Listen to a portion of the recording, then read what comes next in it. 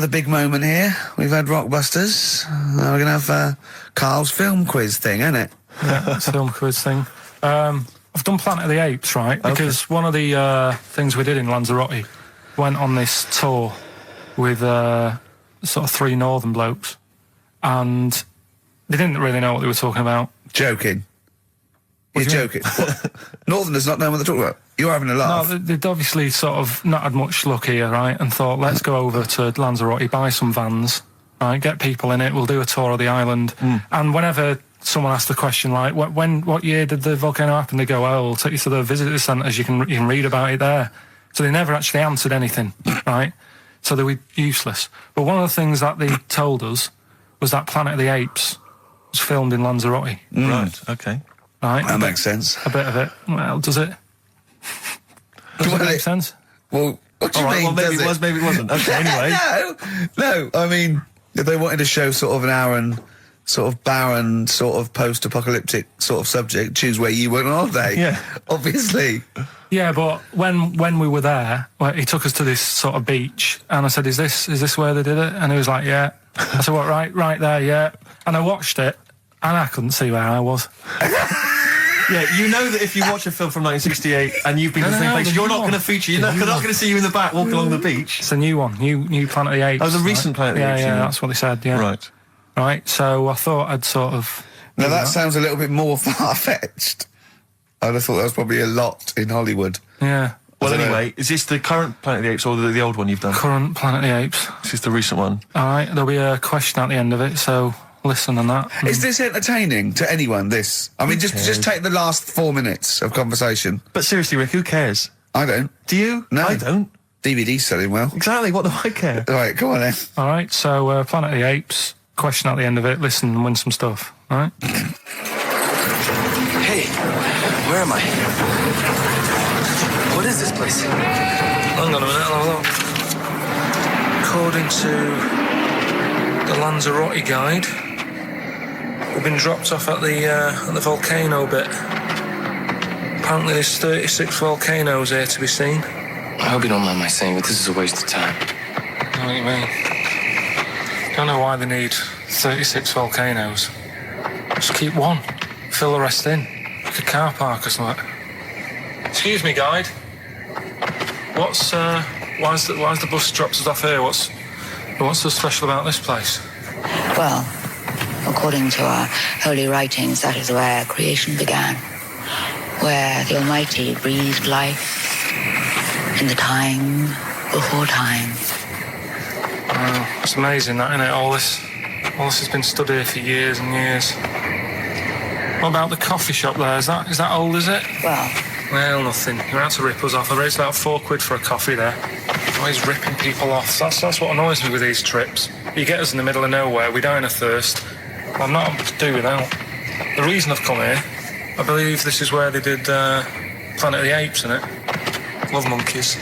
Especially the ones in Planet of the Apes, because they talk and that. Talking monkeys can't exist. You're joking, aren't you? Of course they can. Getting up to all sorts of stuff. I read about a monkey the other day who worked on the railway. Right? There was another one about a chimp that did a bank job and went off to Spain to sort of... Shut up! Oh, hey. What is that? Little monkey fella. It's come from that little coffee shop. It's been serving coffee.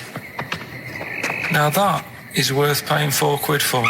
No, you're teasing him. I'm not teasing it. It's working, isn't it? It's serving the... We want some coffee. Get us some coffee. I've heard about this. You can buy coffee that's been sort of hand-picked by monkeys. It's like Coffee Mate, except it's more sort of coffee primate. Yeah? Hello, little fella. We want coffee. What do you mean, we? You're gonna have a coffee, aren't you? What else are you gonna do? Go and look at another 35 volcanoes? I'm staying here. I'm having a monkey coffee. It's brilliant. You find this amusing? Jesus, it's a talking monkey. All right, mate. Have a couple of coffees. Don't start now. We're off duty. I'm starving. What do you mean you're off duty? Have you been on us later? Just get us a couple of...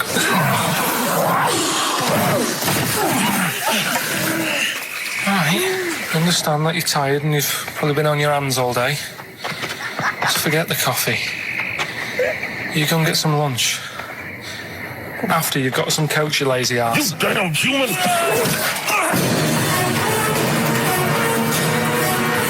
Powerful. Lovely. Excellent. So, what's the question? If you've been listening to the whole show, how many volcanoes do I think's on the island of Lanzarote? Okay. Yeah. I might have it wrong, what I've been saying, but it's roughly around that. Yeah, so what have you been saying? Yeah. Yeah. All Brilliant. right. Ricky.gervais at xfm.co.uk. You're more likely to win the prize if you leave your address on the email. Yeah. Because otherwise we can't really be bothered to phone people or email them back. So, Good point. Put your address on there and you could win some crap. In a jiffy bag. Carl's theme tune there by Placebo. Special Needs on XFM 104.9. Alright. New Year's resolution, Carl? I don't know. I don't do it. Really. Don't So what worry about about something it. like, I don't know, start smoking? Do you know, there must be something. No, it's a waste of time, isn't it? Don't bother with that. Right? You, Any- Steve? Me, no, I've never really made any New Year's resolutions. I just be good to people. Just treat everyone as you want to be treated yourself. Give to charity. Hate, crime, racism, famine, sexism. I know you're going to keep to all those, except the gift to charity. That's... Me and Carl find that a little bit hard to believe. Never gonna happen. Well, you've always got to break at least one of your New Year's resolutions. Exactly. Yeah, well, I think I'll be nicer to Carl. What about learn more? I was thinking that. I want to I'm learn always more. teaching you stuff. I've got. I watched. I'll tell you what. Christmas telly was dreadful this year. I don't know if I've hit that age where I think, but I think consciously I thought this is worse than usual. Yeah. And I ended up watching Discovery Channel and History Channel again, and I watched 4 episodes in a row of this fantastic documentary, 1418 War, narrated by Dame Judi Dench.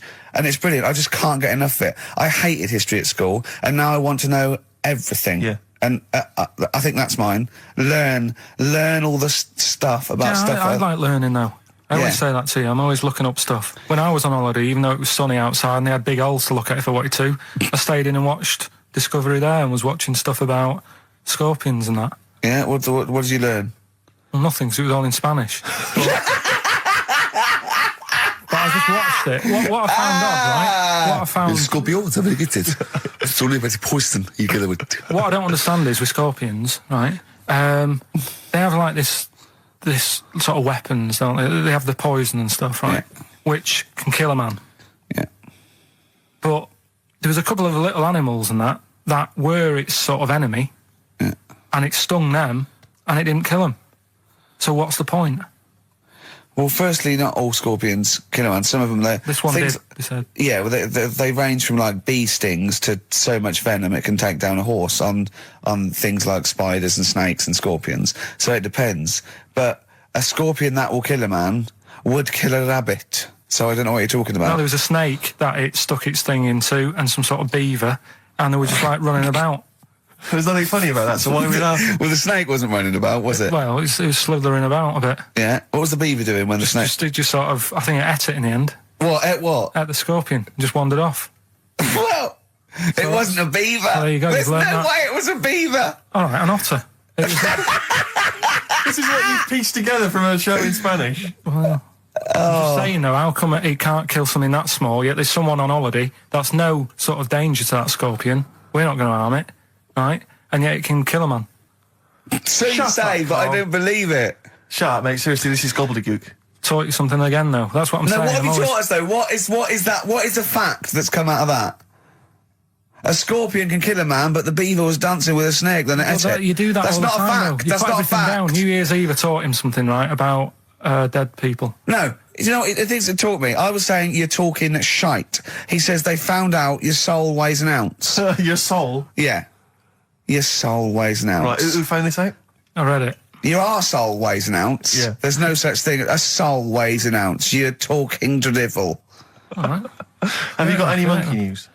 So what did they do? They measured. They weighed someone who was alive. And they wouldn't wait for you to die. Then weigh you again. There was Isn't someone it, you've who- lost an ounce. Yeah, our soul must be your soul shooting off to heaven. It was someone who was really ill, and they Yeah. said, we can't do anything for you here, but we've got a bit of an idea that we want to do. We've been wanting to do this. stuck him on some scales. He said, right, you weigh 9 pounds and an ounce, or whatever, because he was wasting away. He died, 9 pounds. Right? Fine, well, that's proof we needed. Nearly got to wrap it up. I think we've got to do the Rockbusters winner and give someone those lovely prizes. Monkey News, then we're out of here. We'll maybe come back, maybe do some Christmas specials. I don't want to make any promises. Right then, first one. Chewing breaks. Fishing for a dream. That's what we're fishing for, isn't it? We're fishing for a dream today. What's that mean? Poverty. I don't know what I was talking about. It doesn't matter what you're saying, Rick. No one's listening. No one's listening. Well, we've got to finish anyway. Think about the fact that think how small our percentage of listeners is anyway. Anyway, and then you two are on stage at the moment. This is like broadcasting during Christmas dinner. This is the same. It's just on pointless. hospital radio. Yeah. Yeah, exactly. Where everyone's got an iPod for Christmas. Yeah. On the ward. yeah. Well, we're going to go through now till 5:30, and I've got to rush off, I'm afraid, to Live 8. Don't apologise, mate. When people see the glam that you're bringing to that event. They don't even care about the people introducing it. Comedians going, ladies and gentlemen, just get on with it. No, I agree. No, I've got a good joint here. 2 blokes will get on with it. Bring on Madonna. But we're going to give it to them, Carl. We're going to go through to the end. We've done everything we have to do. Monkey News. The final Monkey News of the year, possibly. It's been a joy. I'd just like to say, on behalf of myself, Steve Merchant, and this little bald mank, it's been a pleasure. Yeah, speak for yourself. Yeah. I feel drained today. Do you? Go on. This is the strangest radio show in the world. Yeah. Isn't it? Yeah. Because when we can do that, we can talk about this and go, Phil Drain today. Just like he's not, like no one's listening. Because that's the sort of thing you say socially and no one listens. Like just when you're watching up, I feel drained today. It's rhetorical. Yeah. You're not expecting anyone, not even your loved ones, to go, oh really? They just go, that. But to do it live on air, no one's listening. What I mean is just give us a jingle. But the exactly. But the truth is, the contempt we have for our poor listeners is unbelievable. The listeners aren't listening, and we don't want to be here. So it really is one of the most pointless things ever. No, would have been quite happy to do a full show. But you know what? The flow of it's just. I would love to listen to this back in 10 years. This actual show. Let's keep this forever. Let's keep this show forever. The show we went early. We were bored. It was a day we're trying to save Africa, but we're a little bit annoyed that no one's listening. Yeah, right. Right, once and for all, the final Monkey News of the year. Oh, go on. What were you going to say? No, I was just going to say, if you're not into the Live 8 and you're gay, you're not listening. Because you're on a walk. Game went on for hours, right? No one's listening. The terrible thing is that not even we're listening to Carl now. I know. Literally no one is listening to Carl. Insulting. There was a lot of smoking going on. It's going on. A lot of eating and nuts going on. That was a bit weird because they don't normally get through as many, but for this night. So, come on, let's just play Bruce. Goodbye, everybody. See you maybe at Christmas time. Goodbye. Have you ever read the... Marley, why did you say that? Just, Jenny, the PR woman, said to me yesterday, she said, just, do some good topics and that, so you don't have to worry there. What they phoned up to say, hello, it's Telegraph here, we'll be listening tomorrow. I don't know what they're doing. Are they doing a review of it or something? I don't know. Why would they do that? There's no reason to. I'm a bit... why didn't you mention this earlier? So Telegraph have said, why would they call up to say we'll be listening? It's a free country. Because they said they'll be listening, but also, can you make sure you record it? Because if we can't listen to it because of the pirate stations that are on at the weekend, because it affects our signal and stuff. Whoever's listening must listen and know there's a problem with pirates, and they said, can you... Well, they're probably just doing a feature about radio shows or something then. They're going to tear us to shreds. They're going to... listen to... seriously, the drivel we've talked today. I mean, what are they going to make of it? That's a broadsheet newspaper. I think I know what Monday's headline's going to be. I don't think it's going to be like, they're going to forget about the power cuts. It's not going to be about, the inquiry or terrorism or anything. It's going to be, no more to knob news. Yeah. It's going to... They're going to love that. I mean, seriously, I have a little bit of self-respect. And if I'd known a quality newspaper was going to be listening, I wouldn't have turned up today. Because, I'm an award winner, and I'm a respected television writer. And I've, won awards, sort of classy. Don't worry, though. And don't worry. What have we talked about? Knobs. We've had the worst quiz on radio. We've had you trying to explain relativity. You didn't even understand what that word meant. Yeah. You know, you just mentioned there about sort of no knickers and that. Is this going to be your Auntie Nora? No. Right. It's just, you know, like the last flat that I lived in, I always had a good view across the road and I could see, it was the hairy... There was the hairy well, Chinese not hairy Chinese kid. He was just a Chinese kid, actually. Yeah. Running about. Because that's rare, isn't it? Hairy Chinese kids are very rare, isn't it? Yeah. There's only one official sighting, isn't there? In one of those shit little magazines that you buy. Yeah, he was running around in his underpants. Sorry, you just swore ironically. I mean, I imagine if there's any newspapers listening, you did that because he's sort of jokey and... Yeah, go on. Yeah. Let's not swear. And there was the old woman who didn't move. She was just sat there reading the book all the time. Who we think wasn't possibly died and no one came round for weeks, I mean. But and now I've moved, right? And it was quiet for a bit. I always look at what view I'm getting, right? Looked across and it was just sort of empty, sort of flats ready for people to move in and that, right? Anyway, people are in there now, right? And they've put all the furniture in, but I haven't put any curtains up. Oh. Right. So anyway, I'm sort of washing up, just having a look out the window. Yeah. Right. Girl sort of wandering about, you know, knickers on. Right. With no knickers on? You mean No naked? knickers. Well, she had a bra on. Right, okay. But, She's no probably knickers. looking for a knickers. So I thought, oh. And I don't know how long I was looking. No. Right. But anyway, she looks across. Oh, God. I think she spotted me. Yeah. I think, oh, God. I felt really bad. Yeah.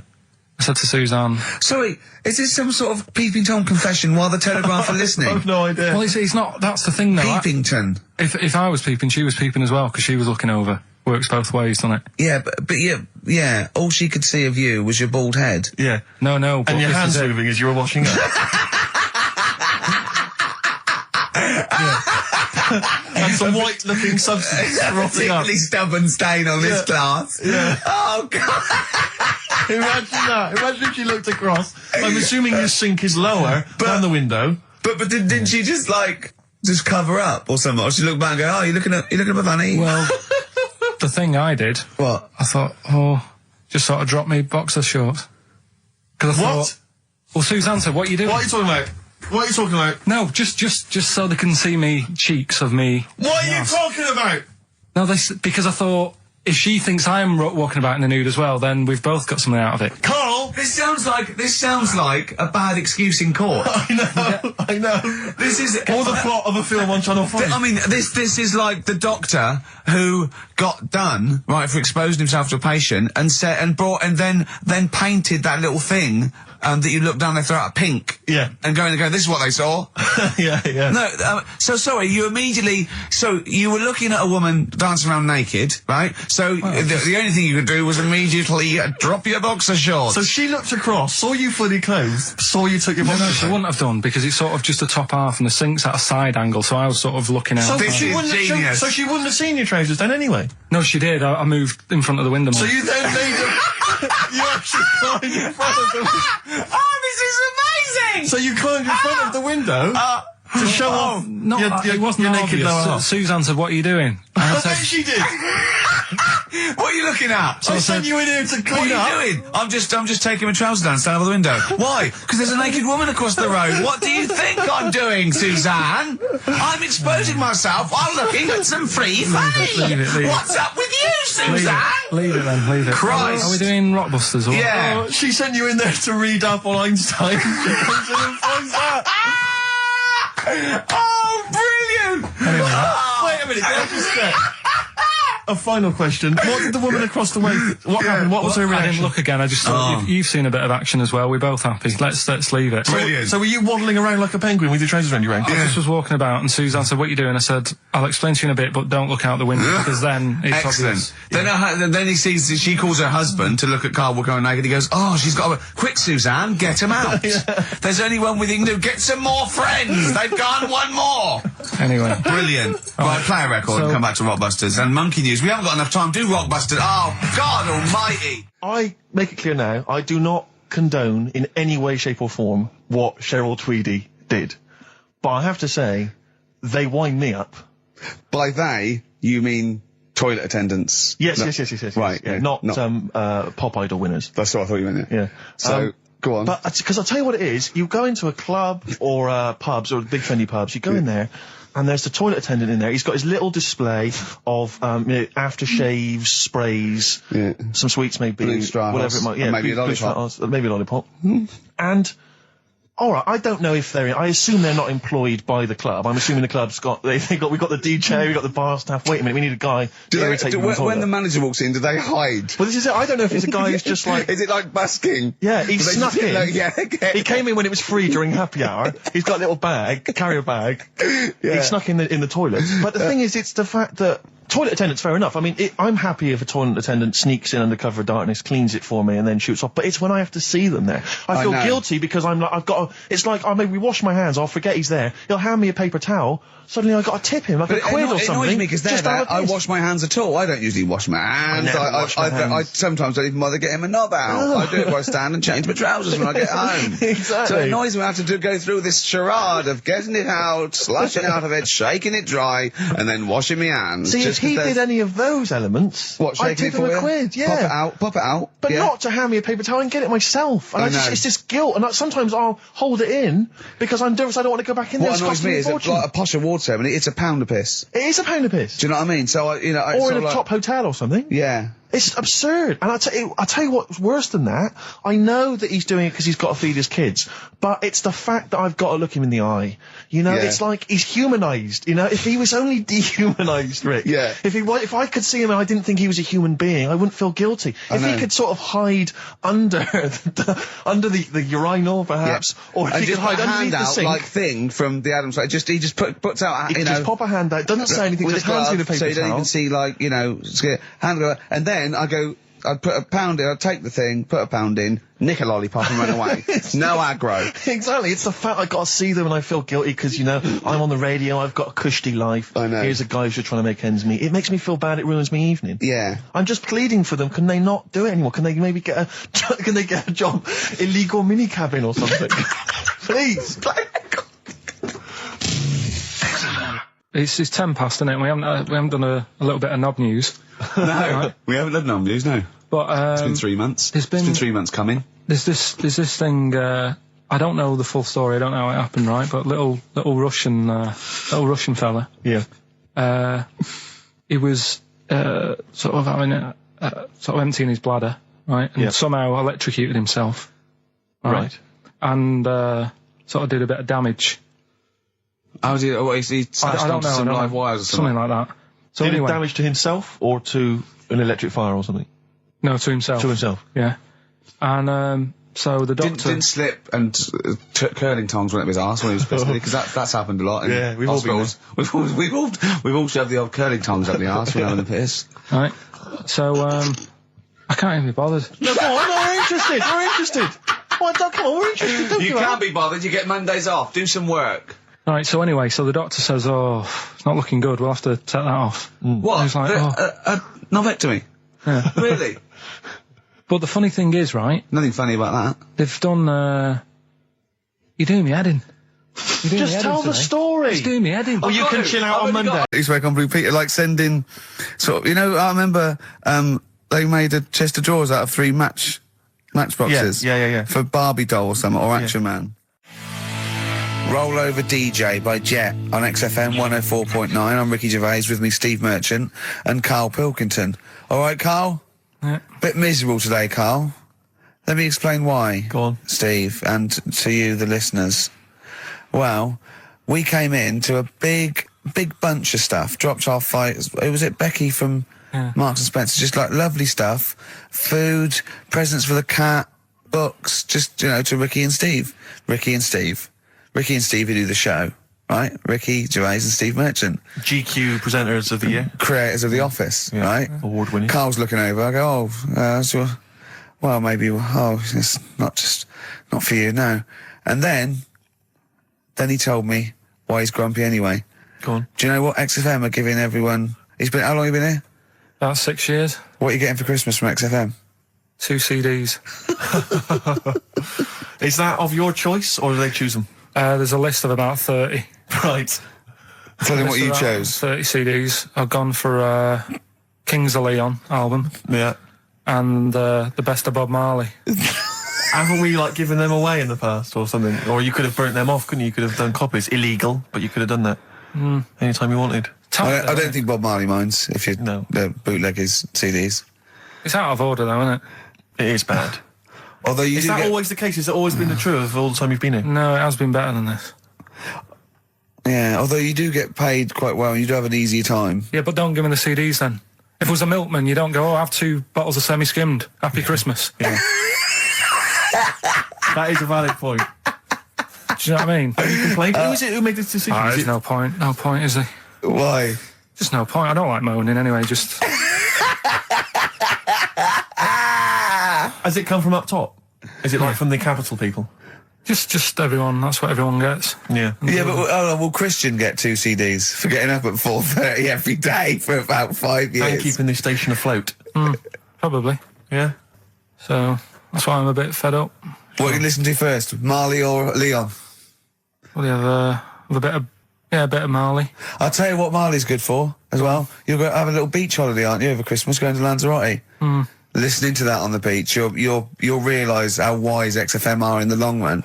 You go, well, look, they could have given me 400 quid, right? Well, I'd have spent that. But this is, the legend lives The gift on. that keeps on giving. So you'll probably, you know what I mean? Think how much what you got to think of is how much all his great songs took, not only from the depth of his soul and, all his sort of angst and knowledge and love, and then all the studio time, the marketing, and they're just giving you one like that. They go, don't worry about that, Carl, he's have it. And you go, what? All the time we spent with Bob Marley and everything. You know, have it, Carl, have it, Carl. And Practice. Yeah, have that. Thanks, well done. Carry on. We're still going to pay you for the work. Yeah. That's just something on top. Here's a little piece of Bob, free. Yeah, so don't moan, it's extra. So, they didn't have to give you it at all. Play a record, you ungrateful little swine. Some people, like the homeless, aren't getting anything this Christmas. This is my Except for favourite chill. Elvis Costello track of all time. It's Alison. This wasn't on the list. Right. Elvis Costello, Alison on XFM 104.9. So, that's it. Well, maybe, I'll tell you what, a good idea, Carl, just beg, just ask for other things. What do you want? What do you want for Christmas? You must have a big fan base out there willing to make you things. Maybe like a little, I don't know, gloves, pair of gloves. Just like Little woolly hat. If you want to send a necklace in for Suzanne, that'd be handy. Oh, yeah. That's what she wants. Is Suzanne listening today? No, she's out. Right, okay, this is the dilemma. Me and Steve, yesterday, were trying to convince Carl that it would be a good idea to buy Suzanne a Christmas present. Okay? Now, why aren't you going to buy her a Christmas present? Explain, Carl, why you don't think you should buy her a Christmas present. No, well, I've told her I'll get her one, but in the new year. We're going away on holiday and that, so Yeah. there's no point taking stuff away. Yeah. Going to Lanzarote next week. Just get something in the sales after Christmas. Yeah. Right. And me and Steve were trying to explain to Carl that she would love it if you bought her something on Christmas Day. Yeah, but she knows now. But Knows yeah. what? I've told her. So No, she's well, I'm getting going out. to tell you, do you know, right, this, dear listener, this was Carl's worry. I said, I bet she's got you something. And Carl was worried in case he got her something and she hadn't got him something. Yeah. He'd be livid. He didn't want to be down. He didn't want to be a present down. Yeah. Look at his face. So buy her a nice necklace. Don't spend, just spend 100 quid, just a little token. We're going away. We're going taking her away on holiday. You're not taking her away, are you? What, you're paying for it, are you? Yeah. Are you really? Well, half and half and that. Right. So you're paying for you to go on holiday? That's good of you. So the gift is your company, really? She's done all right. She's done all right. Why do you talk like you're 60 years old? And you've been working down the mine. I don't know, she's done all right. Do you go over to her and say, Suzanne, you're bloody lucky. I mean, You've fallen on your feet. to Look be who fair, you've Rick, got. What? I'm not sure she has done all right. I don't want to be critical, but... Oh, dear. So what are you going to get in the sales? What are you going to get Yeah, her? it depends. I'm thinking... I'll give her the choice. She can have Kingsley and or Bob Marley. Right, I'll let her decide there. Oh, dear. I can't wait to see you. Where are you going, Lanzarote? Yeah. Where's that? Don't know. Suzanne sorted it out. I said, Lanzarote, is that Africa or is it Spain or Portugal? Just thought you don't know. I went, what do you mean don't know? I goes, well, what's the currency? He went, don't know. I said, Suzanne booked this one, did she? Yeah. I thought, where is it? Is Lanzarote African or Foreign. Somewhere foreign. I was looking last night, and doesn't look that good. There was like one of the highlights of the things it says you've got to do is go and have. Apparently, they've got restaurants in caves, and that's like one of the things they say you must do. So, if that's a highlight, do you know what I mean? Right. So I'll do that. Go and see what that's like. yeah. When you're on the beach, Carl, do you wear the very, very tight Speedos? No. Do you walk What's around you with wear? them? Sort of longish shorts, Yeah. t-shirt on, probably with a sort of a light shirt on top of that. Right, sure. So quite wrapped up then. Covered up. Do you wear a hat? Because obviously the bald head, there's risk of sunburn. No, I just put a bit of lotion on it. Lotion on there. Just have a bit of a wander down the beach, have a look. Yeah. See if there's any old blokes with their tackle out and a backpack. I'll have to look forward to. So Yeah. there you go. Yeah. Well, we're looking forward to finding out how you get on. Yeah, I'll let you And know. Interested to know what she gives you on Christmas Day. Won't be getting More anything. scintillating chat after this next song. All right, bit of placebo, Yeah, love it. special needs. Placebo, special needs on XFM 104.9. Email in where Lanzarote is. I don't know if it's Italy or Spain or Europe or maybe Africa. You know, these are the sort of things, these are the reasons I come into it, to at least learn some. Hey, you're like, oh, I had God. chicks queuing up Yeah. around the block. You'd wanting to usually come. have to, I know, but I someone told like you you. would have to write to Jim or Fix It or Esther Ranson to get them to meet us sort of people. And now it's on your doorstep. I'm amazed that you didn't enjoy it. Why didn't you God. enjoy it? You got to walk down the red carpet. You went in. There was George Best, one of your footballing heroes, was there. A load of other big names. You sat there in prime position. You came backstage with a load of other big names. Hey, you had a lovely bit of You were grub. filming this thing for the DVD you were making. That's you, a cameraman on our DVD. And yet you think, now you look grumpy because you had a couple of pints and I can't believe So it. tell us why you didn't enjoy it, because the ceremony, what didn't you enjoy about that? It was interminable, wasn't it? Far too long. Wasn't it awful? 3 So boring. hours. I thought you were going to say something. Really? Sorry. 3 hours. Yeah. I mean, I suppose for you two, at least, you know, you were going to get something. Sure. Yeah. But with me, it's like, I mean, I've never graduated or anything, so Have you not? I'm trying to think of sort of a situation. Basically, I sat there for 3 hours knowing that I'm not going to get anything out of the night. Yeah. Right? Now... no one Did you, told sorry, me. when we invited you and you said yes, did you think you were up for an award? No, but I thought we were going to be sat round tables having a nice bit of food, Yeah. whilst people are going up there winning awards. Yeah. But 3 hours of the same thing over and over again. I mean, if a film's 3 hours in the cinema, Yeah. you go, well, it's long, but you know, I wonder how it's going to end. Yeah. But this was just like the same thing over and over again. Some guy going up, thanks a lot, cheers for the bit of brass. And then going down, sitting down, the same thing over and over again. Honestly, right? I'd say it was one of the worst things I've ever had to do.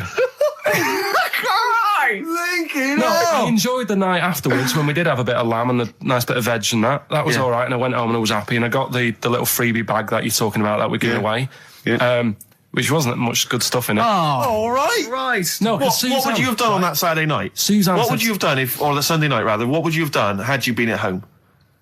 I would have stayed in with Suzanne, right, watching telly, having a nice bit of pate on toast or something, cup of tea, watching 24. But instead, I had to buy an expensive suit so I didn't show you up, right? Yeah. How much did you spend on your suit? Well, in total, right, because, you know, the shoes and the suit and the shirt and the tie, it was about 600 quid. That's the most expensive evening ever. And that's what I'm saying to you. And the daft thing is, it's dark in there. I don't know why you've got to wear a nice suit. You can't wear a tracksuit, for goodness sake. Dark in there. No, just the shirt and that. It doesn't make you a better person wearing a suit. No, doesn't Do make you you a know what better I mean? person, no. We're not claiming it made you a better person. No, but that annoyed me. Yeah. I mean, it was an experience, isn't it? That's why I went, because you think, if I didn't go, if I would have said to you when you invited me, no, Steve, I don't want to go, then I would have never known, right? Yeah. And that's my sort of thing in life, right? Yeah. If Yeah. something comes up, you should take it, even if you're not going to like it. It's a bit of an experience. Right. Do you know what he said to me? I phoned him up because we had to meet up, and obviously he had to pose as my gay lover. Yeah. To get in, right? Yeah. He phoned me, what? You said something to me like, I bought a suit, I'm looking good. He said, I'm looking good. People will think, how on earth did he end up with that good-looking guy? So he got into the role. That was what he said to me. He started getting into it. Such an insult. Play a record. I just must say that we've had an email from Daryl Foss. Lots of people have emailed in and say, well done on the BAFTAs and well done on your Room 101. They really liked that. Thank you. There's one guy, and it's Daryl says, Ricky, has your dad only got one D-Mob suit? Because I don't know if you noticed, but Ricky wears the same suit every single time he appears on TV because he spent a fortune on it getting it tailor-made. I've only got one. It's a good suit, and I he wears it know. all the time. And it's winter as well. It's like a pure wool, so I'm sweating everywhere I go. Anyway, usually it's too much cheese. I won't be buying another. Huh? I won't be buying another one. Ever. That's it. Yeah. Suzanne told me today, right, because I've handed it in today to have the trousers turned up a bit. Why? Because it was a bit of a bodge job for the night. Yeah. Right. It was just some pins sort of holding it up the other night, but you didn't notice, and I didn't tell you because I thought you'd be getting on the stage and saying, "Look at that freak over there with his pants hemmed up." But I took it to the place to get it done. Suzanne tells me that I'm going to start shrinking now and getting to that age where you start going small. I know that must have been a revelation to you and a worry. Like, how small do you get? How small do you get? Oh, Right, what are we playing now? I thought we'd have a bit of Marley music. Marley music. Oh, Okay, go on. well, Right. there's going to be a bit of a change, isn't there? Yes, that's absolutely right, Rick. Normally we would end the decided show, obviously, with just- a song for the ladies. But because it's sort of Carl's penultimate show, and we're going to play one of his favourite tracks, what are you going to... Yeah, I just thought we could play this. It is obviously the killing of Georgie. By Rod Talking about ghosts and that, do you know how I'm into them? Yeah. Right? How weird do you think this is? Right? Well, it's not true. Before you say it, play a record. No, go on. Go on. Right, it's this woman. I don't even know if it's ghost, really. It's just a bit weird. Yeah, sure. There's this woman, Yeah. and she's not a woman, she's a kid. Sure. Okay. Sure. She's walking down like a street in her area. It's a nice day and everything. Everything's normal. She's walking down, and a woman comes up, cycling past, right? The woman on the bike looks at the kid, absolutely terrified, right? Got a really scary face on her. Yeah. The kid's thinking, why is she doing that? Yeah. Right? So anyway, she thinks nothing of it, goes, I think she was playing in the park or whatever, goes and has a nice day. About 15 years later, Oh, right, yeah. she's, I don't know, I think she was going to work, right, on a bike, She was riding her own bike. riding her own bike, cycling down the road, Oh, yeah. looks at the kid. That's the thing that happened like 15, 20 years ago. Right. It's her on the bike looking at her as a kid. Right. What do you- Not another child. No. So Right. it's her. She's seen herself. What, Carl? I mean, I don't know where to start. Firstly, where's this information come from? But I mean, why do you ever... I mean, I don't know what part of that you think can be true. I don't... I mean, honest, I'm speechless. I don't know what to say. What are you talking about? Bit weird, though, isn't it? But it's not It true. didn't happen. Nothing happened like that. She said it did. Well, Who? then she's Who? wrong. She said she saw herself. She saw herself as a kid, didn't she? Did she carry on riding And as an past? adult when she was a kid. Did she stop and talk to herself, or did she ride on by and think that's a bit weird? There's me as an 8-year-old. I won't stop. I'll be late for work. Yeah. If I'm late again, the boss said he'd be in trouble. Yeah. Oh. Well, And where is this information? Did it happen to someone you know? No, You overheard it on the bus. no, it was in the 14 Times. Ah, right. Well, Okay. that's the answer. Good. We've Okay. got to the bottom of that. Right, good. Well, Carl, what are your thoughts? Why have you stuck it out here? Nothing better coming in, I thought. Well, I'll tell you all why, right, because okay. you're always on holiday. You don't do a lot. You get paid, well, doesn't he, really? He's a moany. He doesn't try and get on at all. He doesn't deal with people. He moans about everything. And, so he's... I'm all right. I've got my own little room and that. Yeah. Like a cage. It is like a cage, isn't it? And he goes, shut the door.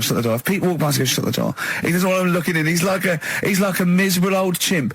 We noticed today how much he's simian, isn't It's he? very strange, actually. We maybe should try and get a picture on the website because Carl's arms are particularly chimp-like. It's They very, very really are, strange. because he's got that he's got long downy hair. It's And not the like... long extended knuckles. Yeah, and his totally round face that sort of the chin goes back and the dome of his cranium. I think, quite seriously, I know we sort of share about 98.5% of our genetic material with bonobos and chimpanzees, but I think he's got a little bit more. Yeah. I honestly think he's a little bit of a throwback. Just his line, they just kept to this sort of really the ugliest one in the cave Yeah. and the tree, and he really didn't... he didn't come out of it. I'm not saying you are, you know, I don't think you'd, well, you are. Yeah, you're chimp-like. No, it does annoy me. My hair annoys me on my body and that. Because I've got like... I love the idea that these people from the estate had, like, squashed his presence. So I found a cigar that had been sort of lit up and then put out, so I thought, I'll have a go at that. I went outside and had a go, and that's the last time I smoked. Right. I tried it, I thought, I don't like that. I love the fact that he does everything once. Yeah. In his life. It's a line of, I've done everything once. I don't need to do it again.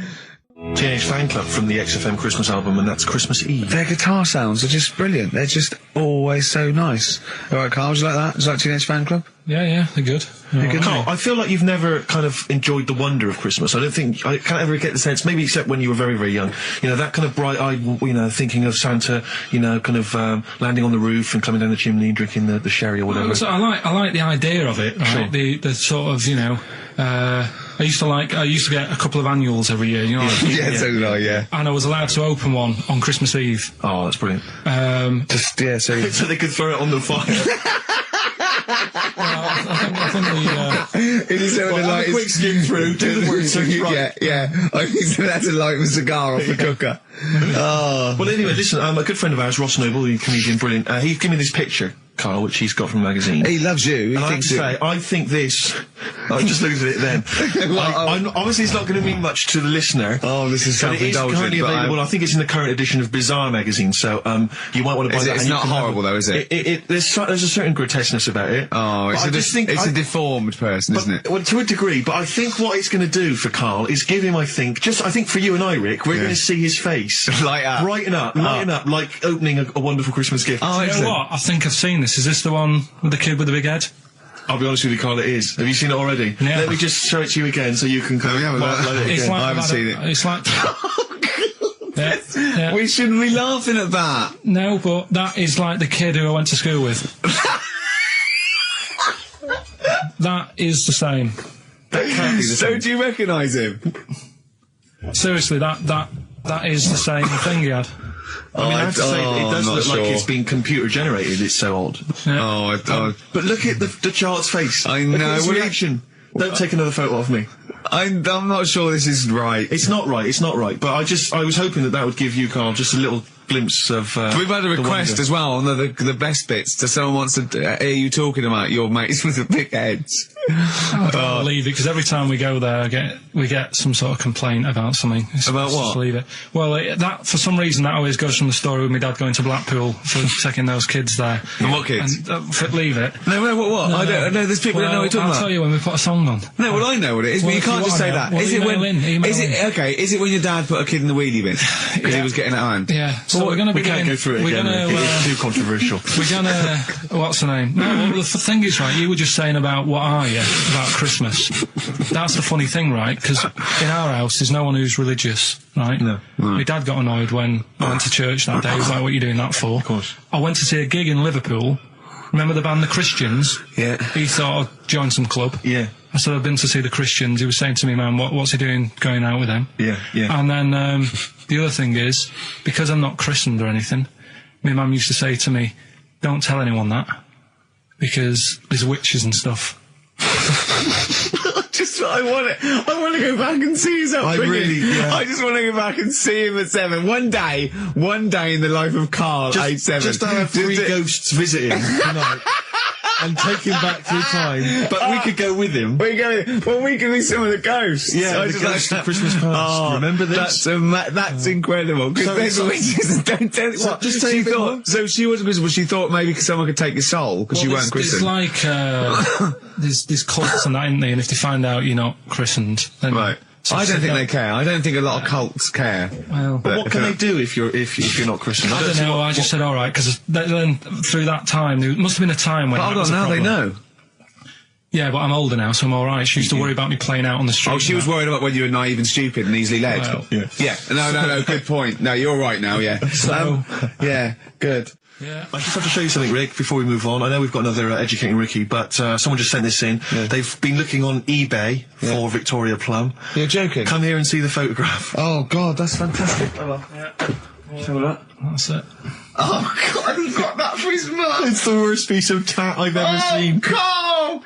Oh, Carl. Imagine how...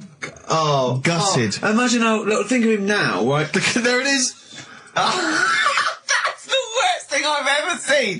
I tell you, it looks like a Diddy man gone wrong. It's it looks like a extraordinary. Diddy man prostitute.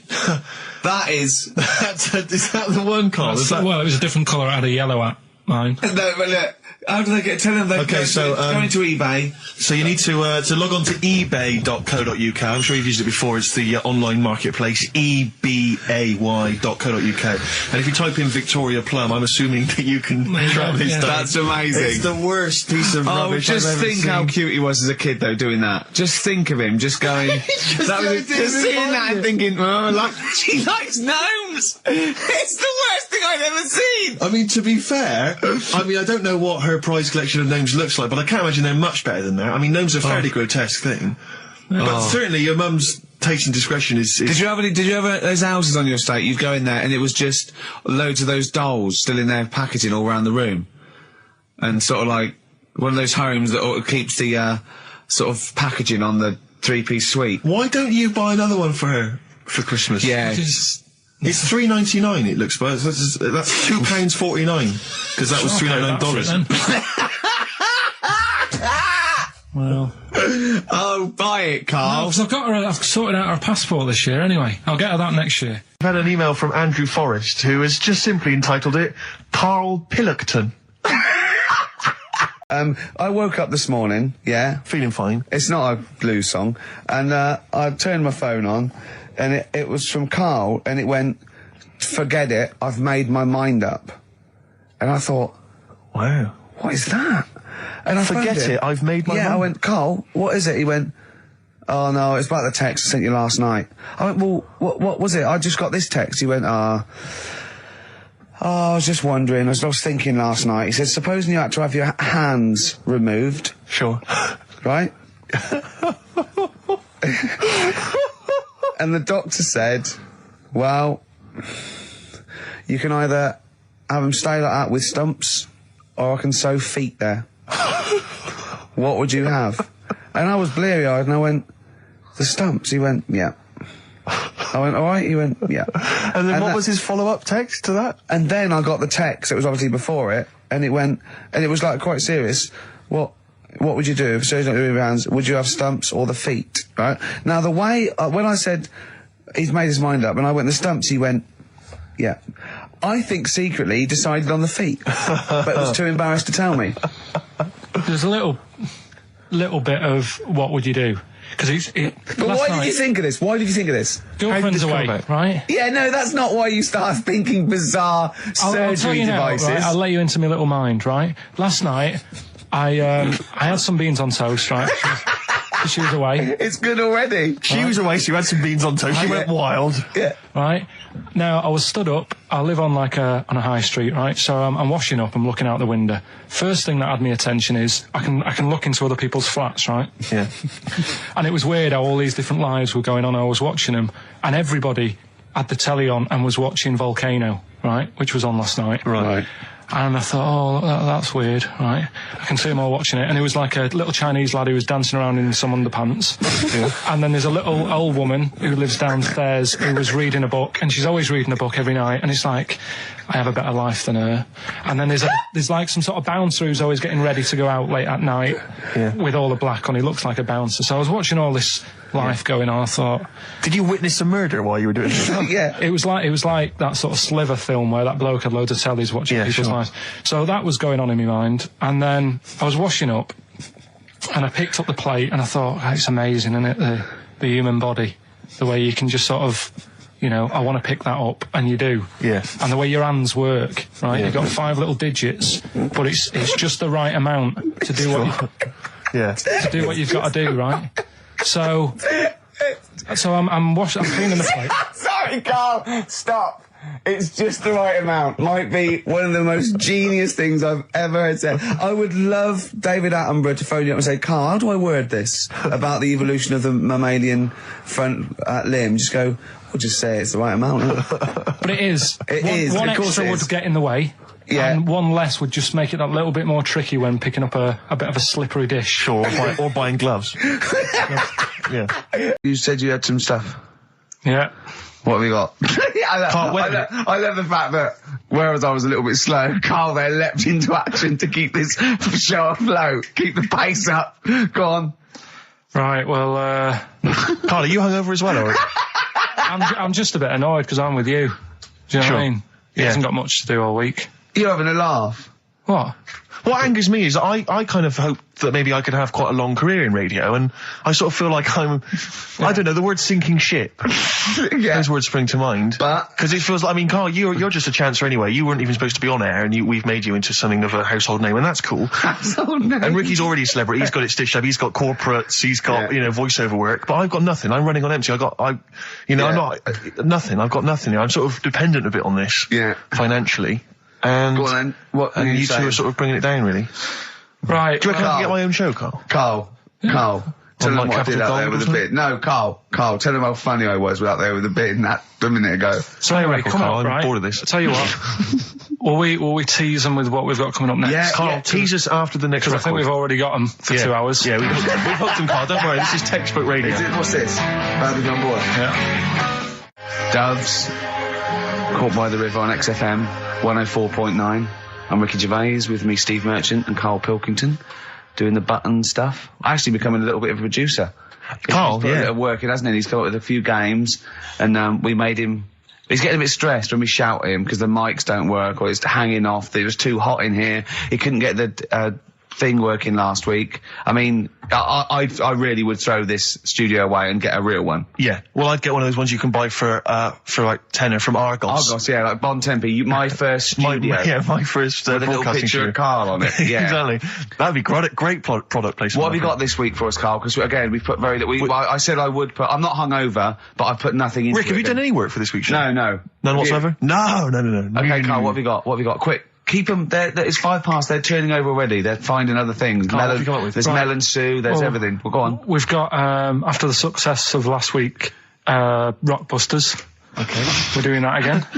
Sorry, were you on the same show as us? I thought it went all right last week. Yeah. Okay. Good. Right, so we'll be doing that. Got some nice prizes, which... what prize? What arbitrary films have you got? Have you got? Don't tell them yet. Don't tell them. I'll tell you what. If it's Children of the Corn 2, then can I enter this competition? There you go. What is that? He's got some different prizes. Maybe I should just tease the audience with those a bit later, Rick, because there's some exciting stuff there. It's going to be amazing. Yeah. Right, so I don't want to give too much away, Rick, but one of them is a copy of The Office on DVD. Is anything like maybe Burt Reynolds' straight-to-video film? Are there any of those in there? Sadly, nothing quite as classy. Fist. Yeah. Right. So we've got that lot to give away. Yeah. We've got Go on. educating Ricky. Where teachers because you taught me that people used to eat tomatoes off lead plates in the land of Narnia last week, which was good. Yeah. No, it's only tomatoes they ate off the lead plates, by the way. Why didn't they think other fruits and vegetables were poisonous? No, it wasn't. It was because tomatoes had acid in them. That was the problem. You see, you don't listen, right? Well, lots of fruits have acid in them.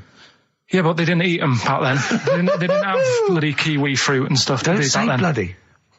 You're a producer. You'll start saying shit and cock and stuff. You start saying bloody. Tits. Play the. Hang on, right, and... Go on, keep him hooked, right? Yeah. We've still got a song with a story in it. Yeah. You don't want to play Babushka, do you? He doesn't like the idea of Babushka. I told him that was a story. Yeah. And he doesn't like it. A devil went down to Georgia. Someone sent in. He's looking for a soul to steal. Yeah. Doesn't like it. Why don't you like that? Do you know the song? Not particularly. Right, it's a song about a lad who goes into a pub on a normal night. And it's in sort of the deep south of America, New Orleans, something like that. It's not the old Kent Road. Right, okay. Go on. He goes into a pub, there's a devil in there who's getting a bit cocky, he's had a bit to drink, and he's saying, do you want to sort of gamble your soul away with me, and we'll see who's best at playing the violin. Yeah. And I think the lad wins in the end, but it's not real enough. XFM 104.9, Ricky Gervais, Steve Merchant, Karl Pilkington. As ever, Rick, there's always someone who steps in to defend Karl. Okay, what is the defence? Here's an email from Scott Coomer. He says, Karl is actually right. I've got an A-level in statistics and probability. It doesn't matter how long they have and how many monkeys you have. You cannot guarantee they would type the complete works of Shakespeare. Infinity makes it probable they would get it right, but not definite. Yeah. Well, yeah. Yeah. That's what I was saying. No, you weren't saying, Karl. You don't understand it. Infinity sort of sorts it out. That if they do anything, they're nearly do everything, won't they? No, I mean, they'll give it a good shot. No, that's not the point. But the I'd point be is surprised if they did one page right. Right, listen, it's not to do with consciousness. It's not to do with them aiming. They are just bashing away at the keyboard. It's like they're used to show that there isn't consciousness. They chose the chimpanzee because it can type, presumably, hit the keyboard. It's because they hadn't come across you at the time. Yeah. It's to take out thought out of it. It's to take out reason and trying, right? It's just random. They're saying that if you typed enough things, if the computer was left typing everything, if you left it for an infinite amount of time, and they chose Shakespeare because there is meaning behind it, and it's difficult to get it exactly right, to show you that infinity would come up with it's not just Shakespeare, it's every novel. It's everything. Fairly eloquent there from Gervais. A quick riposte, please, from Karl Pilkington. No, I'm just saying, what I don't understand, if it hasn't read it, then how does it know where it's going? Listen, right, listen, right, Can I just explain to people, right? Some people have said, why are you cruel to Karl? He drives me mental with things like that. What do you mean, well? Let me just take a breather for a How do I do your editing? It keeps coming in the week. You know that I work here properly, in the week, don't I? Yeah, I've got a proper job, yeah? Should be 9 to 5, but I normally get in at about 8 o'clock and work. A lot of people getting 8 o'clock. Working hard, trying to do my job. 3 times this week, I've been rushing around. I walked past my little studio. He's sat in there, all right? Now, because I've got this sort of job, I can get away with it. I said to him, if I was a doctor, would he keep coming to me practice? If you were a doctor, there'd be severe problems with the NHS. Imagine that. The standards would have lowered so much if you can arrive at the hospital, you're a doctor. Pop in, I'll go to lunch, don't we? We have a little lunch break, don't we? I go, come on, let's go now. He goes, I'm busy. I go, come on, let's go now. He's going, you're doing me head in. Well, when I was talking about the monkey conundrum with Karl, he said to me, right, if I had a day off work, and I was, say, watching the TV, and with one hand I was typing a typewriter, would I type Shakespeare? I mean... Yeah, but you see, there's certain things. We were talking a little bit about this stuff the other week, weren't we, when we said, you were going on about Einstein, and I said he's not that good. E equals MC squared. It sounds good, but I've never used it and that. I've never used it! You haven't used 2 and 2 equals 4, Karl! The fella with an apple fell on his head. It could have been anyone sat under that tree. Do you know what I mean? It's just annoying. Lucky. And Newton gets all the credit for his laws of the universe. Well, other people were working whilst he was having a lunch break under the tree. So in a way, it's like he didn't deserve to have that success story. Again, forget the apple and the tree and whether he was sitting down having a lunch break. It's totally irrelevant. Yeah, but what I'm saying is there's certain things that will just happen. It's like, I think we were talking, when we were out eating the other week, we were talking about Noel Gallagher. Well, this is the reason the monkey discussion came up, right? Noel Gallagher... I don't know what to say. I don't know what to say. Rick, I don't want to misquote Noel. I'll be like Herbert Lom in Clouseau. I'm going to get a twitch whenever he opens his mouth. I don't know where to start with some of his statements. Well, as I say, this discussion began because we were talking about a quote that Noel Gallagher supposedly gave. Now, I don't want to misquote Gallagher, but the gist of it was that he said, had I... written Wonderwall or whatever, instead of the Beatles writing Strawberry Fields or whatever, I'd be the one that was considered the great songwriter and it wouldn't be the Beatles. It's just the fact that they came first that meant that they get all the credit as being the greatest band. I don't know where to start with that statement either. I mean, that's Gallagher's thing and he's, well, whatever. We know what we think of that. What was your point, Karl? You agreed with him, didn't you? Yeah, I reckon, right? Do you know we've talked about putting a baby in a room before and it'll know what colour it is and stuff? If you got a room that's painted red, right, but forget that because that's going to confuse Hear him out. Listen to me. Say if they did some new TV show, right?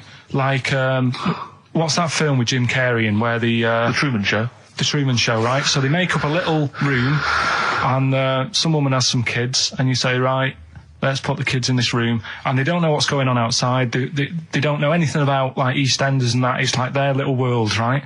They don't know anything that's gone on. How could a child survive without EastEnders? Right, listen. So, you sat in the room, right? And then, when they're all asleep... Right, wait for this bit. Someone... Have you heard this bit? Wait for this bit. They're all in a room. Yeah. They're asleep. Yeah. Someone pops in, puts a guitar next to the bed. Right? Nips off out again. They wake up in the morning... And one of them goes, what's this? They don't even know it's a guitar because they've never seen one, right? They're talking English, though. Yeah. We just left guitar out of the vocabulary. Right, so There's plenty more to come. So, one of them will pick it up, and they'll go, I don't know what it is, and they'll start strumming, they'll go, that sounds good, doesn't it? Give them a few weeks, they could come up with Hey Jude. Whereas, type in Shakespeare, a monkey that can't even spell... I see that. He always puts in a curveball. You tell him something, and the question comes back that you never could have expected. When I told him that story about the monkey who'd run away because he had an argument with his father, he said, what was it about? Now, no one in the world thinks that. No one in the world would ask that question. The leech thing, do you know how you said, show the leech the way to its better food, whatever it's eating or whatever, in the maze, right? Yeah. It makes its way, right? It eats the cheese or whatever. Right? Blood, right? And then you give it... Everything's a cartoon with Carl as well, isn't it? Everything is a cartoon. It's a leech with a little hat and a little baby bell at one end. But what happens if you got another one and move the bit of blood, right? So, feed those two leeches to one, then is it going to get confused, or... Do you know what I mean? Which way will it go if it's eaten two leeches... that have done two different ways. Is it sort of stressed out? I don't know. It probably knows both routes. It probably goes, well, there's one over here. Oh, there's one over here as well. I'm happy. I've had two for the price of one. Right, and I'm full of leeches. Then what's the best that can happen for? What are you talking about? What do you want out of me? Because I'm just saying, if by doing that, they can go, right, we can do this with humans. What do you mean? What do you mean in the name of Christ? What do you mean? All I'm saying is, what's the point in doing it? What do you mean? If you could do it with humans, I'd say... What? Right, Carl, think about what you're saying, man. Yeah, I'm saying... If you could do it with humans, do what with humans? Say if Einstein, right, didn't do all that maths that he did, right? Say if he got to E equals and then he died. Squash his brain, give it to someone else, say, right, eat that. And they go, right, it's E equals MC squared, isn't it? What I'm saying is... But they wouldn't. They'd go, E equals... Oh. Wouldn't they? If it was chemical memory, they'd go, oh, E equals... Oh, yeah, same as Einstein said. Yeah, I just ate his brain. What am I saying? What have you made? Carl, think what you're saying. It's unbelievable. The thing is, right, you are what a scientist does. You just keep saying why and what and why and what. But nothing's ever enough for you, which is good. It's nice to have an insatiable... I get annoyed with all the amount of time and effort that's put into stuff that's useless. What's the next stage to squashing that leech? If it's not going anywhere, forget it. Work on something else. It's the same way in some science magazine I was reading about... Is there anything smaller than a quantum electron or something? Yeah. It's like, if it's not getting in the way, don't worry about it. Why are they worrying about things we can't see? If you blended up Carl's brain and fed it to someone, would it make any difference? No, they wouldn't even notice, would they? You fed it to a leech, and the leech would go, oh, I don't know what I was doing. I don't know what... Where was I going? I'm even more confused. I don't know. Foo Fighters, Best of You on XFM 104.9. All right, Carl, you calm down now about science. It just does me head in, a lot of this stuff. I think I would have been better off sort of growing up in the 1940s or something. Why? Well, there isn't as much science going on. People just live, don't they, for the moment. So you know what I mean? But what if you'd had to go to war? What? All right, maybe 1945, then I'd be happier. Just after the war. Just that bit after the war and before they started messing about. What year would you want to be born? When was the war over? 45. Right. 46 then. But there's born 46. There's rationing for another 10 years. 56 then. But there's a lot of science going on. Oh, forget it. It just annoys me, all the messing about. They're always messing about with stuff, and I sometimes think, is it doing any good? Is what I mean. Mouse with ears, mouse with monkey's testicles. They're messing about with a mammoth now. Go on. Well, they're just saying, well, they're managing to knock one together.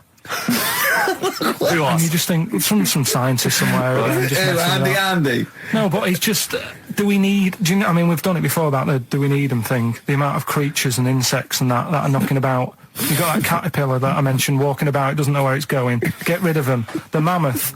The world's busy enough. It's crowded. It's overcrowded now. How much room are they going to take up? Do you know what I mean? Why are they doing it, Carl? Do you know? All you know is they're trying to muck around with them. Because they can, because that's all it is, isn't it? Because they can. They're messing about. Someone's being paid to do stuff. What else are we here for? If not to try stuff out. What else are we here for? What do you mean?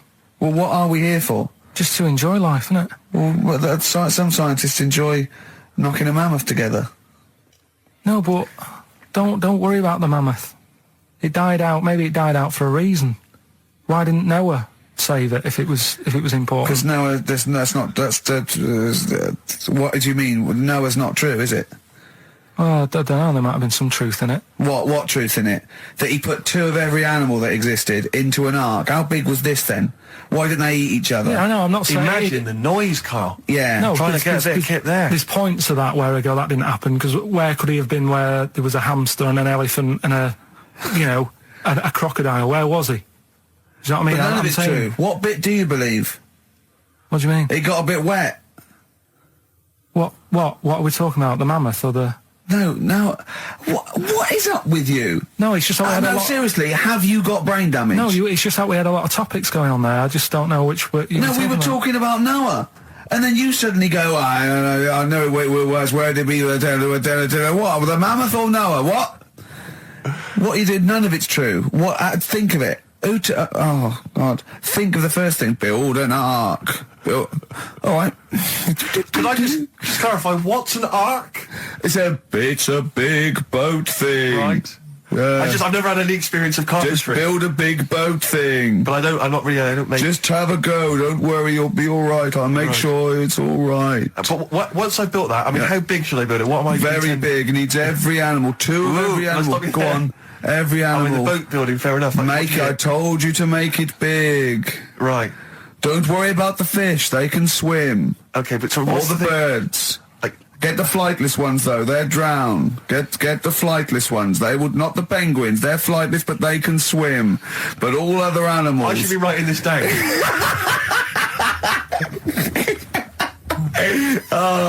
Why? I mean, wouldn't you have took that opportunity to go, right? You know, forget the, whatever. Man, the jellyfish didn't need to get in it, did it? But there's other animals where you can. We don't need to be here. No, because Karl is actually having a little argument with his own head. It's like, you remember that comic strip, The Numbskulls? Yeah. Where there's loads of people in there doing different stuff, that he can hear them. Yeah. And sometimes his own mind puts him off. Yeah. Like just then, he has an argument with himself and it puts him off. Right, what's your question? I'm just saying, don't mess about with a mammoth. Whoa. Good. Okay. Well, what a platform. It's good. You know, we've got a radio show, got our own radio show. People are spending money to advertise it. People are actually bothering to listen. And the words of wisdom coming out of your mouth is don't mess around with a mammoth. Brilliant. Great. No, but just going back to... You sound just like Bob Geldof. I can't be bothered with this. He's trying to say... What can't you be bothered with? Just because I think I've got a good point. What? Don't mess around with a mammoth? That's not the point. Don't put your daughter on the stage, Missing Roy. Well, what are you talking about? It's just that I think there's too many animals knocking about. Well, this is probably the most embarrassing of those entrance stories. Yeah. I was down in South London once, went down to some party that was taking place in some kind of swanky bar, where there was a doorman on the front and a charge. I think it was something mental, like a tenner to go in. It was crazy. It was ludicrous. I don't know what I was doing down there. And I was in the queue. We'll establish what you mean by swanky later, because that could be... And it was a posh place. Was it? And so there's a queue outside, and there was one of these doormen who thought it was like kind of Studio 54. He was like sort of, choosing people who could come in. Yeah, you two come in now. And I've been there for ages, obviously. I was on my own because I got there late. And clogs. Exactly. I've dressed up for this. And there were these 2 girls next to me. I'm thinking, if I'm in a queue, I've told you before, if I'm in a queue and if I'm stuck with 2 girls, I'm thinking, what a great opportunity, use the old merchant charm. Yeah. And so I'm there, and I'm sort of thinking, sort of give them a nod or whatever, a wink. Yeah. And they're loving it. Yeah. They move to the back. They're putty in my hands, really, because you can imagine. Yeah. And I thought, well, to really seal this off, I'll get us in. Like, I'll sort of skip the queue. So the guy sort of coming along, he's picking people off, the doorman, and I just grabbed him. I just grabbed him like that. And I said it so everyone could hear. Right? And I thought this was brilliant. I said to him, how much is it? He went, 10 quid. I went, I'll give you 7. That was my bribe. I'll give you 7. That's the whole £3. No, that can't be right. No. No, he must have said a £5, and I Yeah. said I'll give you 7. Yeah. That makes more sense, doesn't it? That's giving him a £2 Yeah, incentive. a £2 incentive. That's it. I'll give you 7. You can make up the 10. Exactly. You can, if you let me in, you can put in 3 yourself, mate. That never works, does it? He said to me, I can't be bothered. I'm just gonna have a kip, I think. I'm so tired. Was it percentages that put you off? That frazzled me initially. I mean, it's a funny anecdote when you're giving him £2. Yeah. It's even funnier when you're getting him when to he's put up paying stuff. me as well. Oh, I love it. Well, we're gonna play a record, then we're really gonna concentrate. XFM 104.9, Ricky Gervais show. Steve Merchant's also involved. Go to bed now. Oh. Hello, is there a fire? Oh, hello. Did he have a moustache, the fireman? Yeah, do the jingle. We've come up with a new one, haven't we? The freak, say chic, cheeky freak of the week. Right, well, couple of bits. I don't know which one to use as the main feature for this week. It's not good, is it? Well, there's been another one born. What? Little kid. You go on. 4 eyes. Insult. Just a guy who wears glasses. Come on. 4 eyes, 2 noses, 2 mouths. That's weird, isn't it? This bloke, did he also have 2 heads, 2 bodies, sort of born sort of slightly separately? He wasn't stood next to a mirror. No, it's weird, that, isn't it? That's all you've got. I love that. That's weird. How much of the doctor said that? Well, Mrs. Parks, kid's got 4 eyes and 2 noses. Weird, isn't it? Any clues? Any clues? So that's it. That's all the one. information. Well, I'll tell you what, No, but that again- shouldn't be the main one. Okay, No, I've answered but it. like I say, what's the idea of this feature? What do I say all the time? Don't know. I always say, think about it. Think about what that would be like. Okay. What? Giving birth to him? No. Being, I think it's a girl. Being like her. 2 mouths. 4 eyes. What would that be like? Mad, innit? I don't know what this feature is. Where did you go on holiday? Sardinia. Good? Yeah, it's alright, yeah. Nice food and that. It's important, isn't it? Yeah. And nice beaches and what have you. Excellent. Always like a nice long beach to walk down. Yeah. But, so we're having a nice walk, right?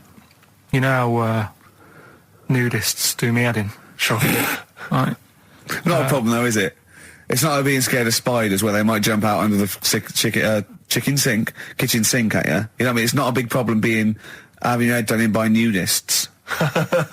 Yeah, but it just annoys me. It sort of ruins the day a little bit. Because it makes me feel uncomfortable.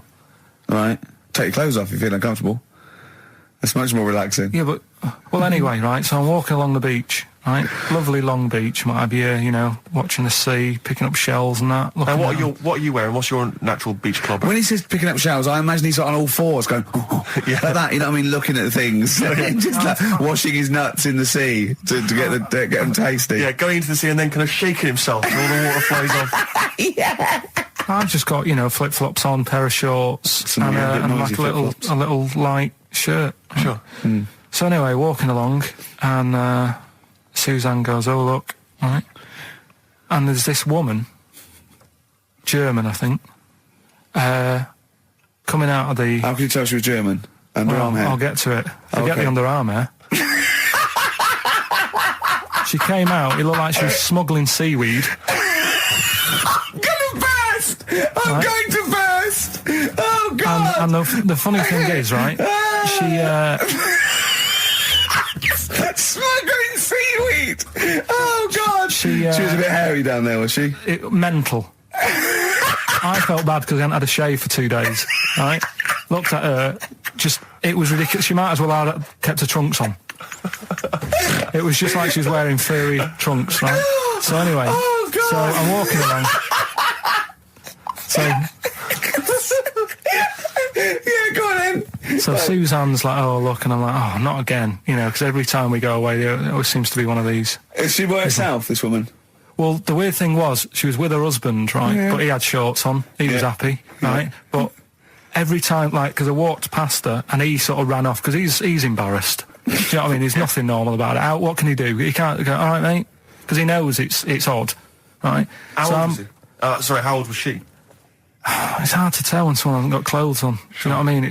They always look older, don't they, when they haven't got clothes on anyway. But I'd say she was about 40, 41. Okay, right. So I walked past, and the annoying thing is, she got there on a bike, right? No clothes on, little pair of boots next to the bike. So if you can wear boots, just pop some shorts on. You know what I mean? That takes more effort for me, putting boots on. So put the shorts on, right? So anyway, so the husband kept running off. I walked past, and I'm getting annoyed because I'm saying, well, we've got to walk past them again on the way back. I like the fact that they're scuttling away when Carl walks past. Like when you lift up a bit of sort of iron sheeting in the woods and loads of mice run away. Yeah. It's like whenever Carl goes, that nudists run away. Yeah. Oh, right, okay. So we sort of come walking back and what have you, and you know, I have another look and what have you, and he runs off again. Why are you another look if it offends you so much? Oh, you might as well just have a look. You know what I mean? It's just putting it on show and what have you. But the interesting thing was, I just wondered whether the husband... If the husband were nude, you'd looked at his tackle. Because remember, when you went to see those two strippers and it was a woman and a man and they whipped their shorts off, you said you looked at his tackle first. I think any bloke would. Wow. You would. You just check it out. It's natural, isn't it? You just go, oh, right. So it is normal or whatever. Because you don't know if... do you know what I mean? You don't know if what you've got's right until you see someone else's. No, do you know what I mean? Yeah. But anyway, so, but he got us talking, because I was, then, as soon as I saw her, sort of, day's been ruined a bit, so I'm walking up the beach. It's been ruined! Walking up the beach with Suzanne going, how does it happen? Do you know what I mean? Why do people do this? What fun are they getting out of it, and what have you? And, I just was thinking, is there any chance that fella, right, didn't even know that she was a nudist until they went away? Do you know what I mean? Because I said to Suzanne, if I met Suzanne, it's like we're getting on, yeah, everything's fine. Yeah. And then you go off on holiday and you go, you haven't got much luggage. And she's like, no, it's fine, this is plenty. And I'm thinking, that's weird. And then we go down the beach and she whips her knickers off. I'd be annoyed, but there's nothing I could do. Do you know what I mean? Sure. So I'm just wondering whether that's what happened to this fella. Every time someone came walking up, he was like, oh, God, this is embarrassing. And he kept nipping off. Yeah. Speaking of headlines. Oh, here we go. Okay, look. Yeah, imagine if Pilkington was on News at 10, okay? We should just explain, you cannot be bothered to read an entire news story. You get everything you need from a headline, don't you? Well, I think it's enough. I think if they did... Well, let's see if this is enough. Let's see if Trevor McDonald just read this on the News at 10, it'd be shorter and you get back to the football, whatever. Yeah, here we go. And here is the news at 2:15 with Karl Pilkington. Bong. Man who walks backwards around lake falls in. Bong. Chinese woman eats dirt. Bong. Man lives in rubbish dump for 10 years. Brilliant. Bong. Czech family says they've got a rabbit with 3 knobs. Right? Right. Done. Sorry, can you just read a little bit more of the Czech family with 3 knobs? Just about a family... Not read it to yourself. Read it out on there. It's just about... He can't read it to himself. I tell him to read it to himself. We still hear it. No, he was, because I could see his lips moving. Go on. Just this fella who had 3 rabbits. Right, just think of this is Trevor McDonald. Yeah. Okay, carry on, Carl. Okay, well, here's the news. Right, good, brilliant. Go on. There's a fella, he's got 3 rabbits and that, and then he checks them out, right? Yeah. 2 of the rabbits have got 2 knobs each. Right. And he goes, that's a bit weird, isn't it? Sure. And they're throwing them around, sort of chucking them, you know, showing them around the family and stuff, saying, look at that, that's weird. Picks up the 3rd one, it's got 3. Yeah. So they ate the 2 with 2, because they thought they best keep the 3rd one, because a little bit lucky in that. Yeah.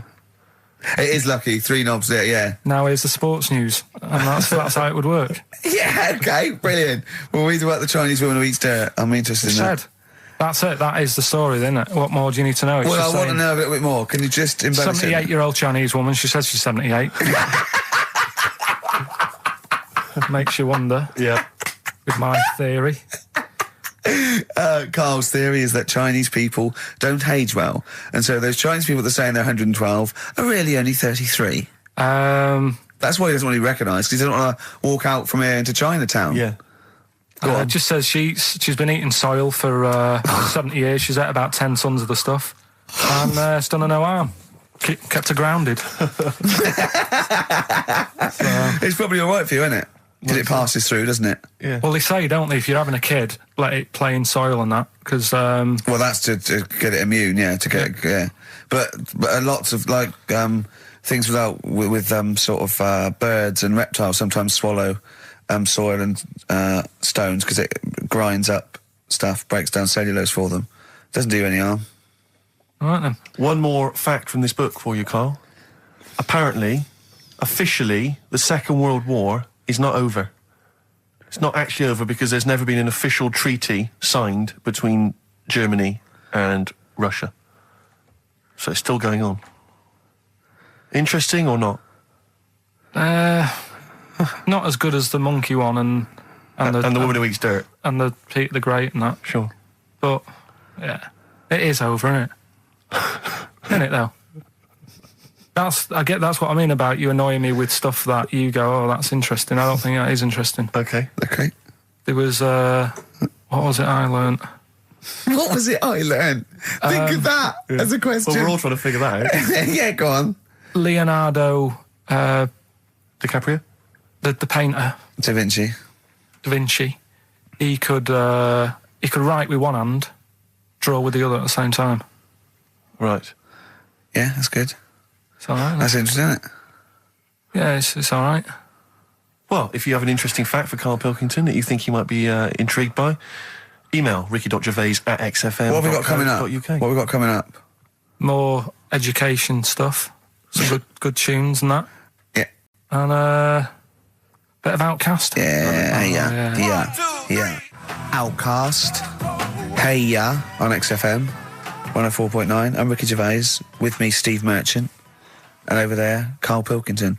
Now we've got a new feature. Well, I don't know if it should become a feature every week, Rick. I'm not sure it's got legs for that. No. But maybe in the absence of Rockbusters. Basically, I was looking through the pigeonhole, and we got a lot of stuff sent to us, a lot of junk, stuff we don't really want. Yeah. And a lot of people, for some reason, they send begging letters, a lot of that. We get sent a lot of CDs by people, bands, artists who have not yet been signed. Maybe they've knocked something together in their bedroom. They got a band. And they just, for some reason, they want our feedback. They want us to sort of give them some thoughts on what they think, where they're going wrong, stuff like that. And I just thought, I was having to clear out, and I thought, why not just give them a little chance, Yeah. Just throw them a bone, Rick. Honest critique? Honest critique of some of the artists that sent us stuff. Okay, go on These are then. bands that have not been, they've not got a record contract. This is exciting. Okay, name the 3 bands Well, I'll first. tell you, no, we'll go through them individually, and I'll hear a little snatch, and then I'll get your opinions, both from you, Rick. I know you've been in the music business, you've got a good general knowledge of music, and you've got good taste. Big time, and big also time. Karl Pilkington's views as well. Yeah. We know what to think of them. So this first band is called Kellerton Road. I'm sure they're very excited. As I said their name then, they probably can't believe it. They're phoning each other now. They're getting so excited. All friends are phoning them now. Yeah, Turn your exactly. phone off. They Of can't people in believe this they're band. You don't want to... Yeah. Well, okay, then Kellerton Road. Kellerton Road. Play a track from them. So that's Kellerton Road. I think that's a track called Secretly. And looking on the back here, there's 6 of them in the band. They all pretty much look the same. They've got the long hair, the usual sort of look. What do you make of them, Rick? All right. Yeah? Quite like that? Good, yeah. I mean, bit generic. The chorus is a little bit simplistic. But I like good production, good Yeah. musicianship. Reminds you of something maybe like the Thrills, that sort of thing? Yeah. I mean, yeah, good. Jukebox or junk box? What's a junk box? It's just, I'm just trying to make it sound snappy. Jukebox or junk box? Don't, because you haven't got it. Don't ever stick to what you're good at. Okay. What, being sexy? Just sort of watching Doctor Who and stuff. You like that, don't you? Yeah, I love it. Okay, then right. What's the next one? So, well, let's just ask Karl Pilkington's opinion. Karl, what were your thoughts? Yeah, it's all right. Yeah? Yeah. That's it, is it? Yep. Is that why you're no longer right for the enemy? Go on. So what's this next one you've got for us then, Karl? Toffee. Toffee. It's called Born Depressed. Oh dear. Brilliant. Is it about you? There we go, I Toffee. quite like that. Yeah? I sort of bit glammy, bit underground. Yeah. What do you make of the name, Toffee? I don't like the name. It's not great, is it? No, but I quite like that track. Quite like the track. I'm If just that's looking at the representative. CD, they've made it themselves, and basically the band feature on there completely nude. Oh. What do you...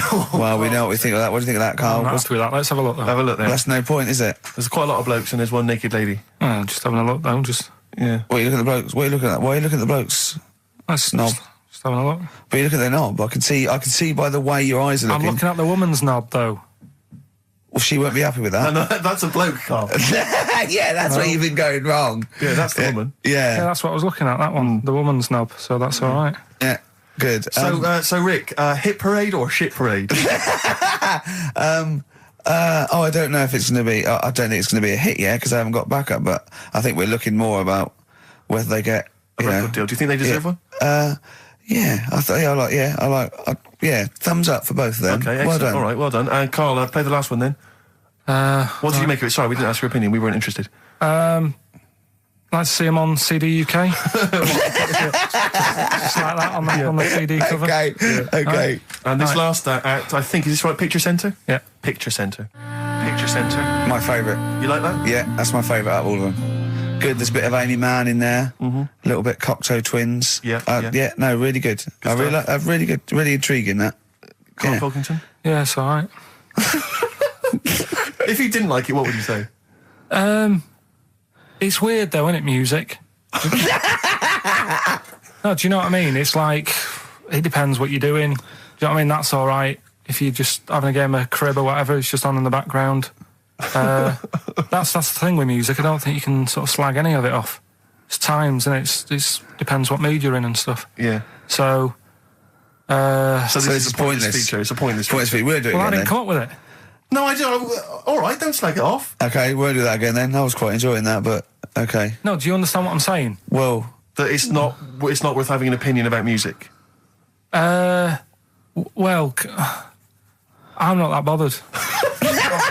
I'm just saying. imagine if he was on the panel of fame and going to be your pop idol. Yeah. That'd be great. It'd go along, and Nicky Chapman go, yeah, you've really improved. I really like that. I don't know what you're wearing. Dr. Fox, you were hot, baby. I loved it. Like your legs, like all your boobs and all that. Brilliant. Come to Carl. Not bothered. All right. Yeah. Brilliant. No, we'll keep it up. You know, Play a record. Yeah. Oh, come on. This is my favourite. Can I change? Well, this is my favourite out of all four of them. Lynyrd Skynyrd. Yeah? Yeah. Yeah. Slam dunk this puppy.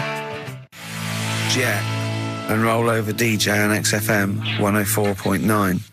So could we bring back just for one night only, Educating Ricky? Oh, I'm excited. Yeah. Do you think it warrants that? I don't know enough about it. Do you know what I mean? About what? It sounds perfect. Play the jingle. Educating Ricky. He's getting smarter. A couple of things happened in the week that I read about. Okay. Keeping up on what's going on in that. Sure. Yeah. One was about that Galileo fella. Okay. Was it about 1636? Was it? I think it might have been That's not earlier. bad. Go on. Did some stuff with light and that. Yeah, he did lots of physical experiments, yeah. Is that it then, Carl? Is it? He did That's that some sort of stuff with light and that. What did he do with light? What was that? Well, I think he invented the first... Telescope. Telescope. So I think it's a particular lens, though, and he did experiments where he dropped famously two different weighted balls from Pisa, and they hit the ground at the same time, showing that it doesn't matter, the weight doesn't matter, but air resistance does, and stuff like that. I think he probably explained it a bit better than that. Yeah, but I'm talking to Carl. Sure. Did they need to know He's stuff? just thinking about pizza. Yeah. Did they need to know stuff like that back then? What do you mean, did they need to know stuff like that? It's just... There weren't people going around going, I've got to drop these two things off the Leaning Tower of Pizza. I just don't know which one's going to land first. Yeah, I need to know. What do you need to Bring me know about? Galileo. Yeah. It's for a bet. Yeah. No, but if I was knocking about then, I'd be like, stop messing with that. We need a telly. Or, do you know what I mean? I bet he thinks the Flintstones is real. I know. That'd be brilliant. That's what I'd do if I was a caveman. I'd make a telly out of rock. Yeah. And a pelican And a as car a that I cement just mixer. ran along the road with. Yeah, exactly. Yeah, we need a car. Yeah. Well, we haven't really got the internal combustion engine. Can you stick your feet through the bottom? Yeah, just get me a car, for Christ's sake. Anyway, so I learnt that. And Yeah. then... What? He learnt his name. Yeah. Other people I learnt the Brilliant. name of this week. Oh, if a chimp could watch telly. Go on, Carl, go on. Right. He said one today. He saw my salamander. It's not a euphemism. He saw my salamander, and it's just sitting there in the tank. Your exotic pet. Yeah, and he's worried about there not being a lid on. And he said, I went, what are we worried about? He said, wow. He said it sits there for 24 hours a day obviously planning to get out. Well, it's got nothing else on its mind, and it's the daft thing is, he has actually got the lid ripped up a little bit. And I'll be looking up there, and it's going to get out. But what's the worst that could happen? What's it thinking? What do you think it's thinking, this salamander? It's got its eye on the DVD player. Put aside for the monkey sanctuary. How did it go, Monkey World? We were on our way, right? I found like a little in the little cottage that we had, right? It's like a little folder, you know, with little leaflets in saying if you're into mountains, you want to go here. Yeah. If you're into castles and that. Little Castle monkey World. on the leaflet, right? So I thought I'll be needing that. Took that out, made sure that's safe and that, right? We get in the car, getting ready to go. My dad says, "Where is it?" I look on the back. It's in a place called Low or something like that, right? Yeah. So we're on our way. Can't believe me luck. It's going to be a great day and all that. Yeah. And then start looking at the leaflet, right? And noticed didn't have any chimps there. Yeah, it's not Monkey World. It wasn't a monkey world. Well, what was it called then? Something like Monkey Town. yeah, it was just it had like woolly monkeys in it. That's what They had what? Woolly monkeys. What are woolly monkeys? Those things, Johnny Vegas off the advert. Right. Loads of them. They're dumped now since ITV Digital went under, so they just put them in a cage. I don't understand. They're woolly. They're like they're sort of like little fluffy little baboon type things. Woolly monkeys. I mean, it's not your chimp. It's not your classic chimpanzee. So did the car screech to a halt? It was like it was like the mission in Armageddon. I just said abort. We're on the way back. One of my uncles, like Tattoo Stan, he's just caked in them. Tattoo right. I don't think he's my proper uncle, but it's just like my dad's got Tattoo Stan. No, my dad's that's a province in Russia, isn't it? My dad's got loads of mates who. When like, you say he's not your names. proper uncle, Do you know, like when Just a bloke someone who used to comes hang around around, with the all school? right, Uncle Stan. Yeah. Do you know what I mean?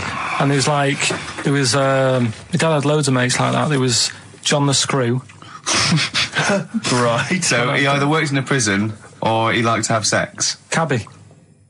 Cab driver. Okay. There was Jimmy the Hat. I don't know where he Jimmy did. the Hat. Yeah. And, Did he wear a hat?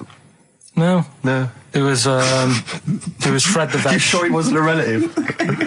Sorry. Fred the Veg used to get us like big bags of potatoes and that. Fred Veg, okay. And there was Tattoo Stan. Right. And he was just caked in them. And I used to always look at him thinking, why have you done that? I must have only been like, 6 I or suppose 7. if you're born with a name like Tattoo Stan, Exactly. you're destined, aren't you? Were Really? they like a 1950s gang? I'm worried about. I'm worried Who were about doing a bank job. What was his name? The Hat. What was his name? Jimmy the Hat. I'm worried about Jimmy the Hat. Yeah. Not having a hat. I don't understand it. Are you sure he didn't have a hat? Not when I met him. Did he ever wear a hat? I didn't see him that much. Do you think it was a joke, like, when your mate's sort of like, 8 foot and huge, you call him Little John or Tiny? Do you think? Well, the fact that he never wore a Yeah, they hat. went, hold on, I've noticed something about Jim. Go on. No hat. And I go, oh, true, let's call him Jim the Hat. Jimmy the Hat, yeah. But my Uncle Stan, he had like loads of them. He did them himself. Oh dear. And it was always that thing. God. What was it things like? He had like the cross. cut here, Cut one here, on made the in neck. Britain. And if you're going to do them yourself, I'd say at least make sure you're sort of a good drawer. Yeah. And don't do it in a mirror so it comes out backwards. Well, that was the other thing. But like, I remember he did. Names are all right. He had like all his kids' names down his arm. And, what are they called? Yeah. oh, God, it's Tattoo Stan Jr. Yeah. and Paul shits the bed. right, Silence of the Lambs, the bit where Jodie Foster was having a chat. Good evening, Clarice. Right. Just thought I'd come and see you. How very thoughtful. Don't mind me popping in though, do you? It's just no one else is interested in the sort of things I like talking about. People will say we're in love. Well, say what they want. Did you hear the show last week? We were talking about gay people, if they should have their own toilets or not and stuff. That was good. Yeah, it's all right, wasn't it? Got a good debate going. Enjoy doing the show. It's a favourite part of my week, really, just talking about weird stuff and that. Oh, Clarice, your problem is you need to get more fun out of life. I have a lot of fun in my life. You know, come and see you, and spend a lot of time on the internet, looking up weird stuff. We're reading something about a hairy Chinese kid. There's another thing, there's a fella who, no arms and legs, is known as a pillar man.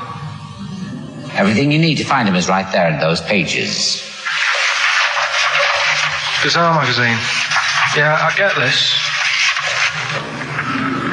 The hairy Chinese kid, what annoys me is he could sort it out. He could just have a shave, couldn't he? Do you know what I mean? No, he cuts. Does he? Well, use some like EMAC stuff. Yeah, don't be getting funny with me, just because you're in a bit of a mood, right? You know you shouldn't eat people. Your eyes are bigger than your belly, I've always said that, so I'll see you later. Interesting. Atmospheric, moody, and the question is... okay, here, how about this? How many films have been made featuring the character Hannibal Lecter? How many films have been made? They haven't got time to phone in now, have they? No, they can email in, they'll have time. Do you care? I don't care. No, exactly. Ricky.Gervais, xfm.co.uk, if you can be bothered. If you're interested in what, and you want a $4.99 copy on VHS of Silence of the Lambs. He's dissing that as well, Carl. What do you think of that? Bit annoying, but that's it for this week. Huh? But remember what happened when... No, it's not. It's 9 minutes to 3. How can that... Tell him, Steve. No. How can that be it? It's 9 minutes to 3. What's he doing? Is he playing a record? Carl, what can I do to get back on your quiz team? You're not. Right. Songbird Oasis, right. Send Carl a little present. Send him some essential oils or something, or, a little lavender pillow, or just a little message. Send him a little message. Tell him it's all worth it. He's getting all grumpy, aren't you? I just get sick of it, that's all. It's not worth it for going through the stress for 30 quid every Saturday. You lying little... You'd get more than 30 quid. Oh, not much more. Anyway, Steve, who's the winner? The winner is Mike McNulty. He correctly answered the fact that there were 4 films featuring Hannibal Lecter. There's a downer now, isn't there? There's a downer. I think it was you, actually. I mean, I don't know, Carl. It's not like I'm just trying to win myself a place on your team, but I actually felt that Ricky was really out of order. I gave him grapes. I thought Ricky was discourteous, if that's a word. I thought he was rude, aggressive, unpleasant. As one person emailed in, a dickhead. So, someone also said you were fat and talentless. I don't like those emailers who do that sort of thing, but one of them said you were really, really annoying. Well, cheers for that, but you're still not on the team. They didn't like what you were wearing. Can I just tell you some very, very interesting things about pigs? Please do. Right. One, everyone knows they have a corkscrew-shaped penis, right? A corkscrew-shaped penis. That's the tail, isn't it? 2, they can't look up. They can't put their head back and look up, right? 3, they can have a 30-minute orgasm. Rick, is it only pigs that have got a corkscrew-shaped penis? No, and landlords. Okay. Very handy. Right. And it was a Christmas play, and I managed to get a part in it. And, did you audition? No. Got a part in it, and I should have been playing the drums to the one about Kings. We Three Kings. Yeah. I was meant to be doing that, but Little Donkey came on, and it was one of those... What do you mean came on? That was like next up on the next song. Right. And it's one of them songs that you can't help sort of tapping along to. Yeah. Do you know, like if I was to go yeah, you'd have to finish it with... Yeah. Do you know that they actually send that into space? Do they? And... What, hoping the aliens will respond with that? Yeah. They do that. Because apparently it is one of them things that you can't help. What, even if you're an alien life form? Yeah. They know that, do they? Yeah. But anyway... What, because they watch Star Trek or something? Hello. Knock, knock. Yeah. No, seriously. Is it true, like, if you send out knock, knock into space, they have to say... Augie, Augie. Ah, that is great. Seriously. Oh, hold on, what's something out there? Was a little green fellow? That is great. Yeah, so anyway, that is Little Donkey is like one of them tunes that you can't... And I was there, and I had the drumstick, and I thought, oh, God. The drumstick! I could feel myself. And anyway... Just wanted to do it, yeah. I started going along and playing Little Donkey, which I wasn't meant to do. But it went down such a storm. Okay. I'm Ricky Gervais, obviously, with me, Steve Merchant, and Karl Pilkington, which is what Heat write about, really. Karl's the main man. Think of Karl a year ago. He was just sitting in that room going, all right, I've done this. Whoa, XFM. It's good, isn't it? Yeah, it's like a music bed. Brilliant. Comes on the show. We start taking the piss out of him. People start going, oh, who's the idiot you've got in? And we go, it's Karl. And they go, we like him. He's a fool. I go, yes, he's a fool. He's a pet buffoon. And they go, well, let him speak more. Right? And they're going, don't let him talk, XFM, the fat cats. Oh. And I said, I'm a rebel and I'll do it my way. Rick, can I ask, did you stick it to the man? Yeah. And then MTV call up. Yeah, Heat are writing about him every week. Yeah. He's just been filmed for the BBC. There's some rumours he might be the new James Bond. Yeah. He's eating lovely McVitie's original digestives. Are we allowed to? Can I? If McVitie's are listening, I love these biscuits. Yeah. And he's got the best. If the Spearmint Rhino strip clubs are listening, I'm a huge fan. Right, and he's got Rockbusters to come. Yes, Let's do I it. should just ask, the few people have asked me this, and there's also an email here from Rich. People are saying they've seen some of the posters and the adverts of advertising the show, plugging the show. Why aren't you on the posters, Karl? And it is your choice, isn't it? We did ask Karl to be involved. But well, he is actually. It's like, where's Waldo? He's actually. Is he there? He's in my trousers. Karl, you don't like having your photo taken. No, you're not seeking the publicity. No. I reckon you are secretly. I don't believe you. No, he's right. He's totally right. He's doing it just right. But I think there's a fine line to be drawn that, you know, if you like being in, you know, around radio, you've got and you want your own show, or you enjoy talking and they just happen to be filming you for MTV, that's different. I think what you just avoid is going to silly celebrity bashes, having your picture taken for the sake of it. I mean, I think you're right, but I think you should do the screen test. On a serious note, I think you should do the screen test. Just because it might be fun, and if it's no good, they won't do it. And you can stop any time you want. Yeah, no one has to keep going on telly. I just think we're going to lose him. No, we won't lose him. Listen, right? I'll always be part of this. I'm just worried that you're going to exhaust yourself. You're going to be drained. You're going to have told all your anecdotes on MTV. Certainly will have, if you have to help the old fella upstairs with the bed. Yeah, £50 an hour. Oh, that's terrible. Go on. But what I wanted to do, right? Because I don't want to embarrass myself, right? I don't want to embarrass the woman at MTV when I turn up and she thinks, oh, look at him. Yeah. What a waste of film this is going to be. Because it's not cheap. I know that. It's not film either, but go on. Well, it is cheap. It is cheap. They're filming a DV camera that they can go over. If it's no good, they won't show it to anyone. It'll be great. It's just what they want you. Honestly, I can just see you doing little things, just like popping up, you know, between the records and going, all right. MTV, music television, hear about the airy Chinese kid born, which is weird, isn't it? Because they're not usually airy. And it just goes, MTV. It'd be brilliant. It'd be brilliant, Karl. If I'll come down with you. Well, we'll see. Go on. We'll think about it, right? Go on. Right, Rockbusters. So Rockbusters, it's a little clue, some initials, 3 different clues. You email in ricky.gervais@xfm.co.uk. You can win the load of stuff that we've got. So, first one, here's the clue. Stop throwing that fruit about. Oh. What's the initial? That's CB. CB. Stop throwing that fruit about. Yeah. All right. Is Anders listening? Has he emailed us in yet? Anders, not had any response from Anders. I'll keep I hope he hasn't stopped listening. Because he doesn't like the show. He's gone off. I hope he hasn't gone off the show. So, the second one, that Scottish fella has made an error. That Scottish fella has made an error. Yeah, interesting. That's M. Right, that Scottish fella has made an error. Right. Okay. And the last one, God, you can make a right load of toast with them. You can make a right load of toast with them? Yeah. All right, what's the initial there? That's G. G, I was thinking it might be bread for a minute, but no. G. So, Pilkington, Karl, you went to Lanzarote. Yeah. People said don't go to Lanzarote. They told you it was Lanzarote. They told you, were they right or wrong? They were right, yeah. Really? Yeah, it's a bit ropey, yeah. Is it? Why? Just, out there. If it wasn't for the volcano they had, it'd been knackered. That's their big draw, is it? That's it, basically. That's all they've got going for them. When you landed, was it really hot? Initially, were you quite excited? You were thinking this is okay? It was warm. It was, we can't complain about the weather. The weather was all right. Sure. You know what I mean? That's what I went for, but it'd be nice if there just was something else. Yeah. What did you do all day then? Did you read your ritual book? No, I didn't read that. I read that book. Do you know the book that I bought and all the chapters were messed up? Oh, yeah. I bought a better version of that, All right.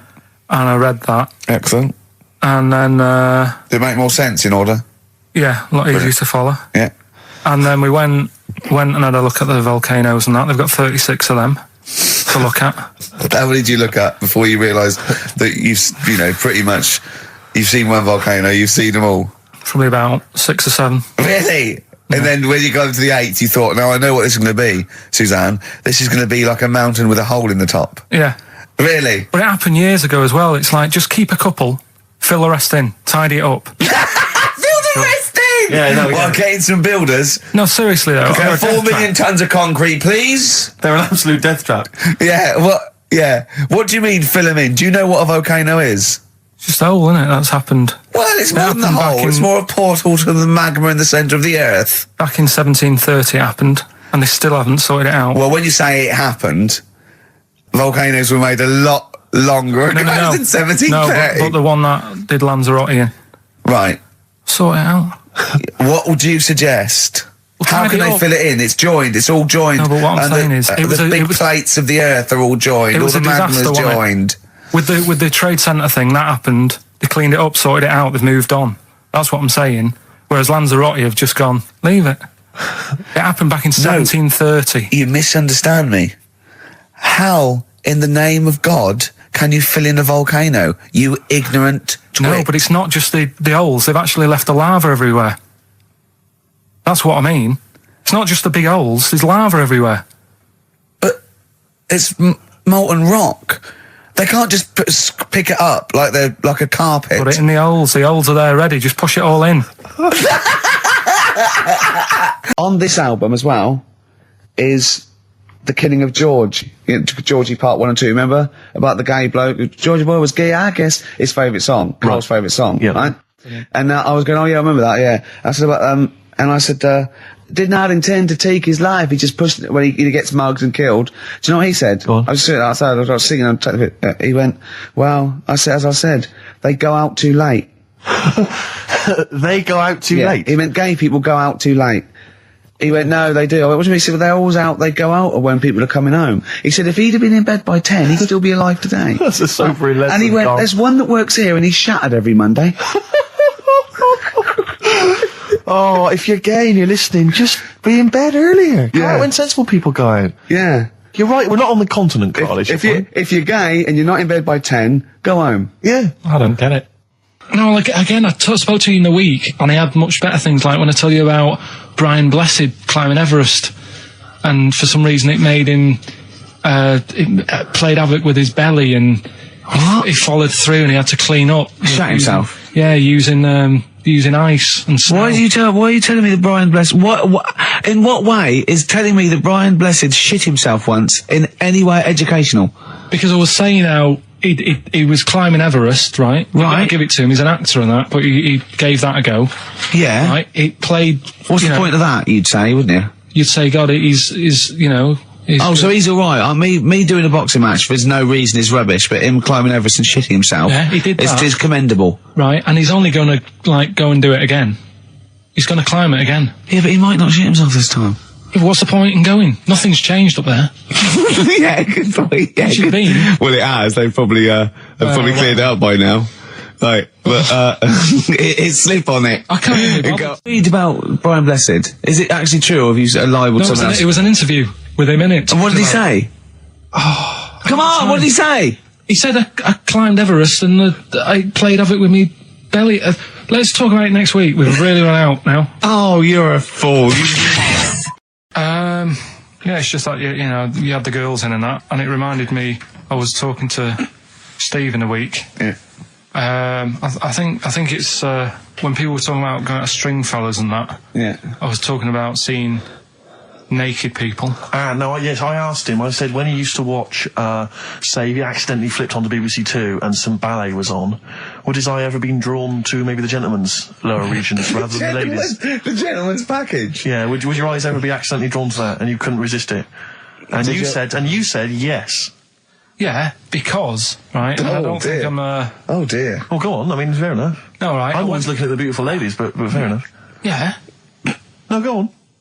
but right? Have you ever looked at Wayne Sleep's testicles? I went out. Have you ever looked at Wayne Sleep's penis and testicles? I went out on a night out, right? And it was it got to some point in the night where 2 women and 2 fellas got on stage. Right. Right? Started stripping off. Yes. Yeah. Just what, members of the audience? No, I think they were, like, part of the act, right? Right. And, what was this, panto? the fellas had, like, their undies on, and the girls just had their knickers on. Yeah. Right? And, sounds pretty erotic at the moment. Go on. And at the same time, they all whipped their pants off. Yes. Right? It was Bucks Fizz, wasn't it? The adult show. Now, I said to Steve, at that point... Sorry, I wasn't there. He said it's to be later. yeah. I said, well, you have a quick glance at the fellas. And then the annoying thing was, I thought, right, now I'll have a look at the women, and it was too late. They put the knickers on. How long were you looking at the fellas? Not that long, but why were you looking at them first? It's human nature, isn't it? Why? I don't know, but I'm sure you would have done the same thing. You just sort of think, well, how are they shaping up? So they weren't shaping up at all. Test. So who had the biggest knob? Which one of the blokes had the biggest knob? No, it's like, normal. But This is a whole new side of you. This is a whole other area. So you look at ballet dancers, you look at the gentleman's. No, I don't. package. I just was, when he said this, it reminded me of this night when I was walking home thinking, didn't get a look. Because I was messing Where up. was this? What event was this where people are stripping off? Carl, I tell you what, you are the most interesting man I've ever met. But are you comfortable being nude and that? We've done this. Well, I don't know what this is. We did this last week about, are you comfortable being nude? No, I know, I was talking you're about probably that. most comfortable being nude. It's just probably not in public. Well, Ricky's only really comfortable nude when he's eating. Yeah, there's nothing to get, Yeah, you can just wipe spilt on yourself it. down. Yeah, you just sit in the bath, yeah. No, but I talked about that, and then when I went home, I was talking to Suzanne about it, and she said, "What's all that about? You don't like being nude, right?" And I said, well, it's not. It's like I'm part of an Alan Bennett play. That's sort of being at it all night. What do you mean? Let's put a song, and I'll come back. What do you mean? No, come on. Seriously, because Okay. R.E.M. Yeah. Well, after R.E.M., Night Swimming, being at it all night, and why it annoys Carl. Night Swimming by R.E.M. Well, before we played that track, you remember Carl was on the, teetering, on the cusp of telling us why he's annoyed at going all night. I assume you mean... Relations. Yeah. What do you mean? What annoys you about that? What? Sexual relations all night. The concept? Or people keep you up? Is it your next door neighbours or something? No, just that thing of people who say, "Oh, was that it all night last night?" Who says that to you? Lads who think they're, they think they're a bit of a lad and think that means it's good. What, like Sting in his tantric sex? Sting. Yeah. Well, to be fair, it goes for 8 hours, but only 3 minutes of that is going for it. The other sort of, 7 and a bit is sort of laying next to each other, isn't it? Right. Or sometimes in a different room. Yeah. Yeah. Is that why it's called Sting? Hey? Well, if you're at it all night, bet it. He's gonna sting. So what's your problem with this notion of going at it all night? It's just that thing of, get it done right the first time. Do you know what I mean? Get it done. Yeah, get in, get out like the SAS. Once you've done it, you've done. You know what I mean? Yeah, no fanning around. No messing about. So, it's just that, isn't it? It's like, do it right the first time. Once you've washed up, right, you put the pots away, you don't dirty them again. What a lovely analogy. That's one of the great Is that what you metaphors. say to Suzanne? Come on, love. Once you've washed up. I've already washed up. You don't dirty the pots again. Go. What a romantic Ding dong. song. I think all kids go through a phase of shoplifting. Well. And when I was going through it, I used to just little things, just like magic markers and magazines, Mars bars, that sort of thing. Yeah. And one day, right, that my mate, Anthony, his mum called up my mum and said, I've got to meet up with you. I've got to have a word with you. And she said, what about? She said, I don't want to talk about it over the phone. So she goes, oh, right, well, yeah, come round tonight then. So anyway, my mum sees me, she doesn't want to be in an awkward position and, like, be a bit embarrassed and what have you. So she sees me and she goes, right, Anthony's mum's coming round. What have you been doing? Yeah. So I go, oh, God. I said, I've been nicking stuff. So she goes, like, what? So, not big stuff. I've had a few calculators and Mars bars and stuff. How many? I'll just work it out. Hold on. Works out at 7.2 per day. So, how many calculators do you need? So, anyway, so it was when that phase. You failed maths, didn't you? Everyone wanted a calculator. It was like a trendy thing, wasn't it? Right. Oh, yeah. In Manchester a couple of years ago, yeah. So anyway, so I told her all this and I confessed to, like... Computers will make it there one day. I confessed to... There's magic in the back of battery. Go on. Confessed to nicking all this stuff. She comes round. She only wanted to borrow some money. Brilliant. She said, oh, I don't like asking. I was a bit embarrassed to ask you over the phone, but can I borrow 20 quid? Oh, that's fantastic. And there's me. That's great. And it's similar sort of thing to yours. And did you... And he went, hold on, I'm going to work out the interest on that. I bank 10%. She'll owe you £4.40. Yeah. Oh, so your mum was a loan shark. There's two things that my mum does, right? It's that, if there's sex scene on the telly, she'll go, anything on the other side, love? And the other thing she always says, if ever there's anything on the telly with Elvis in it, she goes, oh, I like him, right? And we all know, we sat there, we know what she's going to say next. Yeah. So you don't even bother saying why, right? And she goes, he likes fat, ugly people. He what? He liked fat, ugly people. He didn't always go for, like, the good-looking fans in the crowd. What Elvis did? Yeah. Right. That was always the thing. And I'm sorry, no, hold on. I don't know what we're doing now with our lives, Steve. Wait a minute, right. So your mum says two things, right? She either says... Is there anything else on the other side? Or, I like Elvis. There's a pause because you know what she's going to say next. She says, he liked fat, ugly people. How often does this occur? Well, because they've got, like, Sky, there's a lot of those channels on. They're like the music channels. So Elvis always comes on. There's either an Elvis film, there's, like, a classic hit by him on... And she'll go, I like Elvis, he liked fat, ugly people. And what do you mean he liked fat, ugly people? Is she a fat, ugly person? Because is that... That was it. Because I just want to mention to people that they should be very excited because it's going to be Karl's special night tomorrow. You excited, Karl? Oh, yeah. Oh, this is, me and Steve, because we were nominated, we get a guest... For the BAFTA Awards. And it doesn't say guest, it actually says, partner. So I'm taking my partner. And Steve's taking Karl. Yeah. But what Karl doesn't realise is... You will have to pretend you're his partner, otherwise you wouldn't be able to... We'll have to hold hands when we go on the red carpet. Is this really your partner? It's not just a guest.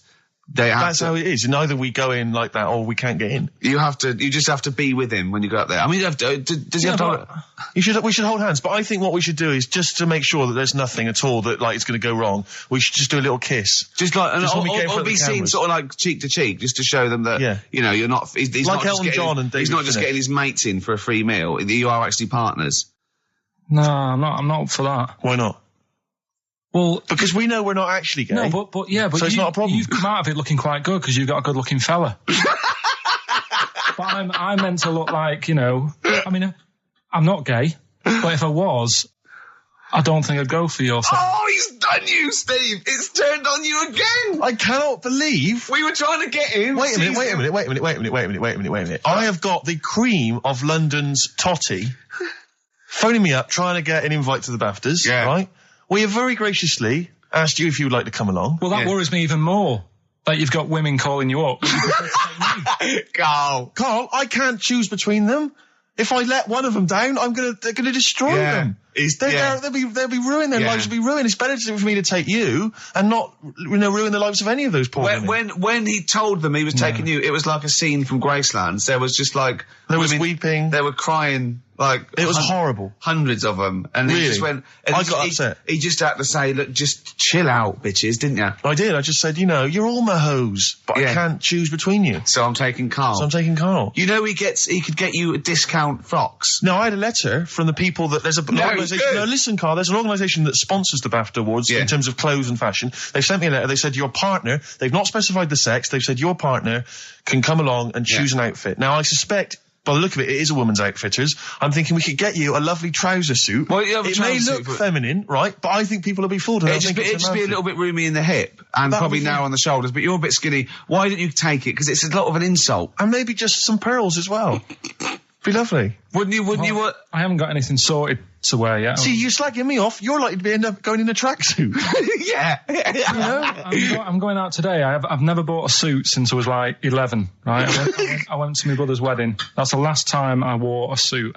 No, but it's like how when I went to the BAFTAs with you and I wasn't really enjoying it, you were like... What? No, You you are didn't tell such us an this. ungrateful... There are so many people. You're like a little charity case. You're like...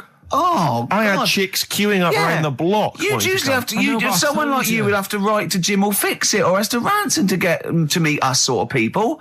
And now it's on your doorstep. I'm amazed that you didn't enjoy it. Why didn't you enjoy it? You got to walk down the red carpet. You went in. There was George Best, one of your footballing heroes, was there. A load of other big names. You sat there in prime position. You came backstage with a load of other big names. Hey, you had a lovely bit of grub. You were filming this thing for the DVD you were making. That's you, a cameraman on our DVD. And yet you think, now you look grumpy because you had a couple of pints and I can't believe it. So tell us why you didn't enjoy it, because the ceremony, what didn't you enjoy about that? It was interminable, wasn't it? Far too long. Wasn't it awful? 3 boring. hours. I'm sorry. I thought you were going to say something. Really? Sorry. 3 hours. Yeah. I mean, I suppose for you two, at least, you know, you were going to get something. Sure. Yeah. But with me, it's like, I mean, I've never graduated or anything, so... Have you not? I'm trying to think of a situation. Basically, I sat there for 3 hours knowing that I'm not going to get anything out of the night. Yeah. Right? Now... Sorry, when we invited you and you said yes, did you think you were up for an award? No. I thought we were going to be sat round tables having a nice bit of food whilst people are going up there winning awards. But 3 hours of the same thing over and over again. I mean, if a film's 3 hours in the cinema, you go, well, it's long, but, you know, I wonder how it's going to end. But this was just like the same thing over and over again. Some guy going up, thanks a lot, cheers for the bit of brass.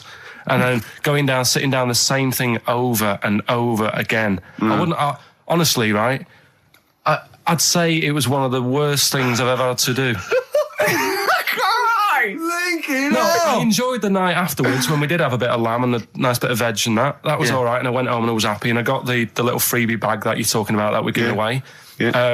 Which wasn't much good stuff in it. Oh, all right. Right. No, what would you have done on that Saturday night? Suzanne what would you have done or the Sunday night rather? What would you have done had you been at home? I would have stayed in with Suzanne, right, watching telly, having a nice bit of pate on toast or something, cup of tea, watching 24. But instead, I had to buy an expensive suit so I didn't show you up. Right? Yeah. How much did you spend on your suit? Well, in total, right, because, you know, the shoes and the suit and the shirt and the tie, it was about 600 quid. That's the most expensive evening ever. And that's what I'm saying to you. And the daft thing is, it's dark in there. I don't know why you've got to wear a nice suit. You can't wear a tracksuit, for goodness sake. It's dark in there. No, just the shirt and that. It doesn't make you a better person wearing a suit. No, doesn't make you a better person, no. We're not claiming it made you a better person. No, but that annoyed me. Yeah. I mean, it was an experience, isn't it? That's why I went, because you think, if I didn't go, if I would have said to you when you invited me, no, Steve, I don't want to go, then I would have never known, right? Yeah. And that's my sort of thing in life, right? Yeah. If something comes up, you should take it, even if you're not going to like it. It's a bit of an experience. Right. Do you know what he said to me? I phoned him up because we had to meet up. And obviously he had to pose as my gay lover. Yeah. To get in, right? Yeah. He phoned me, you said something to me like, I bought a suit, I'm looking good. He said, I'm looking good. People will think, how on earth did he end up with that good-looking guy?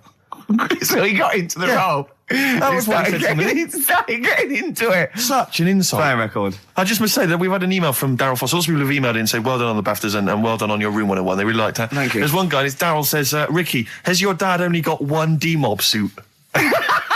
Because I don't know if you noticed, but Ricky wears the same suit every single time he appears on TV because he spent a fortune on it getting it tailor-made. I've only got one. It's a good suit and I know it all the time. And it's winter as well. It's like a pure wool, so I'm sweating everywhere I go. Anyway, usually it's too much cheese. I won't be buying another. Huh? I won't be buying another one. Ever. That's it. Yeah. Suzanne told me today, right, because I've handed it in today to have the trousers turned up a bit. Why? Because it was a bit of a bodge job for the night. Yeah. Right. It was just some pins sort of holding it up the other night, but you didn't notice, and I didn't tell you because I thought you'd be getting on the stage and saying, "Look at that freak over there with his pants hemmed up." But I took it to the place to get it done. You know, I was on the. This is true. I was on the tube, right, coming in to meet Gervais the other day, and I was wearing a suit, and my mobile phone slipped out of my pocket, and it landed on the seat, and I didn't realise this. And as I was about to get off, some bloke who was sat there like an old guy, he picked up the phone. He went, "Oi, lanky, you dropped your mobile phone." And I was like, "Well, I thank you for pointing out I dropped my phone, but did you have to do the lanky?" But you knew who he meant. I bet you turned round straight away. It worked. Knew what he meant, Steve. but He's done you again. But I was the only person stood up. It was a fairly empty train. Was there any other lanky people there? No. Well then. No, but my point was there was no one else at all who was about to exit the train. Okay, so he didn't need lanky. He could have got "excuse me, sir," or "oi you," anything, but "oi lanky." I know. It's that thing, though, isn't it? That's what I'm talking about. You say the thing that you don't want to say. It's like me with Ken Dodd and Will. I think he wanted to say this. Oh, well. I think he took pleasure in it. I think he went, "That bloke's lanky. I shouldn't say that." Yeah, I should. Oi, lanky. What's he You dropped gonna your do? phone. Yeah. Do you want your phone back or not? Electric soft parade. Well, we never had any disasters, right? But my mate did one, right? And I don't know if it's that funny, really, but I'll have to tell you anyway, right? He was doing this gig, and it was probably one of the biggest gigs, right, that he ever had. Must have been a couple of hundred people there. Yeah. And in like a big sort of warehouse thing.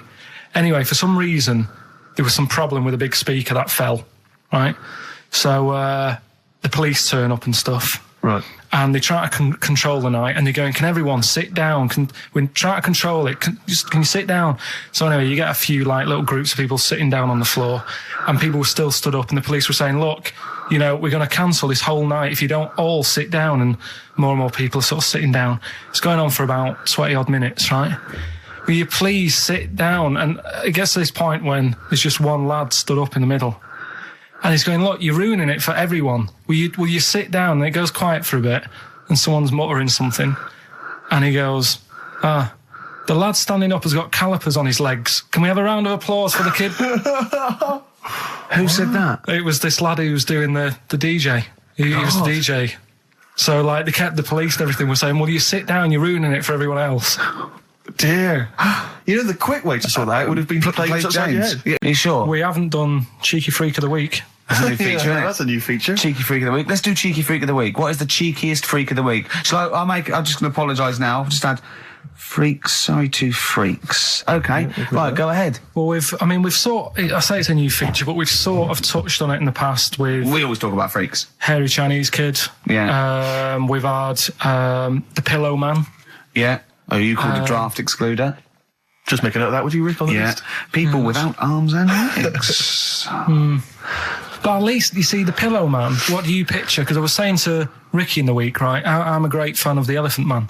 Mm. That's his favourite freak. Of the all the man. freaks, that's it. Do you know why he said? Do you know why he said? He said because you get what you pay for. When someone says the Elephant Man, you get what it says on the tin. Right. You know you're going to get it. Yeah. Do you imagine, Steve, if you had a mate and you said, "Where are you going?" He said, "I'm going to see my mate." And you go, "Which mate?" And he said, "The Elephant Man." Yeah. Straight away, you haven't even met him, but you know what he's going to look like. Yes. Right? That's what I like about that. Hairy Chinese Kid.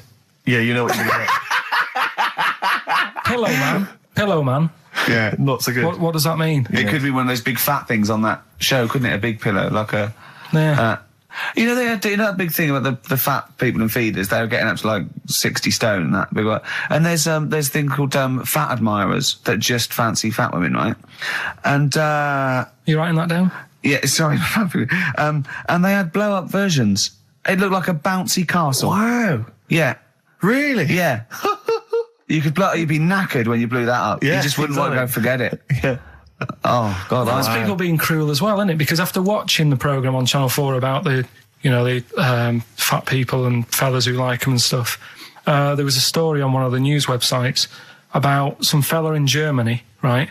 He was a big fella, must have been about 50 stone, and he fell over, right? And I think he hurt his ankle or something. And they sent firemen instead of like an ambulance. Yeah. So straight away they're having a bit of a laugh. They're not. No, they've got winching gear. Well, they didn't know. They didn't have winching gear. They had to use the hose pipes to carry him out. I think it was Ananova, that news website, they had to use the hose pipes. So they made like a bed using the hose pipes. Oh, yeah. And had to carry him out on that. And then they had to sort of get him into a special truck, they said. Mm-hmm. And do the same when they got to the hospital. I mean, that's a bit... That's mad, isn't it? They shouldn't do that. Although, Carl, I'm loving that story. I'm just worried that we're not going to be able to fit in Cheeky Freak of the Week. What's the which Cheeky is one Freak you of the nominated? Week? All right, Cheeky Freak of the Week. Something I found on the net. Yeah. A fella who had 27 toes and fingers. In a jar? No, still on him. And proper ones as well, not like little stumps and that. Proper, fully formed fingers. He Was had it- like... Was he a pianist? Close-up magician? I don't know what he did. He just said that he was... Cat's cradle professional? Did he ever work on finger bobs? He was saying in the week. For the crowd scenes. I'm now going to do Braveheart. Yeah. He said about the Elephant Man. He said, I want to do a thing, right, with freaks, where it's good and bad. He went, what did you said? The pro about him is... What about the fella with loads of fingers, or...? No, the Elephant Man. Well, He said the bad thing is he stretches his jumpers.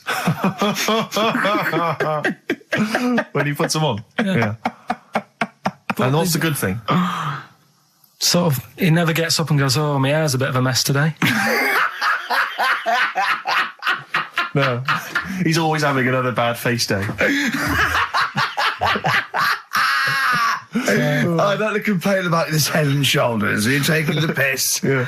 Oh, dear. So that's freaky. Didn't you see an elephant woman in Manchester? Yeah, leave that. What do you mean, leave it? No, because it is sad. I know it's sad, but I mean, I don't know what my next sentence is. No, people always That think, should be the end. I don't need to say anymore. People will know what she looks like. It's a good name for her. Did she like buns?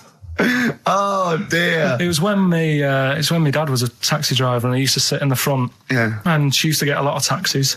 Yeah. And he only charged you half price, didn't he? He was a good guy. Well, the bad thing is as well with people like that, you don't want to offend them because they never forget.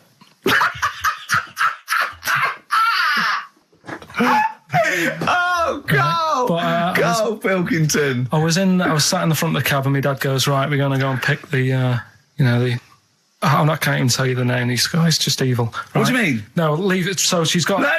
No, Karl, please. tell me what he said. No. You've already stitched him up. He's Stephen things from Little Welsh I don't Fellas. care. Right, what did he call her? Steve, back No! up on this. I really Carl, don't want to be to... fair, our opinion of him is already pretty low. Look, tell me what he said. No, it's not. I'm scared of what my dad gets. It's the person who's got the She's thing not wrong. listening, is she? Well, her headphones wouldn't fit on her head. Tell me what he called her. I don't want to. Tell me what he called her, Karl. I'm getting angry, man. Tell me what he called her. No, I'll leave that. Honestly, Tell me what he... It doesn't matter. Tell me what he called her. Karl, just... I'm going to go... Seriously, I want to know what he called her. Right, you're not going to stop this show. We're not doing the next show until you tell me what he called her. What did your father call the elephant head woman? Tell me. Spudhead. How old were you? I don't know, about 9. Did you laugh? So did you expect to see a potato with a dress? He did sort of, again, it's a good name. Do you know what I mean? I had an idea of what it was going to be about, and he said, do you want to stay in the car, take you home, because you can't... Spudheads, you got lovely eyes. Can't. Come on, man. It's the film review, Karl. You just tell it from the heart. Tell us what you thought about the film, what you thought the... Can I just ask, is this the first time you'd seen Gladiator? You'd never seen it before? No. Okay. And what were your thoughts? Okay. The film review. Gladiator. It's alright. Nothing great. It's like an old, sort of an old version of Rocky done in the olden days, really. Right. A bloke fighting other people. Sure. How sort of well known is the story? Do you reckon people know the basics? Well, just very quickly, just do the plot. Quickly. There's a guy called Max. Maximus, yeah. Yeah. There's Caesar, and there's Caesar's kid, and Max goes to war, sort of wins it, comes back. Caesar says, you're good at what you do. I wish my son was as good as you. So I want you to be in charge when I die. His kid finds out, a bit annoyed about it, kills his dad because he don't want anyone to hear that he said that he wants him to be in charge. Yeah. So his kid gets in charge and thinks, I'll show you. You're not going to be king. I am. You're going to be a slave or something. And then next thing you see is... Sorry, can I just stop there? My only thought is the film's 3 hours long, so maybe we should go through the whole plot. We've done the first 10 minutes, but go on. So, yeah, he's a slave and then... Yeah, but then, that was an interesting bit that I thought, right? I mean, I was watching this with a girlfriend. She was already annoyed because she wanted to watch Friends on E4. Okay. So, it was a good episode as well this week. Was it? Yeah. Don't tell her that. Okay. Right. So she was annoyed and she said, "Come on then, put it on." And I got it wrong straight away because it says on the back 149. So I thought that was an hour and 49 minutes. It turned out it was 149. No, I thought it was 1 hour 49. Yeah. But it was 149 minutes. Sure. So it overran anyway. By 40 minutes. Yeah. So anyway, the interesting bit was where he was going across the desert on a horse. And I think to show you how long he'd been going across the desert on his horse, he's showing you a shot of the horse's knees and they were bleeding. And I just wondered whether that's what horses do if they run for a long time. Do you know? I don't. Good. Right, so anyway, so he goes on, he keeps going on like this. He's a slave, and then he has a fight at the end with the Caesar's kid, and he kills him. And that's how it ended. Okay, good. What did you think of it? Just generally, what bits... What do you think was wrong with it? Right, well, I've read up on it, and there's already a fact that is wrong. Right. Caesar's kid, he didn't actually kill his dad. His dad died of a natural death. Right, in real life, you mean? Yeah. Okay. And, what's Caesar's kid's name? Comedian or something? I think it's comedian, yeah. Yeah. That's where the name comes from. A funny person is called a comedian. He didn't actually get killed in real life by Max. No. He died by his sister poisoning him, and he didn't die. No. Are you saying that this is not a historical document? It's wrong. All over the place. Yeah. Well, next week I'm giving you Braveheart, and that is actually true. That is factually accurate. I can't handle it. It is. It was a little Australian fella that helped him out. Just for people who watched it, you know that the guy, Caesar's kid. Yeah. He died. His sister tried to poison him. That didn't work. Apparently, he was a gay fella, and his boyfriend, who was a wrestler, strangled him. Where did you get this information? On the internet. I thought I'd look it up to see how much of it I actually got right. Yes. And that's what I read. Okay, so out of 10? 5. Really? Yeah. Okay. It's no good. I wouldn't get it out. It's annoying the way it says, like, you know, this film's got to be seen at the cinema, because I saw it at home and I don't think I missed out on anything. Very good point. I think that's probably the point they're making, but yours is valid too. We'll play a record, and after that I'm going to ask you about Rasputin, the Mad Monk. Go on then. When things like that happen, right, you know, you've been told not to mention it. Yeah. And you're like a little kid. Yeah. And once things are in your head, yeah, it's difficult not to mention it. I mean, when I was a kid, yeah, right, my mum's sister Hazel, right, was seeing another bloke. It's weird because she's a lesbian now. That's really weird. That must have been an interesting Christmas. But anyway, she was seeing this bloke, and he looked like Ken Dodd, apparently. He looked like Ken Dodd. Looked like Ken Dodd. So people said, don't mention it because it gets on his nerves when you like meet him and you go, oh god, you look like Ken Dodd. So I said, all right, his name's Will or whatever. And I was introduced to him. First thing I said, nice to meet you, Ken. Did you do it as a joke, or did you? No, because you know when you know that he's like, I'm not allowed to say that. I can't say that. I mustn't say that. Can't. And then I saw him. I thought, Jesus, does look like him. It just came out. Was it Doddy who turned her into a lesbo? Do you think? Well, he wasn't a good-looking bloke, so possibly. She started going out with Esther Ranson though, which is weird, out of the frying pan. What was the story with the lesbianism then? How did she announce that to everyone? What age was she when she realised? Well, I mean, we're not a close family. Do you know what I mean? We're not a sort of family who keeps in touch with everyone. And I think my mum called her up one Christmas and sort of said, you know, how's the Diddy men? Yeah, how's Nutty Ash? And she said, oh, no, I don't do that anymore. I'm knocking about with Sandra or whatever. right? I was like, oh, right. Not big butch Sandra with the big earrings and the skinhead. He used to live down the road from you. I don't know. He used to I get haven't met her. Doc Martens wholesale. That's Sandra. All right. Have we got a cheeky freak of the week? Do you want one? Yeah. I think we should have a jingle for this. Okay, I've got a jingle. It's very similar to chimpanzee. Chimpanzee that. Yeah. Well, let's hear it. Okay. Oh, cheeky freak of the week. Brilliant. Yeah, no, I think that's excellent. So, cheeky freak of the week. You've spotted a freak. This is where somewhat, I think, offensively, you pick on someone who's not like other people and say it's your favourite freak of that week. Yeah, I remember we had the woman whose legs look like the hind legs of a dog. We've had the little fella with the aging disease with a little head playing the piano. That was your favourite. I think that's your probably freak of the year, isn't it? It's a pretty good one. So what's this? Is it a man with a horrendous injury, or is it a congenital birth defect, or what? Yeah, but you put it like that, and now it sounds like I'm being tight. It sounds like I'm being out of order. But I'm just giving him a mention.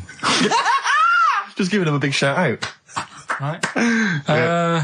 There's quite a lot going on in the freak world. There always is. You've been visiting hospitals the last week, have you, when we were away? No, there was a thing on a website. This isn't even the one that I've picked, so this is just a bonus. This is a bonus freak. Yeah. Yeah, go on then. This is a free freak. Right? It's a fella called the Lobster Man. The Lobster Man, of course. Again, good name. You know what you're going to get. Yeah. What are you going to get? Some succulent meat. I like the idea that the vicar on the christening suggested that. I know you want to call him Mark. Can I make a suggestion? Yeah. Look at his hands. What's his name? Mark Michael Webster. Right. Right. Have you thought about a nickname? Not really, no. Have you looked at his hands? Yeah, we don't want to talk about that because Do you know they look a little bit like lobsters? Well, yeah, but it's quite deformed. It's like, we Can I suggest Lobster Man? That's terrible, Vicar. That is terrible, Vicar. Pinchy. Go on then. We're going to see. This is what the sort of feature you come up with, Carl. So Lobster Man. There's probably people listening now with, lobster feet. Right. Lobster hands. So Squid Boy. So Lobster Man, what does Lobster Man do? Does he fight crime? Not that much. Okay. Apparently he got into a bit of trouble. He was in a restaurant, and this was years ago, by the way. And someone picked him to eat him. No, so apparently the waiter said, "Oh, you shouldn't be sat here. You should be in my pan," or something. Oh dear. And they had a fight, got out of hand. Yeah. Got out of claw. And yeah. So that was. What do you mean they had a fight? What did he do? A waiter took the mickey out of someone with. No. No, can I just make clear? I'm assuming his hands look a bit like those of a lobster. Yeah. Yeah, well, it's fused, so it's just like two big fingers. They're fused, I assume, probably in the womb, and they're just like, instead of like having 5 digits, they're fused in it. But he can pick stuff up, can't he? Yeah. What does he pick up? He mainly eats crabs and jellyfish, doesn't he? Yeah. Yeah. So he was having a fight with the waiter. He snipped off his nose. Right, so anyway, he just held on to the waiter's bib. Yeah, and the waiter was screaming, "Go and get him off me." Yeah. So anyway, does he eat other lobsters? Does he think he would eat lobster, or is it kind of? Would he feel bad about eating lobster? Right. The little cheek of the freak that we've gone for anyway. The what? The little freak of the week, cheeky freak of the week. We've gone for this Siamese lad. Okay. Right. Happened back in. You can't have a Siamese lad, can you? All right. Yeah. This Siamese twins happened back in 1693. Oh, he's got a date. Blimey, that's the first time ever. Yeah. And all it was, he was doing all right for himself. He used to go on those circus things he used to do. They're two people you're talking about, Carl. So we're going to him. All right then. All right. They did this circus show, right? Yeah. And everything's going well. They're selling out the tents and stuff, people coming to see them. Yeah. He was doing all right for himself. Yeah. Right? Sorry, before I said that, did you think a Siamese twin was a man with 2 heads? Well, it can be, can't it? It depends. There's 2 people, they're conjoined. No, but it depends, doesn't it? The one that I shown you in that book that time was a fellow with 2 heads. No, it wasn't. That was a stupid picture in one of your stupid books that he had a growth that looked a little bit like it had a face on it. It wasn't a man with two heads. You're the same sort of people who send potato chips to restaurants and say, doesn't it look like Norman Cook? Yeah. It's not two heads. We'll bin this feature. No! No, They're two people. They're two people. Conjoined twins. Yeah. Right, so these... They just happen to have a similar taste in clothes. Okay. Anyway, so they were doing all right, and it all went wrong when he crossed the road, got run over. The lad with two heads got run over. That's it. What? How is that Cheeky Freak of the Week? Just because he got my interest, and I kind of thought, why didn't he just look both ways?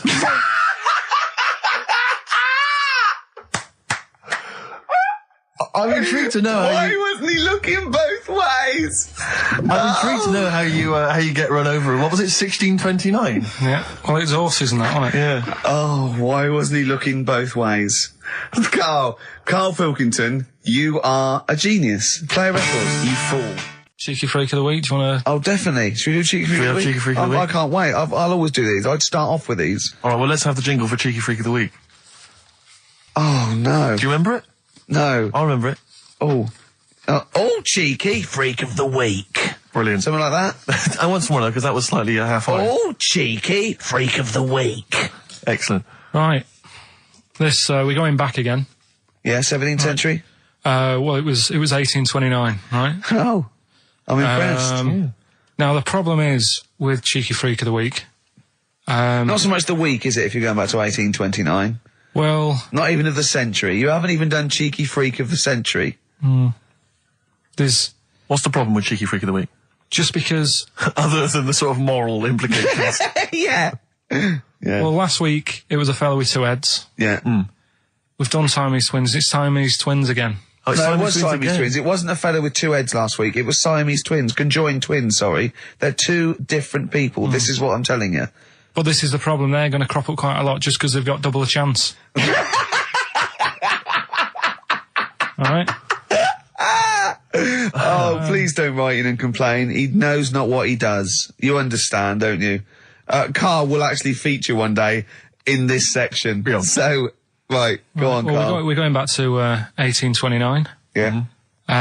All the way back there to 1829. It's a retro conjoined twin link.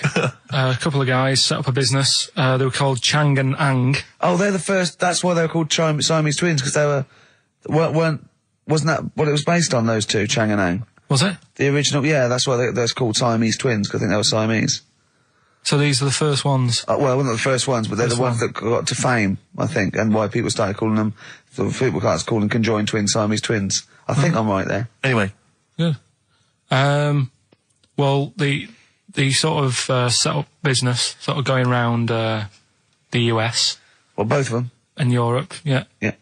And what they used to do, people were amazed by it anyway. But Yeah. people wanted to know how they get through life doing certain things that you think about. When you think about Siamese twins, you think about, how do you get through a day like that? Yeah. And the thing that cropped up the most with people was how they take a bath.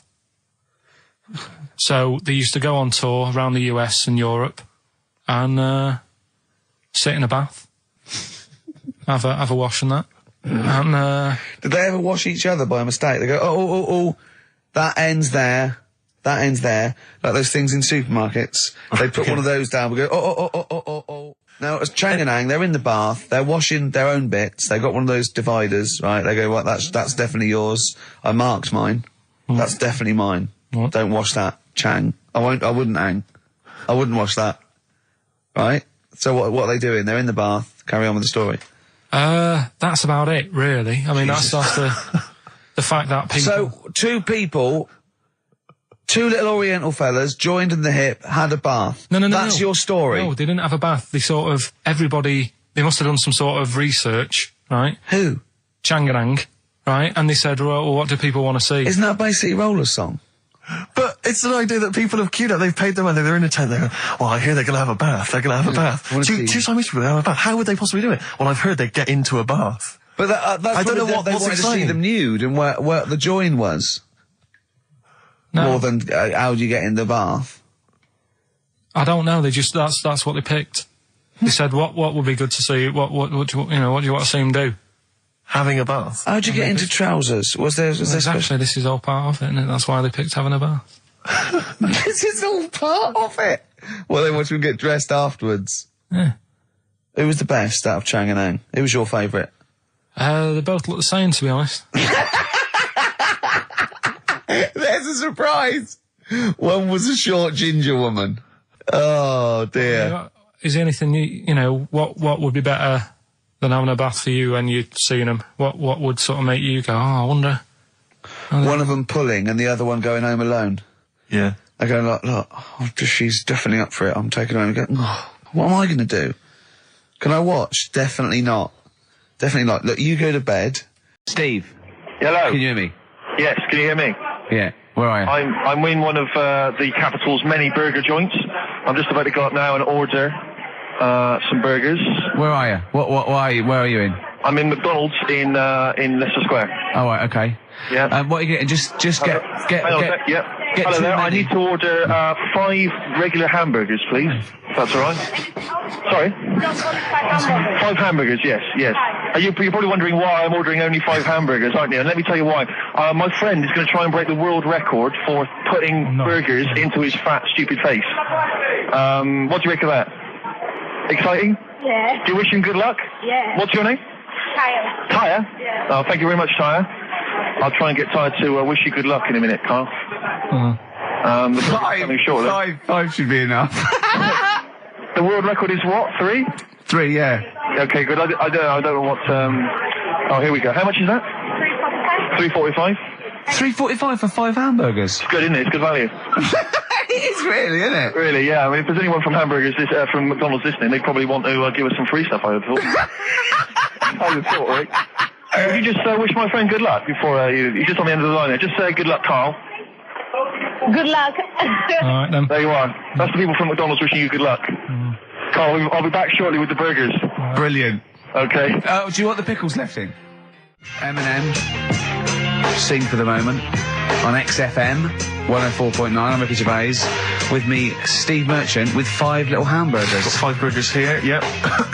And so I don't know, how should we begin, Carl? Do you want to just look at the size of these burgers? Look, they can see it on webcam, can't they? They can see us stuffing these burgers into your mouth. And by the way, I'm filming this, Steve. Look, brilliant. Look, I've got a camcorder. We'll put this on unseen footage on a DVD or something. Or maybe on the website. On the Oh, Carl, what if you break the record? Okay, Carl, I'm coming round now to just monitor this and adjudicate. What's the web? If people want to see this on the webcam, what is it? xfm.co.uk. Right, okay. Hold on. Can I, Steve, I'm not can I being do that? funny. I'm not being funny, right? But I think I have got like a bit of a wheat thing. You've got a bit of a what? A wheat allergy thing. Don't give me that. No, seriously, my head's... I've been eating a lot of shredded wheat recently. And my head's got a bit bigger. Carl, I don't think you can let us down now, mate. So you just got to put that... I can't put that like that in my mouth on its... I've got to break it up. I've got to break it up. You can't break it up. It doesn't say you can't on the rule thing. It does. It doesn't. I can't look. I physically can't. Try it. I can't look. I'd have to be Jay Goody to be able to do that. Seriously, look. Try it. Yeah, I know, but you're not approaching it right. That's it. Come on. That's all. Keep going. God, he's not going to do one. Keep going. That's good work. Keep going. How do I get 3 in? Keep pushing. Ease it in. Keep pushing. Get 1 in at least. Ease it. Get 1 in at least. Get 1 in. Ease it in. Get 1 in. Push it. That's one. Let's go for another one. R.E.M. Night Swimming. It's a lovely song, isn't it, Carl? Huh? XFM 104.9, I'm Ricky Gervais, with me, Steve Merchant. Carl, disappointing. You couldn't even get 1 whole burger in your mouth. I did, kind of. Yeah, but there was a bit sticking out. It just looked messy. But you were saying about putting it in whole, and I don't think that's the rule. Okay. It's like you can get more in a suitcase if you put things in properly. So you don't just get all your clothes and chuck them in. So it's about... I reckon you've got to rip it up a bit. Okay, do that then. See how many you can get in. You've got to get in 2. No, just 1. No. Well, it's three. Pack it in. What do you do? Pack your cheeks first. Honestly, Steve, my head is swelling a bit because I have got a wheat allergy. That'd be good then, there'd be more room. Right, okay, look, Carl is now just sticking it in his cheek. Right. Yeah. Don't eat any.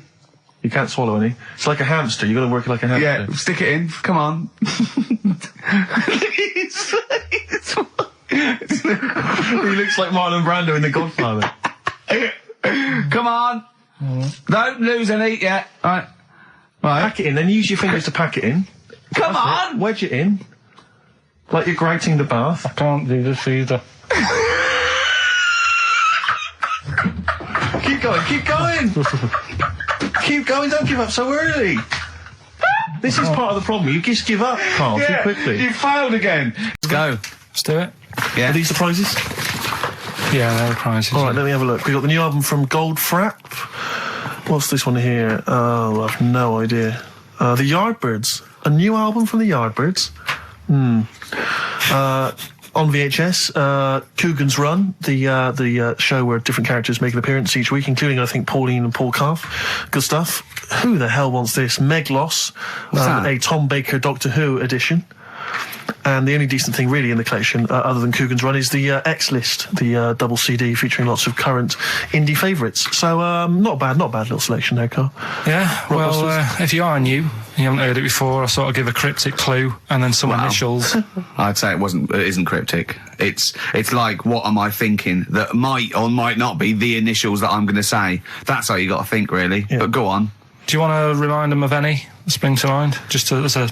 Exploding Pet was Atomic Kitten, doesn't really work. What else? I fell down in a puddle in Texas. I got my legs wet. Knelt down in the puddle, got my legs wet. Wet Knee Houston doesn't work either. Whitney Houston. Jamaican swinging a fish round.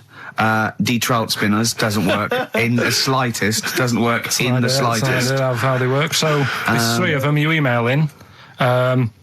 So here we go then. Number one, the gingerbread man has only got one leg. Right? The gingerbread man has only got one leg. Got the it. Initials there, LB. LB, right? Okay. Second one, these people from the East Midlands swear a lot. All right? These people from the East Midlands swear a lot. These people from the East Midlands swear a lot. The initials TTD. Right? And the third one, have a holiday in Italy. Right? So you've done three then? TB is the initials on that one. So quickly again, the first one, gingerbread man's only got one leg. Yeah, I've got that one as well. I've got that one. I got two. These people from the East Midlands swear a lot, TTD. And the third one, have a holiday in Italy, TB. Email in with what the songs are and you win that stuff. ricky.gervais@xfm.co.uk. Hang on, it's not the songs, it's the artists, isn't it? Yeah. Yeah, just the... Oh, yeah, like he said that. Yeah. Yeah. Okay, fine. Email only, please, ricky.gervais@xfm.co.uk. So we got that going. Yeah, looking forward to the answers on that. Bit of feeder would be good, wouldn't it? All right. I love this music. Forget About Tomorrow. Feeder on XFM 104.9. We've had a response from Dickie Anderson. Dickie Anderson, our number one fan, although not a man who's, he's not afraid to criticise constructively. Yeah. And he's simply emailed in, surely your show is bad enough without bringing back Rockbusters. A valid point. Placebo and Bitter End. I don't want to contradict you, lads, but it's not. We've got a full hour to go on the Ricky Gervais show on XFM 104.9. I am Ricky Gervais, the aforementioned Ricky Gervais, with me, Steve Merchant and Karl Pilkington. Rockbusters. Oh, ding dong. Oh, who's that? Oh, it's a posh bloke who doesn't care about poor people.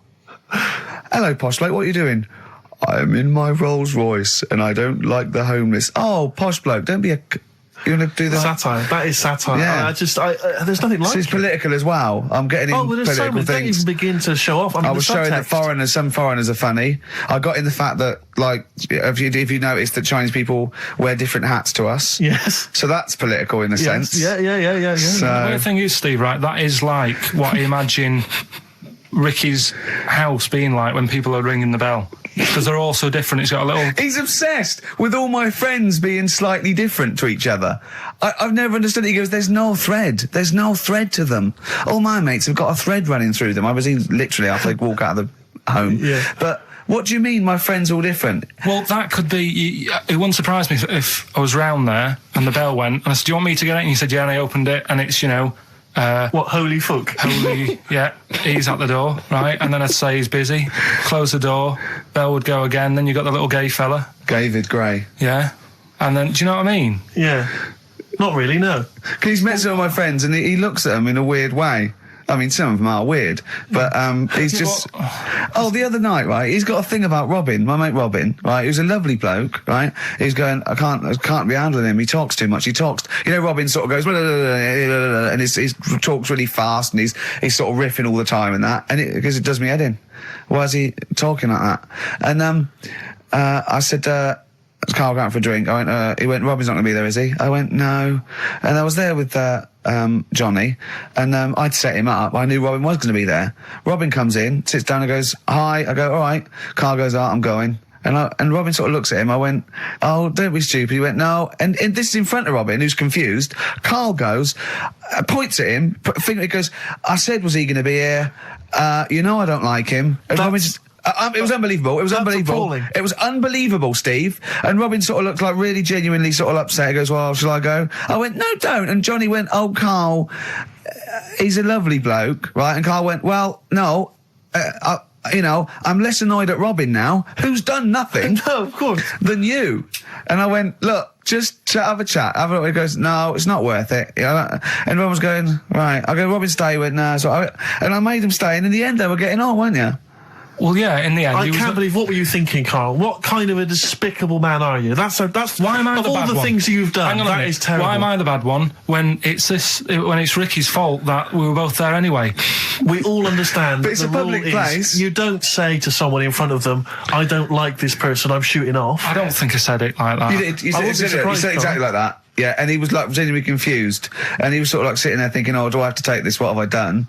And he was upset anyway. He just done a show that didn't. You are one of those typical Mancs who are arrogant and they swagger around the place like I don't need anyone. And I'll tell you this: if you ever lose Suzanne, you are going to be one lonely man. I'll tell you, because you make no effort to maintain your friendships. You say these sort of things that he's saying to you about Liverpudlians, and I'll tell you what: I've never met a Liverpudlian as rude as you. You're like the Oasis brothers, Larry, loud, rude. No, but I said no. Robin's all right. I had a chat with him. He was a bit quieter the other night. He was fed up. I said if he's fed up all the time, I'd be happy. I said he's fed up because you've just insulted him. And he said he was all right. He didn't talk much. I said when he was upset because he'd been in the show and he said, well, tell me next time one of his family dies, we'll have another drink.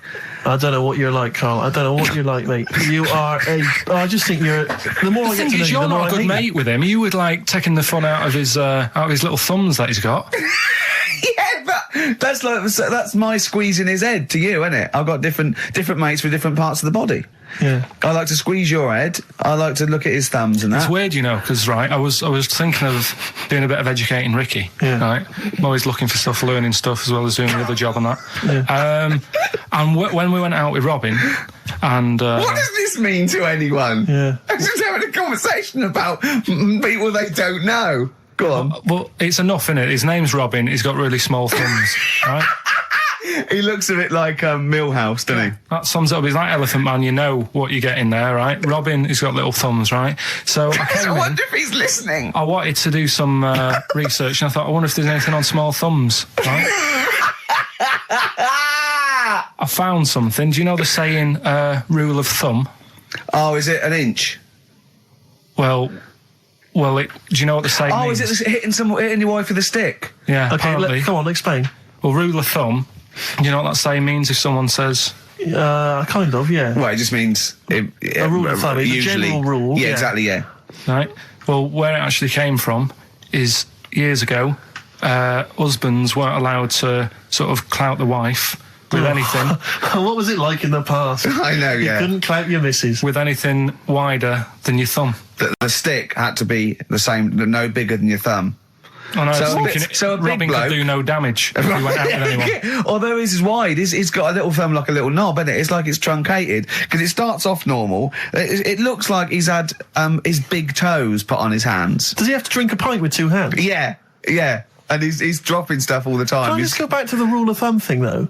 The idea, what day was this? I'm not asking Carl, I'm looking at Ricky, because you're not going to have any idea, Carl. It's just going to be the past. Yeah. But I like the idea that... I think it's the same sort of day where, I don't know, you got hung for being homosexual and you could shoot a Welshman. I just love the idea that there's blokes beating their wives with shovels, logs of wood, and someone's gone, hang on a minute, everyone, Hold on, wait crazy. a minute. Let's have a look at your thumbs. What can we do? Wait a minute. We've got to have some kind of rule here. Right, if this isn't any way apocryphal, stupid, illogical, impossible, right, you are never, ever speaking again on radio. So make sure this is at least possible. I'll tell you what, I'll even give you improbable but possible. So if anything that breaks the laws of the universe or logic, okay, that's all you have to avoid. On you go. Right, so this fella, right, he goes to the doctor's because he's got earache. Right, okay, if a chimp's living in his brain... Go on. So he's got earache, he's sat in the waiting room and his ear's all bunged up and it's hurting a lot and what have you. So the doctor comes out and he goes, right? And because his ear's all bunged up, he doesn't hear it that well, right? So he thinks it must have been me, right? So he wanders in. Keep going. Anyway, I'm going to hate this. I can just feel it in my bones. Steve, I'm going to let you take over. Okay, let's hear it. So the doctor says, sit yourself down there, right? So he sits himself down. He goes, right, take your pants off, right? So he's thinking that's a bit odd. Anyway, he heard that though. He apparently he took his tackle off. The doctor did some operation. What, there in the waiting room? No, in his office. In his office, yeah. What? Wait. So he removed what? His genitals? Yeah. In his office. Why, Carl? Why, Carl? Because he hadn't called him in. Oh, he'd called in the bloke who wanted his testicles taken off, and he didn't hear it. What? So the doctor went out and said, Mr. Jones, who's here to whip off your cock and balls, just here and now, right? Bloke comes in, it must have been me. So the bloke who wanted his balls taken off didn't say, I think he said me. So he didn't interrupt then. So the bloke goes in, he starts taking his testicles off, and he doesn't say, I'm here for me ears. It's a new single from Snow Patrol and Run. That's brilliant, isn't it? It's good stuff. On XFM 104.9. Rick. Go on. I'm about to say 3 little words to you that I've never said to anyone before. Go on. Carl is right. On what, though? From Reuters, someone's emailed in. A Brazilian man who went to a clinic to have an aching ear checked ended up having a vasectomy after mistakenly believing that the doctor had called his name. He had gone in there, entered the vasectomy room when he was called. He was called by the full name and yet thought it was him. But the strangest thing is that he asked no questions when the doctor started preparations in the area which had so little to do with his ear. He later explained that he thought it was an ear inflammation that had got down to his testicles. And the fellas came off. Extraordinary. Yeah. Interesting. Yesterday, Rich and Judy gave you the tea picked by monkeys. Yeah. I told you about that either last week or the week before. Yeah, and then you also told me that there's a place where they grow coffee where the weasels come out and eat the coffee, right? But they have too much of it, get dysentery and vomit, and they sell the vomit because it makes the coffee smoother. Weasel vomit? Yeah. Absolute shies. It's not. Right. When you say it like that, it sounds ridiculous. Yeah. Whereas the way you'd say it... Yeah. No, why do they keep taking the coffee?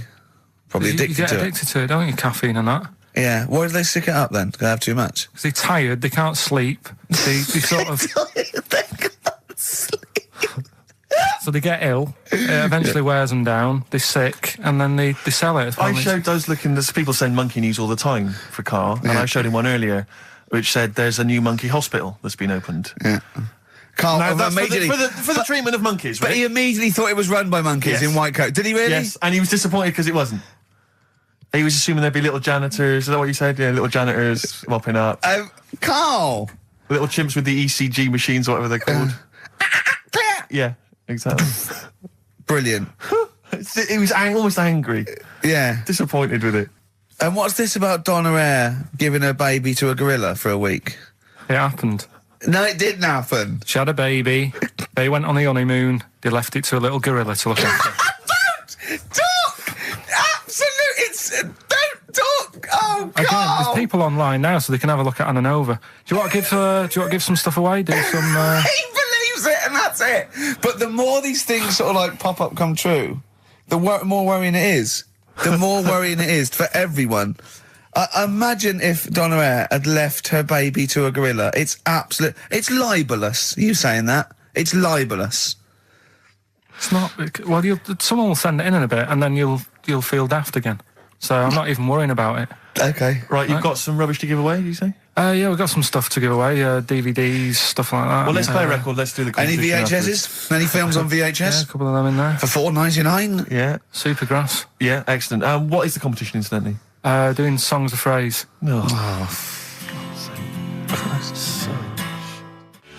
Supergrass, late in the day on XFM 104.9. There's too much to get through here, Rick. Go on. There's too many things. We've got to systematically Am I work going to through eat my this words? list. Well, before that, you know, we get emails all the time. They're coming through all the way through the show, and I open them, and a lot of them, because everyone's contributing, it's brilliant, but we can't really absorb everything. There's too much coming through. So I tend to open them quickly. I have a look, see if there's anything we can sort of make sense of, and close them again. Sometimes Carl looks at the emails as I'm opening them. One opened just a minute ago. You saw his face? Oh, his face, yeah, what was it? His face was just stunned. He was just absolutely dumbfounded. It was like he'd just seen something extraordinary, right? And you closed it quickly? I did close it quickly. I'll tell you why, right? Always got to bear in mind how Carl's mind works. All he saw was the name of the band that this email was promoting. So all he saw, all Carl saw, and you can imagine how excited he was all he saw was Half Man, Half Biscuit.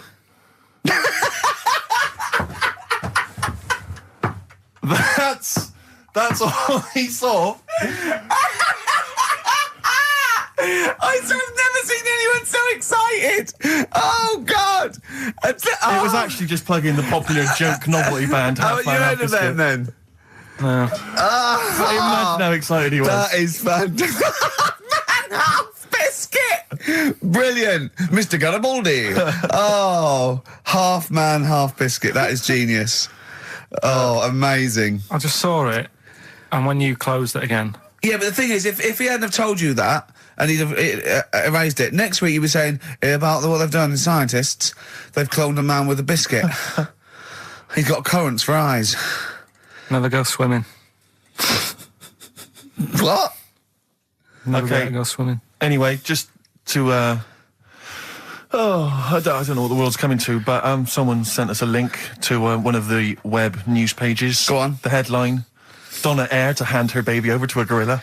Well, it's not. It's not going to be what he thinks. Listen, Donna Air and her zoo owner boyfriend, Damien Aspinall, intend to place their baby daughter in the care of a gorilla. The couple plan to put Freya, who was born in September, in the gorilla enclosure at the zoo near Canterbury. They will then let her be carried off by the female of the group. Neither parent has any qualms about letting their daughter be taken off, despite 5 keepers being killed by animals at Howlett's and his sister's park since 1980. I don't understand. What do you mean? Well, that's it. That's the news. It's a newborn baby, and they're going to put it in a gorilla. But I mean, well, he said, "Why would I not trust them? I know them. I grew up with them. They're my friends." Yeah, but I'm not saying that they're aggressive, but it might roll over on it or something. I don't know. Take it up with with them. I mean, Donna Air's not the brightest spark in the box. No, but I don't think my husband is. I don't think she'd endanger.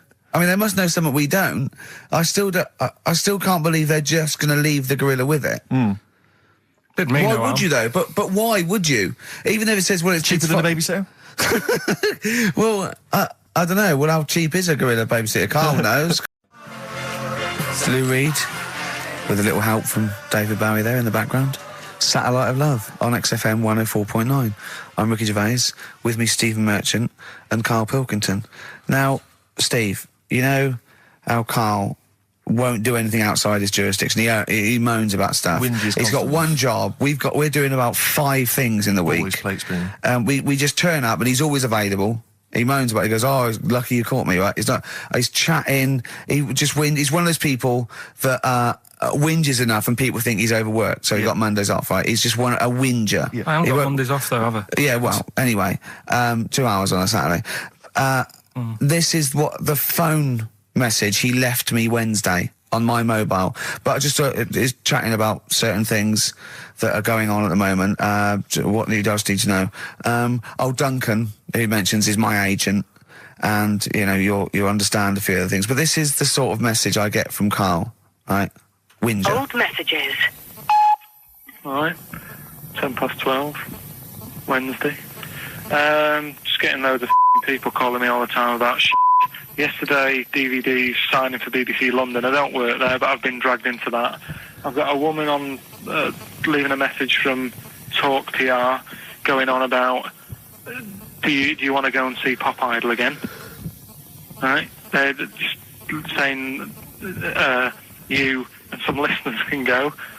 So I'm sure you'll love that. I've got Jim Benner wanting you to introduce the tin buckets at the Astoria. So can you just let Duncan know that I'm doing his job whilst he's sat on his arse with his thumb firmly up his arse? Can you let him know that I'm running around like a here sorting shit out for you? Alright, see you later.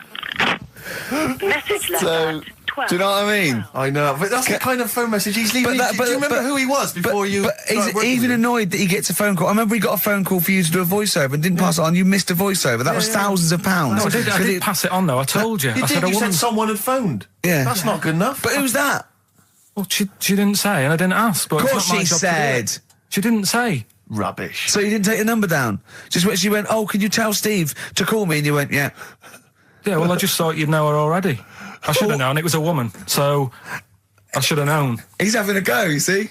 Unbelievable. I don't know how it's come back on me. You're the one who was picking on it. Yeah, exactly. I'm saying. I'm defending. Why is he having a go at you? He never picks on Ricky because he knows you are his bread and butter.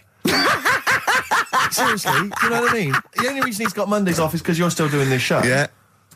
That's why he's scared of you. That's why he's he has a go at you on the phone, but he always picks on me because he knows, I'm a pushover, I'm a nice guy. He's scared of you. I can't believe I don't know how it works. Is that true? Steve, I'm always sorting you out. I look after you. Sorted you out with tickets. I sorted you out with lager out. I got you today. Why are you picking on me? What do you mean you're sorting out tickets and lager? What's this? Right, whenever you want tickets. Yeah, sorry, I don't want to use this as moaning time and that because I don't like to moan. I'm busy and that, right? I've sorted you out tickets for gigs. Yeah. Right? What somebody doesn't even turn up to. Yeah, we won't even go on about that, right? Lager. He was sorting out the Cure, he complained it was boring. Yeah. There was that big drum of lager that you had, and you said, oh, put that in your room for me, because I don't want to carry it home, right? Lazy. So I said, all right, then I'll put it in my room. It goes missing, it gets nicked. Then you have a go at me because it got nicked. Yeah. I get you another one. You make me carry it around town for you for half an hour, then you say, oh, I can't be bothered taking it home. Can you take it back to work for me? Yeah. But interestingly, this is a year ago, so it's obviously still pressing on you. Oh, hang on, and I forgot the one when we had an argument over 50p. When I went out for a coffee. You didn't want to give me 50p back that you owed me.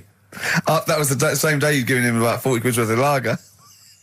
But, see, this is my problem. This was my point at the time. It's not the 50p in terms of money is not what's important. The fact that you think you don't have to give me money back because it's only 50p, that was the point at stake. It's me who makes the decision, don't worry about the 50p, not you. It's only 50p, I'm not going to give it to you. Do you know what I mean? There's got to be rules, otherwise it's chaos, Karl. Come on, mate. All right? I don't want to fall out about it. No, that's not all right. Should we kiss and make up? Do you want that? Do you want to do it's that? all right. Yeah. Well, should we play a little record and come back to this? Because I can't believe it started with you slagging him off, Rick, and I've ended up as the monster. I know. Bit of R.E.M. Out of Time by Blur. Luckily, we're not out of time. Got another hour and 25 to go. So it's not over yet on XFM 104.9. I'm Ricky Gervais, with me Steve Merchant and Karl Pilkington. We've had quite a lot of emails, as ever, Rick. I should just say, because we're very lazy. It's a much listened to show. We're very lazy people, and we rarely reply or read out the emails, but we do. I never read the emails. Absolutely so never I rely, if I haven't replied to them, or my mail, Steve opens my mail and reads my emails. So if I haven't replied, it's just because he hasn't passed it on to me. Yeah. Okay. But I haven't passed it on to you because I know you'll never reply. Sure. So, I'm just cutting out that.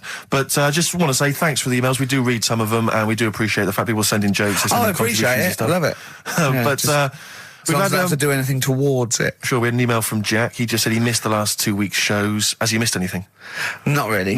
No, it's the same stuff. Same old I think last week Karl was having a go at Chinese people not aging well. He had a go at the gays, and he came up with a ludicrous story about a monkey that was impossible. Yeah, exactly. So I don't think Jack's missed much. No. Go on. We've just had an email from the Pringles people. Oh, they, right. good because it's finally started to happen. I hear these stories about people getting given cars and Armani suits and trips abroad, and we haven't had no, but finally people are starting to, you know, realise what we're doing, our impact on society, and we've got a whole box of Pringles sent to us. Not on those little tubes, the proper tubes, the foot-long tubes. Yeah. So... you know, and what have they said? Well, the Pringles guys they want them said, back. No, they've said they like the show, and if you want more Pringles, give them a call and they'll send you more Pringles. Yeah. I bloody love Pringles. Yeah. Pringles are... The thing about Pringles is, they're Moorish, right? Yeah. But how would I put it? You know the sort of thing when I open them, and by that when I pop, right? Yeah, I have to eat the. Well, okay, I'm gonna put this. When I pop, I can't stop. What do you mean? I don't. Well, when I pop them open, I can't stop eating them. Open. Right, when you pop, you can't stop. Yeah, yeah. I think that's because of the chemicals. I think that might be the reason. But they're good chemicals. They're good chemicals. They're the best chemicals. Pringle chemicals. They're not bad chemicals. Lovely. Like using chemical warfare. Yes, I want some more Pringles. Bob Dylan, It's All Over Now, Baby Blue from 1960 something. Bit of trivia for you, Steve. Go on. That is the last record we ever played on the old XFM before we were fired. I bet that was a moving moment for about 8 people. I just thought of something. You know that thing we did about, they said that we just cared about the money, selling it to America? Yeah. If we cared about money, would we be here now? Do you know what I mean? I know. I think this proves that we don't do things for the money. Exactly. Jesus. All right, Carl? Couple of emails. Monkey Matt's emailed us. Who? Monkey Matt. Oh, Matty, yeah, go on. Yeah. He says... How's the Monster? He's all right. He says, Carl has missed a cracking headline from The Sport. Hide-and-seek champion found dead in cupboard. I hope it's real. I don't know if it is. I doubt it. Feeder. Do you know what I'm annoyed at now, right? We've got another ad break coming up. How many ad breaks have we had in this show? I know. Carl, how many ad breaks have we had in this show? It's about 3 an hour, 3 or 4 an hour. 3 or 4 an hour, so about 3 minutes. So 20 minutes. 20 minutes is wasted on shite. I mean, apart from the stuff we talk about. Well, it's funny you should say that, because someone said to me last week that they felt that there were more adverts now on the show than there used to be. Are there more adverts in the show? I think, just checking some of the emails, I think that's because people are requesting them. They find them more entertaining than what we're giving them. But can't we sort this out? Don't go on about it. No, can't we though? Why can't we have less? Why have we got so many? Is it what happens, doesn't it? Oh, well, no, you can't listen to the radio after every record. It's bad enough trying to keep listening with the rubbish we come out with. Yeah, we've got Rockbusters here, let's get them back. You know what I mean? Listen, I want to play that song for various people who've emailed and phoned in saying they want requests. We don't really play requests on the show. We'd like to mention them anyway. Matt Barr, Magic Thighs. That's not Matt Barr's Magic Thighs. No. That's Matt Barr and Magic Thighs. Yeah. Kieran in Dublin, Stuart in Hackney, Lisa and Alison in Crouch End, and Glenn in Crystal Palace, who was phoning up with a nice message earlier. All of you, thanks for listening and thanks for enjoying it. Sorry we didn't play your requests, but tune in next time. It'll be fun. Anyway, I just all I wanted to say, really. Here's tragic. What's tragic? What did you want me to say about that song? Just your opinion. Your own opinion was fine. In fact, your own opinion is better than anything I could really hope for. Without doubt. Whenever I ask you a question, you constantly surprise us. Yeah, it's wonderful. So only ever carry on telling the truth, carry on saying exactly what's on your mind, and I think this could become a great... You're like a man who was frozen in Victorian era and has been reawoken, and he's kind of discovering the world. Some things make sense, other things don't. It's beautiful. As opposed to one that was made in a castle in Victorian times, like Steve. Oh, that's just... Oh, I've joined in with Carl. I can't believe it. I'm sorry. On my side. Yeah, no, it was irresistible though, wasn't it? I'm really sorry. Yeah. It was Carl, it was you that worked out the maths and worked out I was 28, because they just worked out I'm 27. You are 27. No way. Yeah, I asked you, didn't I? And I said... But what I sort of questioned was, I said, well, if you're 27 today, that means last week you were 26. Well done, yeah. That's irrelevant. So therefore you assumed that I must be 28 then? Yeah. Whereas I assumed you were using, your knowledge of maths, such as it is. I wouldn't do that. No, sure. Wow. I actually got lost in that conversation because I genuinely didn't know what he meant would mean last week you were 26. I don't know what that meant. I don't know what it meant. Wow. Well, it is Steve's birthday. But he would have been 26 last week. So don't tell me you genuinely frightened me. Because it's those staring eyes. There's nothing behind him. It's this little bald head. Looks like Davros looking at me. Genuine fear on his face when he enters into a conversation with another human being. What bit don't you understand? If he's 27 today, he would have been 26 last week, and he doesn't look 26. He didn't look 26 last week. He looks older than 28 today. You've started on his birthday. You're still having a go at him. Carl, I don't look like the kind of hot stud that I actually am, but face facts, that's the truth, mate. Yeah, live with it. Get with the programme, jeez. Well, let's have a little bit of cake. Okay. Oh, that's appropriate. See The what it birthday.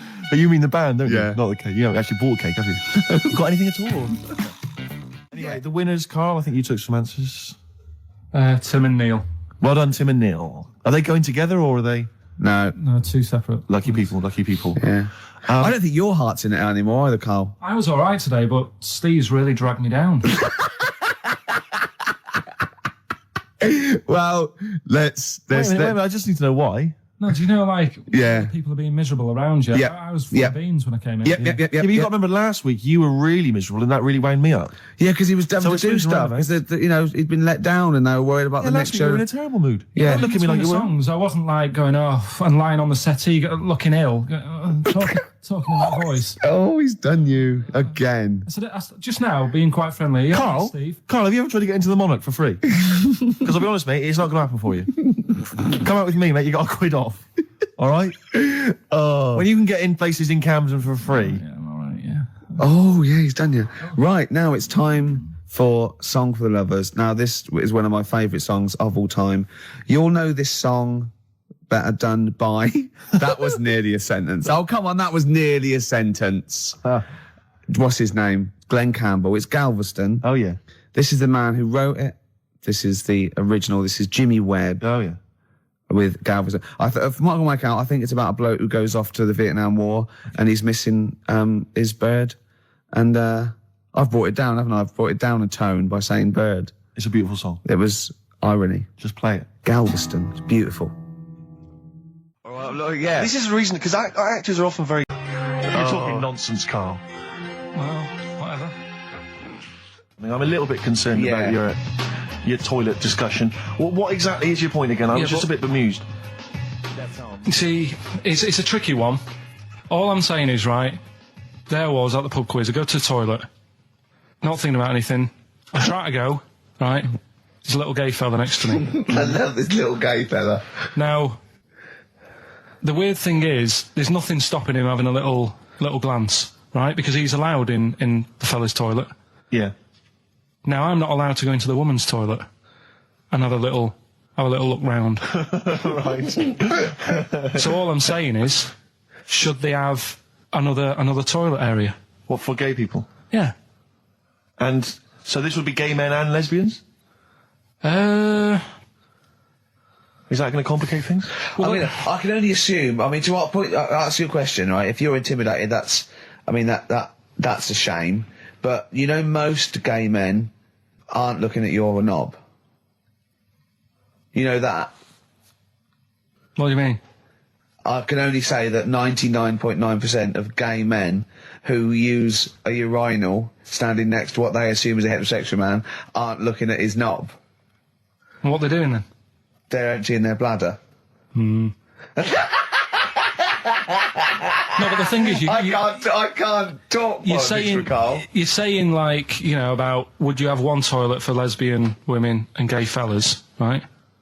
Well, does that mean? Yeah, would it be mixed? Would it just be? Well, would it have a man on one? That's heterosexual man. One little picture of a woman on the other, and then what? What would the little icon be? A man and a woman. A man and a woman. Just having a chat. Yeah. In pink and Doc But Martens. you couldn't mix them because then what would happen is you'd get people who are going, oh, I'll play up to this a bit. What, pretend to be gay? And yeah, you know, sort of grow a moustache and shave their head. And pretend to be a lesbian. Right. Yeah. So I see. So you know, people pretending to be gay so they could go in and have a look at the lesbians. Yeah. Right. So that would mean that we need 4 cubicles now, would we? Yeah. No, this is fine. 4 cubicles. So every pub How now. many toilets do we need? Every pub's now got 4 toilets. Oh, Carl, bisexuals. Yeah. Now, interesting. Bisexuals. How many toilets do we need now? Call the council. Do you use any? Huh? No. No, because they're interested in everything, aren't they? Because a little bisexual fella will be looking at your knob. Right, with them, what you do, you just have a door, you open it, and there's one urinal there, so you can't get a queue.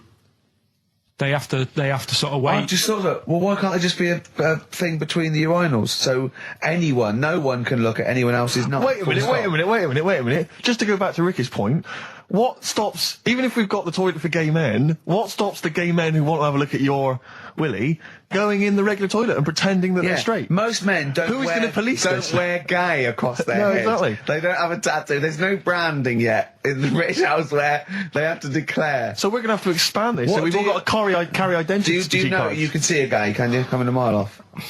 No? No, I'll just hold it in next time. No. Can you tell gay men? Do you know a gay man? I'd say, probably, if you did if you lined some people up and said, point them out, I reckon I'd get... But hold on, we're not talking about people dressed in leather with the arse cut out and an handlebar moustache. Yeah. We're talking about, the everyday, non-seen... of course. Yeah, but I mean, suppose I put you in a room and there was 10 naked men, right? Yeah.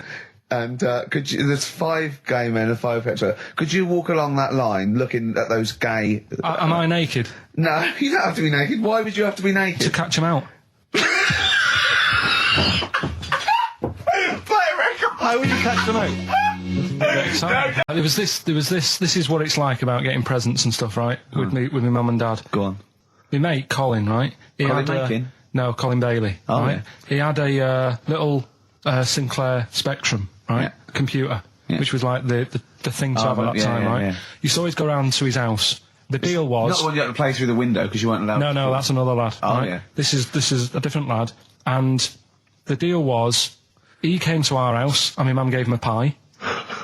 And then I'd go round to his, and I'd stay there for a few hours playing, Hungry Horace and stuff like that on it. Right? Now, my mum and dad knew that I really wanted one of these computers, right? So I waited about a year. Came round to Christmas Day. I thought, I reckon might have one. Turned out they bought me the wrong one. They bought me a ZX81 instead of a Spectrum, right? And Christmas Day, I'm there trying to load the games up. It's not working. I'm thinking, what's wrong, right? And the thing with me when I was a kid, I used to get quite sort of agitated. This is the moment, right? I found out that it needed a RAM pack to make it work, right? Looking in the thing and it's saying, and make sure you put your RAM pack in the back. And I was like, oh, where's the RAM pack? And my dad's going, I don't know, I've got you the main bit. That's it. So, I was that wound up, I just was sick, right? Just sick. I didn't feel sick or anything, I just was like, oh God. Went to the sink, just sick. Because I was that on edge about it. I said, come on, we've got to get one. And my dad's like, Tandy's shut, we're not gonna get anything today. Ruined again, Christmas Day. That was after the year when my train set got blown up by our kid. The following year, no RAM pack. And now you ask me why don't I get good presents? He's scarred. He just I'm gonna die. Honestly, I'm gonna die. He's just being sick. Yeah. There's no RAM pack. Did you get to the bottom of it? Why wasn't there a RAM pack? You have to buy them separate. Oh, okay. What do you mean I can't play Frogger? Oh no. So, wasn't there another incident when you threw up? Spontaneously threw up? Through sheer anxiety? I do get it. It's not so much now because I've relaxed a bit, but as a kid I used to be quite on edge all the time with certain things. Do you think that's what happened to your cat that kept being sick? That it didn't get the food it wanted and it just threw up? Do you remember that? Yeah. God, so they shaved it. No, again, I spoke to you in the week, and I had much better things, like when I tell you about Brian Blessed climbing Everest, and for some reason it made him, it played havoc with his belly, and he followed through, and he had to clean up. Shut himself? Yeah, using ice and snow. Why are you telling me that Brian Blessed... in what way is telling me that Brian Blessed shit himself once in any way educational? Because I was saying how... He was climbing Everest, right? I give it to him, he's an actor and that, but he gave that a go. Yeah. Right? It played... What's the point of that, you'd say, wouldn't you? You'd say, God, he's so he's alright. Me doing a boxing match for no reason is rubbish, but him climbing Everest and shitting himself... Yeah, he did that. Is commendable. Right, and he's only gonna, go and do it again. He's going to climb it again. Yeah, but he might not shoot himself this time. Yeah, but what's the point in going? Nothing's changed up there. Yeah, good point. Yeah, Where's it been? Well, it has. They've probably cleared it up by now. Like, but it's slip on it. I can't even read about Brian Blessed. Is it actually true, or have you libelled someone else? It was an interview with him in it. And what did he say? Oh, come on! What did he say? He said I climbed Everest and I played Havoc with me belly. Let's talk about it next week. Maybe it'll be a Christmas edition of Rockbusters. And I'd already sorted them out. I wouldn't worry, Carl. Well, what I've done, I've cleverly tweaked them to make them Christmassy. So the Christmas bit in it has got nothing to do with it whatsoever, but I just thought... So you mean the clues have a Christmas element? Well, yeah. But it's nothing to do with the answer. It's nothing to do with the answer. Right. So why don't you just ask the normal ones and I'll ring a bell. I'll shake some bells. Well, it's the equivalent of that, but in sort of speech. Right. Brilliant. So the first one... there's a load of letters there asking for advice. Put them on Claire's desk. Oh, and have a good Christmas.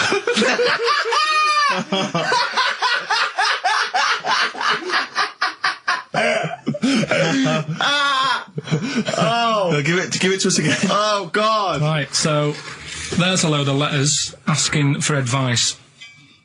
Put them on Claire's desk. Oh, and have a good Christmas. Right, but bear in mind, people, that the Christmas element may not be relevant to these. No, that's got nothing to do with it. I don't want to... Okay. And the initial letter is F, right? That's F. All right. Right, the second one. Ask your mum if you should, after you've wrapped the presents. Right, so ask your mum if you should. Ask your mum if you should, after you've wrapped the presents. That's S. S. S. All right. Okay. And the last one, a couple of people were arguing in the supermarket at the fruit and veg counter, but it's busy in there because it's Christmas. That's probably what brought it on. So that's B. Right? B. Oh, God. So they're the three. I'll just recap. Yes, please. Yeah. I have no idea. I can't even... I don't know what to start thinking. Right, there's a load of letters there asking for advice. Put them on Claire's desk. Have a good Christmas. Have a good Christmas. Second one, ask your mum if you should. After at the prison. S. And the last one, a couple of people were arguing in the supermarket at the fruit and veg counter. But it's busy in there because it's Christmas. Busy because it's Christmas. That's a B. So they're the three things. It's email only, this one. Please remember that. ricky.gervais@xfm.co.uk. ricky.gervais@xfm.co.uk. Yeah. Brilliant. Carl looks happy with them. He looks really happy with them. Rightly so. They're cracking. They're good. Yeah. They're good, pleased with those. All right. Is there going to be more Rockbusters in the new year? We're not sure. I'm still, thinking about new ideas that we can do. Okay. Are we starting Ridiculous today? Have you done? Couldn't be bothered. Couldn't be hard. Look forward to Ridiculous. He's worried about. He nearly said asked, and he just stopped because he's worried because he's the producer. Yeah, well, I've got to set a standard. Oh dear. Carl, you have, mate. You have. So that's that. We've still got to come... I'll tell you what, why don't we have a lovely tune, right? You make the tea, we're opening these biscuits from Alexandra, we'll be enjoying that, right? Maybe segue so we can have a nice little, rest. I don't want to talk through it, it'd be rude. And then we're coming back, and as part of, like, Pilkington, Parkinson, and Do We Need Them? Do We Need Them? Carl has interviewed an expert on jellyfish. Brilliant. So we've got that. Plus, of course, we've got a two-part Educating Ricky. You've got Educating Ricky still to come. With a Christmas theme or not? And we've still got things like the Pogues, John Lennon, Joni Mitchell, just David Bowie. Are you suggesting there's going to be some great music and some fun chat? And some fun chat. Lovely. Let's do a classic. Let's do a big stomp in one of the best Christmas songs of all time, shall we? What are you thinking? Fairy Tale in New York. Excellent.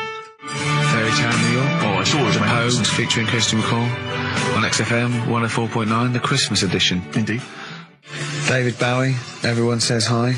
It's quite a melancholy feeling about today's show, isn't it, that Christmas? I think there's often... Carl with his Victoria Plum. I want to see a Victoria Plum. I want to know what it is. Does it look like a little gnome? It's a woman gnome. A female gnome? Yeah. A little gnome. Well, and did your mum collect gnomes? She likes anything gnomes, she likes fairies, she likes, Indians. She collects all that stuff. Yeah, and it doesn't matter what it is. What do you mean? Like a proper Indian with all the headgear on. Oh, Native American. She likes anything with them on. Like, it can be a fridge magnet. It can be, Just a lot of Native American wisdom is around the fridge magnet because they think it has special powers of adhesion. Yeah. Yeah, that's, you read some of their writings, the great works. Snowbird from Mark Heights are part of his covers album. He's so happy that the XFM listeners understand his stupid clues, and he knows it annoys me. We'll be giving out the answers just quickly, just in case someone sort of missed one of them. I'll just quickly do them, yeah? Yeah, go on. First one, there's a load of letters. There's a load of letters there asking for advice. Put them on Claire's desk. Oh, a Merry Christmas. Ask your mum if you should. Oh, a Merry Christmas. And a couple of people were arguing in the supermarket. It was Christmas, and that's veg why. Counter. And that's B. Okay, we'll give those answers out shortly. Yeah. I just have to show you something, Rick, before we move on. I know we've got another Educating Ricky, but someone just sent this in. Girls and boys. You embarrassed yourself then, Gervais. What? Well, we've had a number of calls and emails pointing out that the Hindenburg disaster was not because the Zeppelin was filled with helium. Hydrogen. But filled with hydrogen. Right, okay. Well, I thought about that when he told me in the week. Well, yeah, but I assumed he must have got that off from the documentary. So it just went up. So that's probably why the voices didn't go. That was probably why it didn't feature in the documentary. Yeah. But it seems to me we should have thought of that. I mean, like, it's school fates and stuff where they're like filling little balloons with helium. Yeah. You know, there'd be all kinds of horror stories if they were just, just blowing up, left, right and centre. I don't think you can just blow helium up like that, can you? What? Isn't that the point? What I'm saying is it can't be as potentially lethal as hydrogen, helium. Well, what, hydrogen isn't as bad as helium? No, helium's not as bad as hydrogen. I don't know what you're saying, because the Hindenburg was hydrogen. Yeah, and I'm saying, why did we think it was helium? That's crazy. You go to school fates and stuff with like little kids, and they're filling up little balloons with helium. They wouldn't have big canisters of helium, at a charity event or a small kind of bring and buy sale if it was deadly. Yeah, but it's not as big. I mean, when you buy those balloons at a fair, it's not as big as that big. But presumably balloon. It's still flammable, is it? But it wasn't the fact how dangerous the rare gas was, or it was the fact that it was made of this thing that caught fire and just went. There was nothing. A hole in it would have been as bad. It just burnt quickly and fell to the ground because the hydrogen or helium escaped. It wasn't. It was irrelevant that what the gas was, wasn't it? I thought it was there was supposed to be some kind of explosion. Well, I don't know what it was, but the point is because the outer thing was so thin, right? The gas inside escaped and it fell to the ground. So it just fell to the ground like when you've popped a balloon. Well, not. It didn't quite. sort of go. It didn't like flap all over the place and make a zany noise.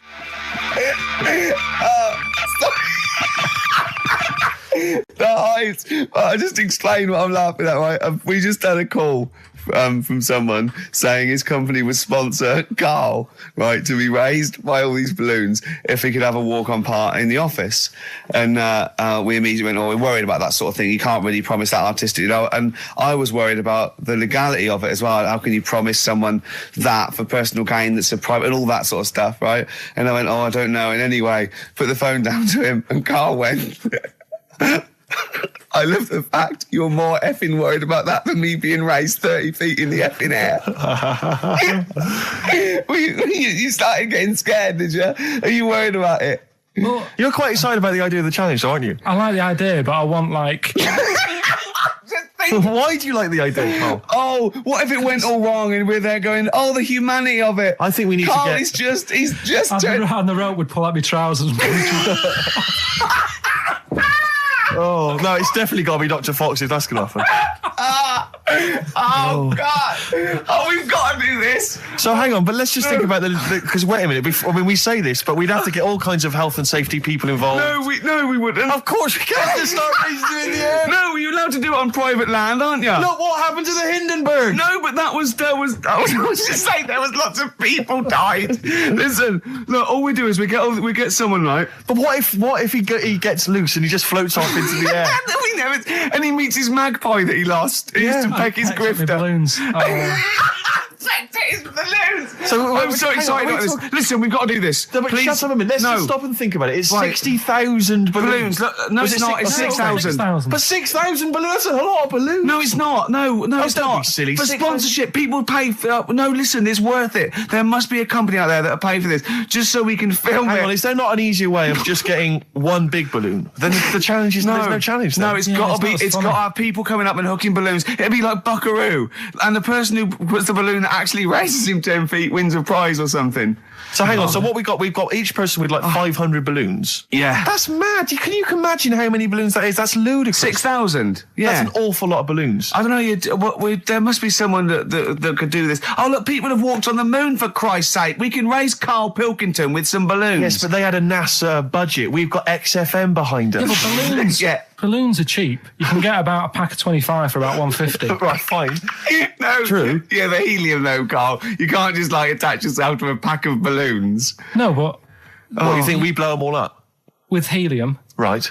Oh. Off you go. But then we can do something with the balloons, can't we? Like release them afterwards.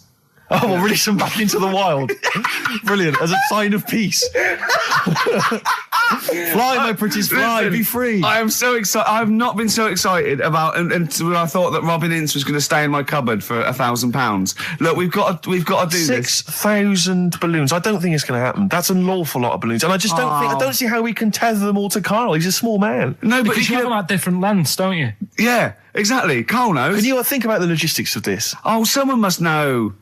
There must be a company. There's a bloke willing to do it. I know he doesn't know the technology of it. He's willing to sort of stumble. And so a company just has access to helium like that. No, we can do this. Come on, London. Someone's done Londoners. It was on the internet already, so someone obviously has done it. Yeah. So they didn't say, "Oh, we can't get hold of the balloons." No, they probably worked it out, didn't they?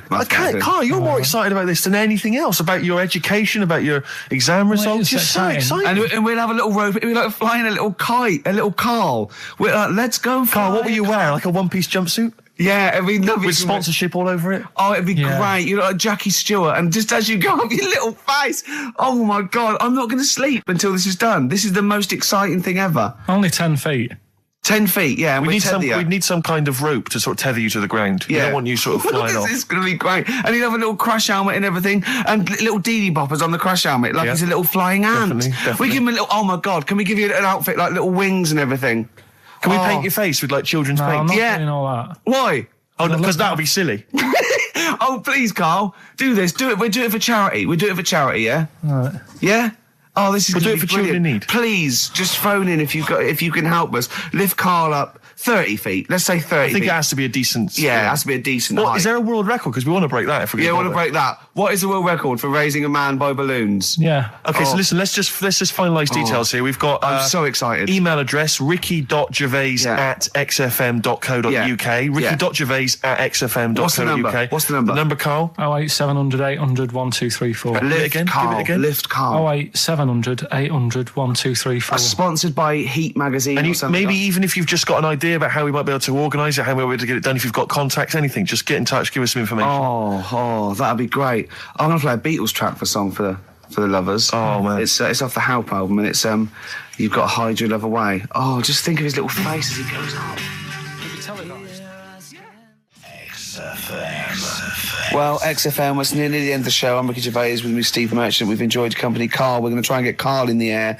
Anyone that can help us, take him up with helium balloons. Our friend Johnny Mango called again, and apparently the record's 11,000 feet. Karl is getting a little bit nervous. Yeah, the world record is 11,631 feet raised by hot air balloons. Yeah. How tall's Canary Wharf? It's 11,631 feet. Exactly. I don't know, Karl. Is it how much higher? It's a long way. More. Yeah, I'm not doing that. Because I'm like 6 foot something. Yeah, think of that. Just look at Steve. All right. Yeah. But you can change your record. You could say, well, the sort of balloons are the one with Mickey Mouse on it or something. Yeah, could I just say something? That man did 11,000 feet, but he wasn't naked. All right? Come on, Karl. Your 30 feet will be the world record for naked ballooning. Yeah? Mm. Think about it. All right, it's for charity. Well, thank you for listening, everyone. We are going to raise Karl. And after Karl said, and just to think, my teacher said I'd never be a high flyer. So this is your chance, Karl, to shine, to fly. Steve. It'll be brilliant. This is a bit easier, but I still think it's a good one. So this is, we should explain what this is if you've just tuned in. It's one of those stupid lateral thinking problems. That Karl himself has created. Yeah, that was his homework. Right, this one. It's a fella. He has a normal day doing stuff. Nothing wrong with him. Right? And it's the twist in the tale. It's just like Tales of the Unexpected. Yeah. Just a normal day, nothing wrong with him. Hold on, though, he's got the legs of a fish. Go on. So, that's what he's been hiding his legs. So Go on. he does his The normal- legs of a fish. Sorry, Carl, carry on. He has his working day and that, Yeah. and then he gets a bit tired. Goes to bed. He puts the light on, leaves it on, goes to bed. Oh. That's crazy. That's mental. I can't think what's happened. Anyway, here's Radiohead. Right, okay. What? The question is, why does he put the light on when So he's a going man, to bed? he's had a normal day, he's come home from work. Is that right? He's come home from work, or he's not been working? Yeah, he's just been out? no, he's been working and stuff, I think. You think? You've made it up, Carl. You can decide. So is the question is, why has he put the light on when he's asleep? There's a reason that he's put the light on when he's asleep. Has he gone to sleep? No, Carl, don't shrug. You're meant to answer these questions. He put the light on before he went to bed. Yeah, and the question you're asking me is why? What's the scenario? And the light's on and Yeah. that, but he's gone to sleep. Yeah. He started reading, and then he fell asleep. No. Did he intentionally, for some reason, put the light on? Every night. It's mad. Sounds mad. That's Carl, doesn't it? Every night he does it. Yeah. He puts the light on. So- when he goes to sleep. Carl, is the point of this, he puts the light on for a very good reason. Not for us, but for some people. He's blind and it's always been on, and he thinks he's turning it off, but it was on in the day, and he thinks he's turning it off, but he's turning it on because he's blind. That'd be stupid. That works. No, that works great, Rick. Yeah. Thank you, Carl. So you've got to come up with... Hang on. If What? you're blind, why would you put a light on? No, he thinks it's off. Yeah. But why would he turn it on anyway? Just think so he doesn't get burgled, so people know he's in because he can't see him. So he just he puts the light on when he's there, then he turns the light off when he goes to bed, so people think it's fine. But he's got it out of kilter, and actually he's walking around in the dark all day. I don't believe that if you're blind, you turn your light on. I don't think you'd be living on your own, would you? I'm not having that for a Do second. blind people live on their own? I'm not having that for a second. Well, some people do. Lonely blind people live on their own. No, if you got bad eyes. Any of them women? Are there any blind women who are living on their own, Rick? No, I mean, if you know of some blind women. 08700 800 1234. We've gone through this. If you are a blind woman with no standards and you don't care annoying voices and smell, yeah, then get in touch with you. Yeah, I mean, you've got to be within the ages of, say, 25 to 65. You know, Right. well, call it 75. You fussy all of a sudden. I know. Yeah, go on. If you were blind, would you live in London? Because someone said yesterday there was one struggling outside in Leicester Square, and I don't understand. If you were, I mean, you know, That might have been a tourist. But why come to London if you're blind? It's the worst place in the world to come if you're blind. To hear the sights. To hear the sights. It's a bit mad, isn't it? They do the same job. They have tourist needs like anyone else. Yeah. No, but it sort of stinks, and you'd go away going, "Oh, it's not that good." I just thought I thought it was a bit weird. Well, never mind your concern for the partially sighted or sight impaired people coming to London. Get on with this. Yeah. So there he is. Yeah. It's like, oh, a bit tired. Yeah. Just put the light on. Get to bed. Yeah. So he turns the light on and he goes to bed. Yeah. Oh. Should we play a track? He's not sleeping on the job. He's a lighthouse keeper. Well done. Is he a lighthouse That's keeper? not it, Carl. He's a lighthouse keeper. Right. Why wasn't the light on all the time? It's light in the day. You idiot. Play a record. What? Play a record. You're a buffoon. No, actually, the light isn't on in the day, is it? No, Rick? it's not. I think you're the buffoon. Oh, yeah. Carl has won! It's a long time since we've had any white van Carl. For those that don't remember this particular hot feature, we basically ask Carl some of the questions that are asked of a white van driver in the Sun. They always have this on Saturday afternoons. Anyway, here's the first one. They're not fascinating, Carl, but I'm just interested on your take, really. Yeah. What do you make of Cilla Black quitting Blind Date after her husband sent a message from beyond the grave? Are you familiar with this story? I didn't know that. What's that? She went to see a medium, and supposedly her husband passed on information through the medium, which was incredibly vague, but persuaded her to quit live on air. Well, it's about time, isn't it? If even dead people are saying enough's enough. But I'll tell you what, though, talking about ghosts and that, do you know how I'm into them? Yeah. Right? How weird do you think this is, right? Well, it's not true. Before you say it, play a record. No, go on. Go on. Right, it's this woman. I don't even know if it's ghost, really. It's just a bit weird. Yeah. Sure. There's this woman, Yeah. and she's not a woman, she's a kid. Sure. Okay. Sure. She's walking down like a street in her area. It's a nice day and everything. Everything's normal. She's walking down, and a woman comes up, cycling past, right? The woman on the bike looks at the kid, absolutely terrified, right? Got a really scary face on her. Yeah. The kid's thinking, why is she doing that? Yeah. Right?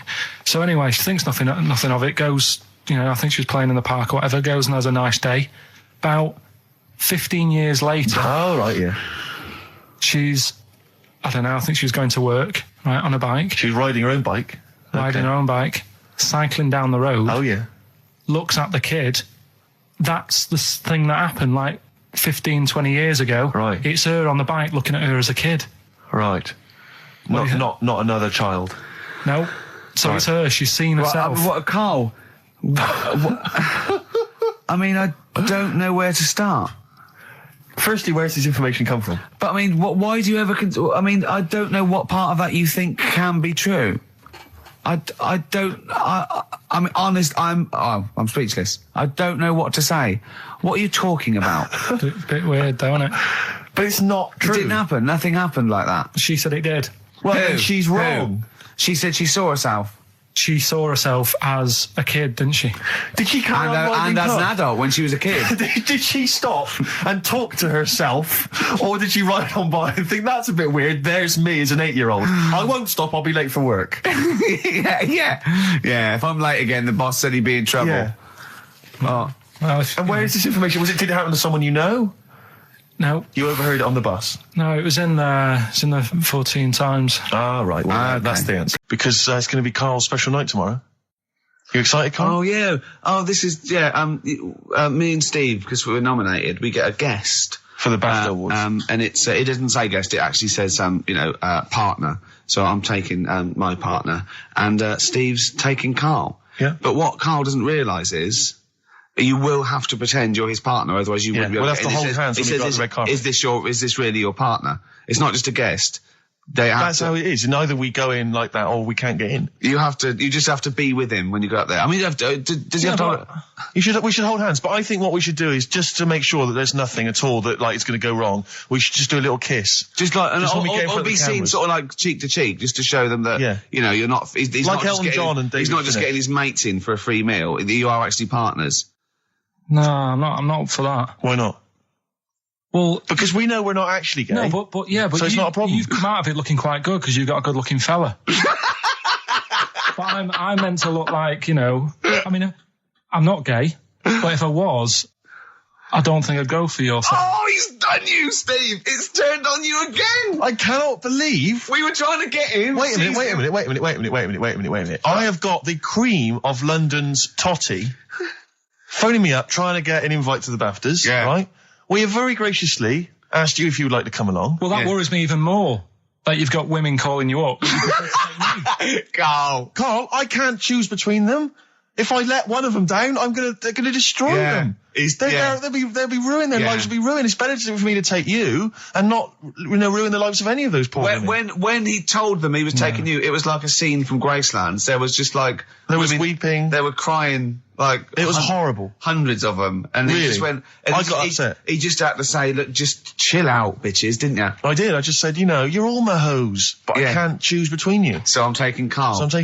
He could get you a discount frocks. No, I had a letter from the people that there's organisation. No, listen, Carl. There's an organisation that sponsors the BAFTA Awards in terms of clothes and fashion. They sent me a letter. They said your partner. They've not specified the sex. They've said your partner can come along and choose an outfit. Now I suspect, by the look of it, it is a woman's outfitters. I'm thinking we could get you a lovely trouser suit. Well, it may look feminine, right? But I think people will be fooled. It'd just be a little bit roomy in the hip and probably narrow on the shoulders, but you're a bit skinny. Why don't you take it? Because it's a lot of an insult. And maybe just some pearls as well.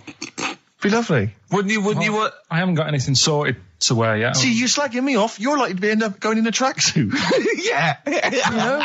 I'm going out today. I've never bought a suit since I was like 11, right? I went to my brother's wedding. That's the last time I wore a suit. No, but it's like how when I went to the BAFTAs with you and I wasn't really enjoying it, you were I like... can't... He's what? No, you didn't tell us this. Ungrateful... There are so many people. You're like a little charity case. You're like... Oh, I had God. chicks queuing up around the block. You'd usually have to. Someone like you would have to write to Jim or Fix It or Esther Ranson to get them to meet us sort of people. And now it's on your doorstep. I'm amazed that you didn't enjoy it. Why didn't you enjoy it? You got to walk down the red carpet. You went in. There was George Best, one of your footballing heroes, was there. A load of other big names. You sat there in prime position. You came backstage with a load of other big names. Hey, you had a lovely bit of grub. You were filming this thing for the DVD we're making. That's you, a cameraman on our DVD. And yet you think, now you look grumpy because you had a couple of pints and I can't believe So tell it. us why you didn't enjoy it, because the ceremony, what didn't you enjoy about that? It was interminable, wasn't it? Far too long. Wasn't it awful? 3 so boring. hours. I'm sorry. I thought you were going to say something. Really? Sorry. 3 hours. Yeah.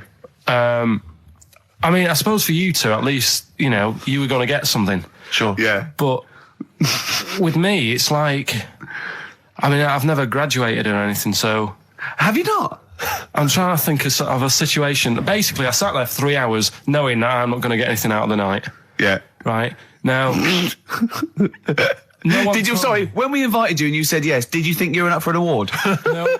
But I thought we were going to be sat round tables, having a nice bit of food, whilst people are going up there winning awards. Yeah. But 3 hours of the same thing over and over again. I mean, if a film's 3 hours in the cinema, you go, well, it's long, but, you know, I wonder how it's going to end. Yeah. But this was just like the same thing over and over again. Some guy going up, thanks a lot, cheers for the bit of brass. And then going down, sitting down, the same thing over and over again. Honestly, right, I'd say it was one of the worst things I've ever had to do. I enjoyed the night afterwards when we did have a bit of lamb and a nice bit of veg and that. That was all right, and I went home and I was happy, and I got the little freebie bag that you're talking about that we're giving away. Yeah. Which wasn't much good stuff in it. Oh, all right. Right. No, what would you have done on that Saturday night? Suzanne what would you have done or the Sunday night rather? What would you have done had you been at home? I would have stayed in with Suzanne, right, watching telly, having a nice bit of pate on toast or something, cup of tea, watching 24. But instead, I had to buy an expensive suit, so I didn't show you up. Right? Jesus, what are we doing? Yeah. How much did you spend on your suit? Well, in total, right, because, you know, the shoes and the suit and the shirt and the tie, it was about 600 quid. That's the most expensive evening ever. And that's what I'm saying to you. And the daft thing is, it's dark in there. I don't know why you've got to wear a nice suit. You can't wear a tracksuit, for goodness sake. It's dark in there. No, just the shirt and that. It doesn't make you a better person wearing a suit. No, doesn't make you a better person, no. We're not claiming it made you a better person. No, but that annoyed me. Yeah. I mean, it was an experience, innit? That's why I went, because you think, if I didn't go, if I would have said to you when you invited me, no, Steve, I don't want to go, then I would have never known, right? Yeah. And that's my sort of thing in life, right? Yeah. If something comes up, you should take it, even if you're not going to like it. It's a bit of an experience. Right. Do you know what he said to me? I phoned him up because we had to meet up. And obviously he had to pose as my gay lover. Yeah. To get in, right? Yeah. He phoned me, what? You said something to me like, I bought a suit, I'm looking good. He said, I'm looking good. People will think, how on earth did he end up with that good-looking guy? So he got into the role. That was what he said to me. He started getting into it. Such an insight. Play a record. I just must say that we've had an email from Daryl Foss. Lots of people have emailed in and said, well done on the BAFTAs and well done on your Room 101. They really liked that. Thank you. There's one guy, Daryl says, Ricky, has your dad only got one D-Mob suit? Because I don't know if you noticed, but Ricky wears the same suit every single time he appears on TV because he spent a fortune on it getting it tailor-made. I've only got one. It's a good suit and I wears it know. all the time. And it's winter as well. It's like a pure wool, so I'm sweating everywhere I go. Anyway, usually it's too much cheese. I won't be buying another. Huh? I won't be buying another one. Ever. That's it. Yeah. Suzanne told me today, right, because I've handed it in today to have the trousers turned up a bit. Why? Because it was a bit of a bodge job for the night. Yeah. Right. It was just some pins sort of holding it up the other night, but you didn't notice, and I didn't tell you because I thought you'd be getting on the stage and saying, "Look at that freak over there with his pants hemmed up." But I took it to the place to get it done. Suzanne tells me that I'm going to start shrinking now and getting to that age where you start going small. I know that must have been a revelation to you and a worry. Like, how small do you get? How small do you get? Oh, Dave, what are we playing now? I thought we'd have a bit of Marley music. Marley music? Oh, okay, go on. If These Old Walls Could Speak by Jimmy Webb.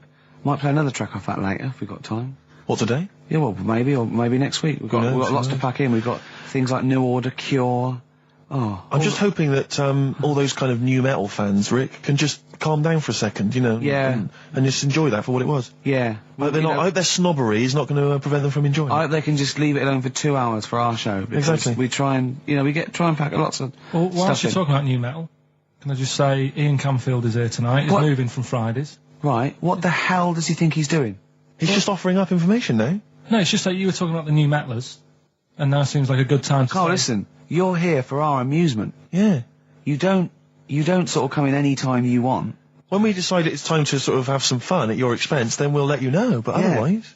We're not here to help other DJs or even this station. We don't give a about this. See, this is what my girlfriend said. What's that? Well, you should listen to her. She knows what she's talking about, clearly. Now put your microphone down. She said they just wheel you out when they need you. Switch your microphone off, Carl, and let us finish what we were saying. Right, just... What were we saying, Rick?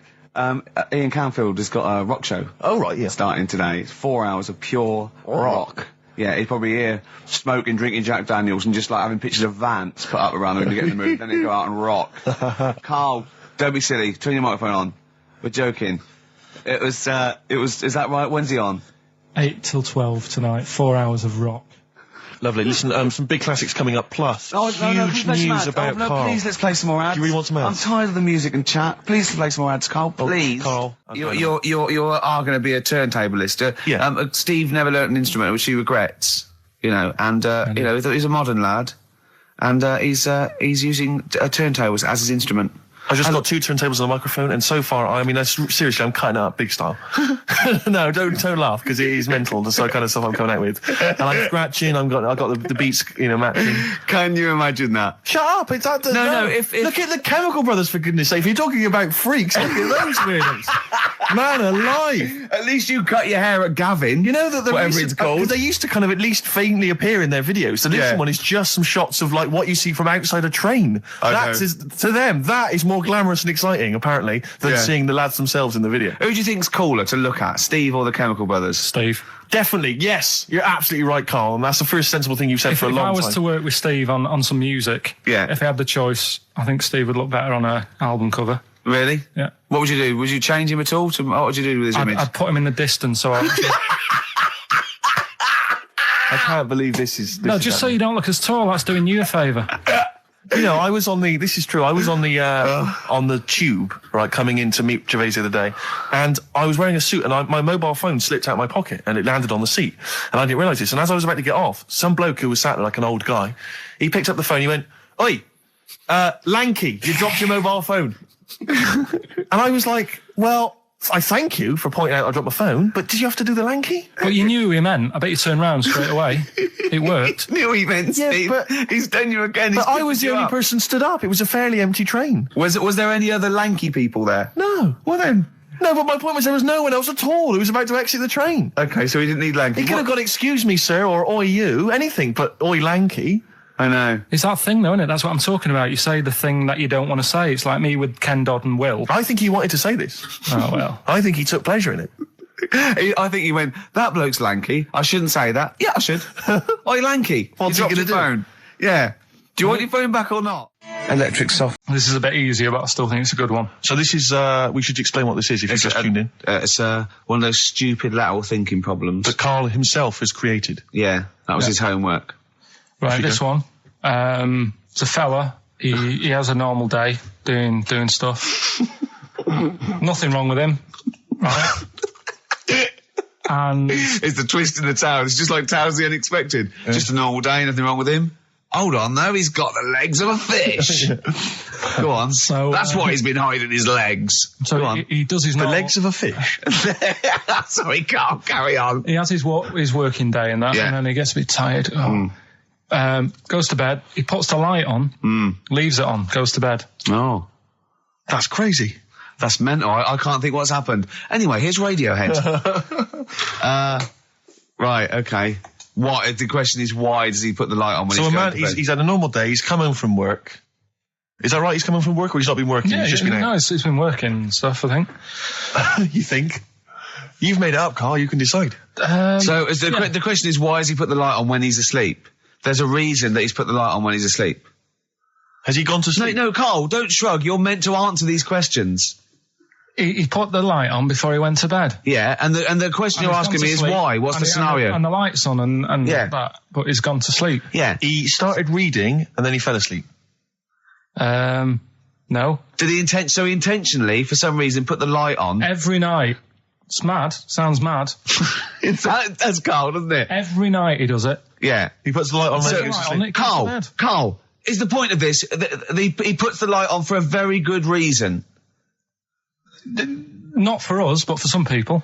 He's blind and it's always been on and he thinks he's turning it off, but it was on in the day and he thinks he's turning it off, but he's turning it on because he's blind. That'd be stupid.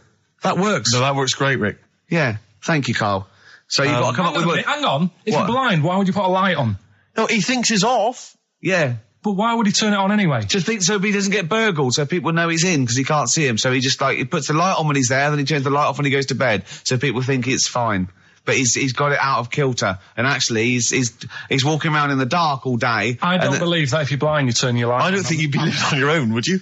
I'm not having that for a second. Do blind people live on their own? I'm not having that for a second. Well, some people do. Lonely blind people live on their own. No, if you got bad eyes. Any of them women? Are there any blind women who are living on their own? No, I mean, if you know of some blind women. 08700 800 1234. We've gone through this. If you are a blind woman with no standards and you don't care annoying voices and smell, then get in touch with you. Yeah, I mean, you've got to be within the ages of, say, 25 to 65. You know, right. Well, call it 75. You fussy, you fussy all of a sudden. Yeah, go on. If you were blind, would you live in London? Because someone said yesterday there was one struggling outside in Leicester Square, and I don't understand. If you would, I mean, you know, might have been a tourist. But why come to London if you're blind? It's the worst place in the world to come if you're blind. To hear the sights. To hear the sights. It's a bit mad, isn't it? They do the same job. They have tourist needs like anyone else. Yeah. No, but it sort of stinks, and you'd go away going, oh, it's not that good. I just thought I thought it was a bit weird. Well, never mind your concern for the partially sighted or sight impaired people coming to London. Get on with this. Yeah. So there he is. Yeah. It's like, oh, a bit tired. Yeah. Just put the light on, get to bed. Yeah. So he turns the light on and he goes to bed. Yeah. Oh. Should we play a track? He's not sleeping on the job. He's a lighthouse keeper. Well done. Is he a lighthouse That's keeper? not it, Carl. He's a lighthouse keeper. Right. Why wasn't the light on all the time? It's light in the day. You idiot. Play a record. What? Play a record. You're a buffoon. No, actually, the light isn't on in the day, is it? No, Rick? it's not. I think you're the buffoon. Yeah. Carl has won! You don't talk to anyone, do you, in the week? You just hide in your little sound booth thing and you really don't talk to anyone, do you? Much? Not really. No. I mean, you might call up. Yeah. But no, I keep myself to myself. Yeah. Then you don't get bogged down in the office politics and stuff. Yeah. Is there a lot of office politics here? I don't know. I don't get involved in it. Oh, yeah. Proved your point. So when we're away and we're like out of action, who, other than Suzanne, who will you talk to of the day? How will you get a sort of feedback from the world? How will you get sort of like input and... I always, if ever I've got like a question on anything, the internet's sat there and I can just go online and find out. The internet is good. It's brilliant.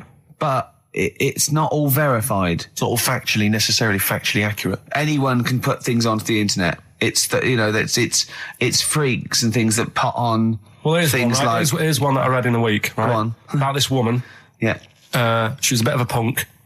And to get her hair done like she wanted it. Super glue. Right, no. She got lard. Apparently it's a popular thing, you might know. Put lard on your head. Yeah. And you put it in the oven. Oh. Now, apparently the heat that you get from the oven is different from the sort of heat you get from an hairdryer. Right? And she had to do that to get the style that she wanted. But anyway, she comes into money or whatever, treats herself to a microwave.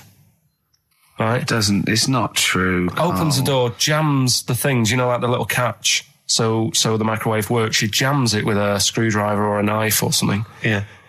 Puts the microwave on, sticks her head in, boils her brain. Don't be ridiculous. Right? Well, why is that ridiculous? Boils her brain. She boiled her brain.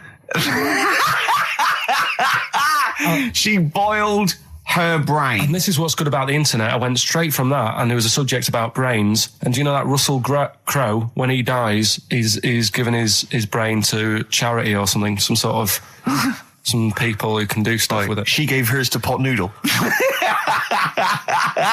Vesta. Yeah. Oh, That's the boiling sort a of skull. Yeah. That's not true. It's not true, Carl. Just urban myths. Someone made it up. Yeah. For a laugh. They're just too convenient urban myths. Everyone's you can tell an urban myth's not true because it's always this happened to a mate of mine, and when you say what happened then, they go, don't know, that was it. Was it? Was that it? Was it? Someone boiled a brain and that was it. There was no more story. Well, Were there any dates, locations, times? I think it was in Belgium. There's that one. There's that one that a bloke, right, was going to get a phone call at 4 o'clock to find out if his business was, okay, right? And if he didn't get the phone call, he knew he was broke, destitute. So dead on 4 o'clock, the phone didn't ring. So he went up to the roof, his office, and he jumped off to commit suicide. And as he was passing his window, the phone was ringing. Oh no.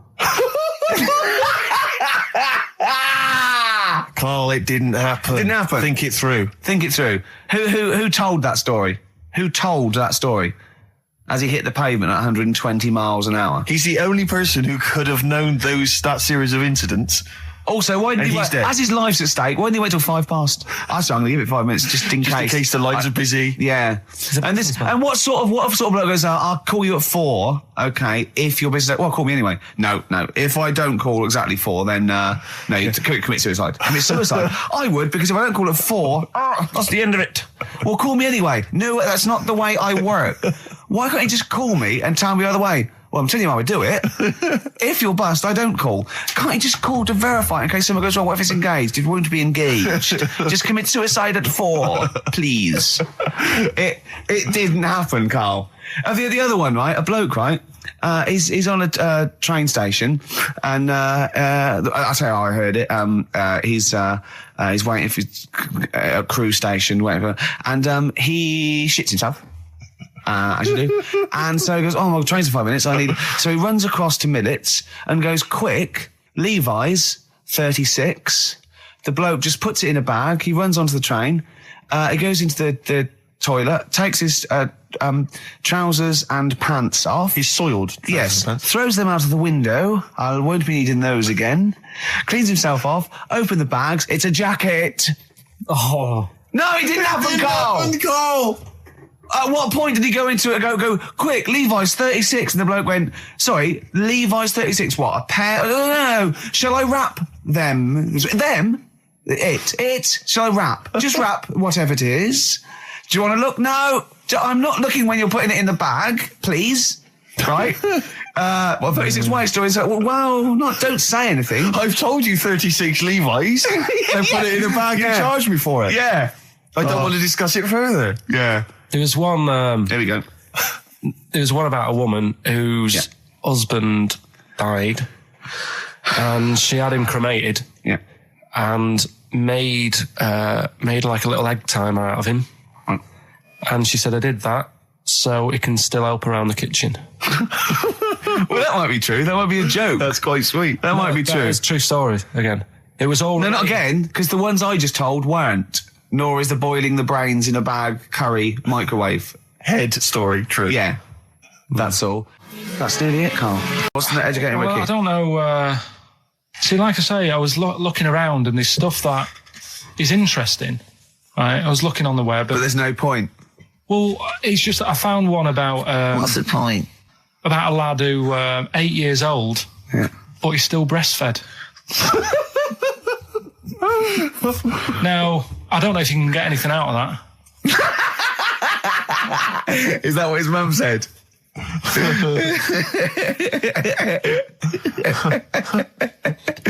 do you mean I don't know if I can get anything out of that? You don't need to. No, it's just that, Where did you read that? That was on the internet. Oh, well, yeah. You're always unspecific when you mention it. It's just it was on the internet. Well, I'm trying to think what I put in. I think I put in Y to see if I'd confuse a computer. And then, Carl, you are... No, I did, honestly. I did a search, put in why, and he came up with funny things that, like, why is this person doing that? Why is that? And it had a picture of this 8-year-old lad, sort of, on his mum's nipple. And it was saying, is this healthy? You sure that wasn't asking you that question? What? I put in why? Just to confuse the computer. Like, we go, what do you mean? Yeah. Stop it. Yeah. Oh, look, last week, I was walking, home with him, and I went, he was saying something stupid, and I went, I've got a competition for next week. Let's do it. From his dinghy? Sat in his dinghy. That is brilliant. It was an inflatable dinghy. It wasn't like a wooden. Yeah, an inflatable one. Yeah, big. Did you ever go around and visit him? Yeah, now and again. Was it weird seeing a 6-year-old bloke in a suit in a dinghy inside watching 2 tellies? It's weird. At the time, I thought. Which of the TVs stopped working properly first? I mean, did he? Let's say the sound went on one of them. Yeah. Did he carry on watching the other one, hoping that the other one was fine? No, he went and got a new telly, and then the vision went on that, and he went, oh no. He went, hold on then. Wait a minute. I've got another telly in the wardrobe that I haven't used it. It must have been like that. Yeah. Wow, he sounds brilliant. Is he still alive? Yeah, he's still around, yeah. I haven't seen him for years, but he used to... be all right. Was he married? I think that's what happened. I think his wife passed away, and that's when he had all this... he had a boat. And it's like, where am I going to put it in a bed sit? And it was like, hang on a minute. Yeah. You know what I mean? Sleep in that. So, yeah. I wonder if he ever brought any women back. Just the idea of bringing them back, getting down to it. Shall we move into the bedroom? Ahoy! Oh, that is fantastic. What were we talking about before? I was until the most complaints ever, the Last Temptation of Christ. I haven't seen it. Was it? It's Scorsese, isn't it? It's Martin Scorsese, and I've bought the film actually recently because I was intrigued to see it, but I've not actually watched it. But from what I understand, the reason that it was so outrageous is because it has a whole sequence which shows what it would be like if Jesus had lived his life and not martyred himself on the cross, but lived his life as a human being, part of which is him having sex. And so I think that was chiefly what the outrage was, that it was showing this godly man to be, as human as he was supposedly, because he's supposed to be human as well. So that's the reason. That was the reason that there was complaints there. I don't know. I haven't seen the film. I can't say. You see him, do you? You see him having sex, I think, yes. Although it is an actor, Carl. Yeah, it's not actually Jesus Christ. It's not the real Robert Powell. No. It's an actor playing Robert Powell. Exactly. Is that, you see, sex on films and all that, right? When I was growing up, I'd be watching... No, just saying an example of this, really, right? When I was growing up as a kid and I'd be, watching films with my dad, right? He'd really be enjoying a film, right? And then a sex scene would happen. Right. And he'd go... On film? Or just behind you? Yeah. In the film, a sex scene would happen. Your brother up to his old tricks again. And he'd get up and go make a cup of tea. Right? Right. Typhoon? That he'd stolen from some sort of telephone box? And, even recently, he thinks it ruins a film. Do you know what I mean? Because there's no need for it to happen, is there, really? Yes. Why? Sometimes it's warranted. If the film itself is some films it isn't though. Some films it isn't. Some films it's arbitrary. I think the films that him and his dad watched together on Channel 5. Probably not. Is it only on Channel 5 in your house? But let's put it. Yeah, if you're watching, I don't know, a late night Friday night, from 1983. Yeah, Illegal Briefs. A beautiful lawyer has to defend a man who may be a killer. She falls in love with him, but does she know a real man? Oh dear. You know what I mean, though. Lest you forget, of course, that I... Love Heat. With the bloke that is now in... Go on. Of course, that I, according to the Internet Movie Database, I once appeared in one of those films, in the film Killer Image, a Canadian film, I believe, from 1989. According to that computer... it's all wrong, isn't it? It's all wrong. It's all wrong. Of course it is, yeah. Apparently, I was in that, and I played the role of Kirk. Was it a porn thing? No. I think it's just an erotic thriller. Oh, right. That I supposedly... You only had a very small part, though, didn't you? Indeed. Yeah. But no, do you know what I mean? Sometimes you don't need to go that far. Say, like in this Jesus program, right? Film. What's it called? The Last Temptation of Christ. Just talking. You know what? What's his name? Is it Ralph in The Simpsons? Yes. I drawed a kitty cat. It's like talking to that. Yeah. No, but right, this sensation thing, right? Do you know, often we don't get that many complaints on this show. We don't get very many complaints. And I think that's either because there's no listeners, or B, it's because most people agree with Karl, and that terrifies me. Or they let him off, because it's like, you can plead insanity, you can go mental and kill a few people, but they go, oh, he's a bit bad. No, but was it because, like, they're saying that he was having it away, or is it because you saw it? What got the complaints? The complaint was the very suggestion. It was a blasphemous thing, not the fact that you saw an actor's knob. So what about if they just cut it down a bit and you like saw the little stable door closing? It wasn't the baby Jesus having sex.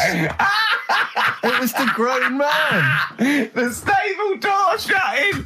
No, but do you know what the nativity scene? Oh, that is brilliant. The wise men saying, I can't believe we brought myrrh, we should have brought condoms.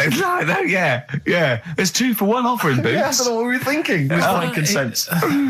It's just that it's always awkward. Should we apologise now to the Christian church as well? So Sorry, the little Chinese fellas, little Welsh fellas, and the little Christian fellas. We haven't said anything wrong. No. It's like, you see, when I was growing stable up... door. I love the idea that in Karl's world, he was born in a stable, just thought, well, I love this place. Yeah. I'm just going to stay here the rest of my days. This is good here. Oh, brilliant. But when I was watching telly with my mum and dad, I mean, it still happens now, right? My dad will sort of go, oh, ruined. Good film ruined, right? Yeah. If some sex scene happens. But what are we talking about sex scene? Are we talking about a kissing, or are we talking about penetration and looking at the camera? Going, are you enjoying this, Pilkingtons? What are we talking about? What is sort of extreme levels are we talking about? Right, last time I was down there, right? Yeah. What was it? Meet Joe Black. Meet Joe Black. Meet Joe Black is a terrible film. Yeah. Right? There was good film, and then it's going to happen because like the music comes in. Brad Pitt's keeping quiet. A woman's eyeing him up. Sure. I So love that. My mum's worked it out already, and she's going.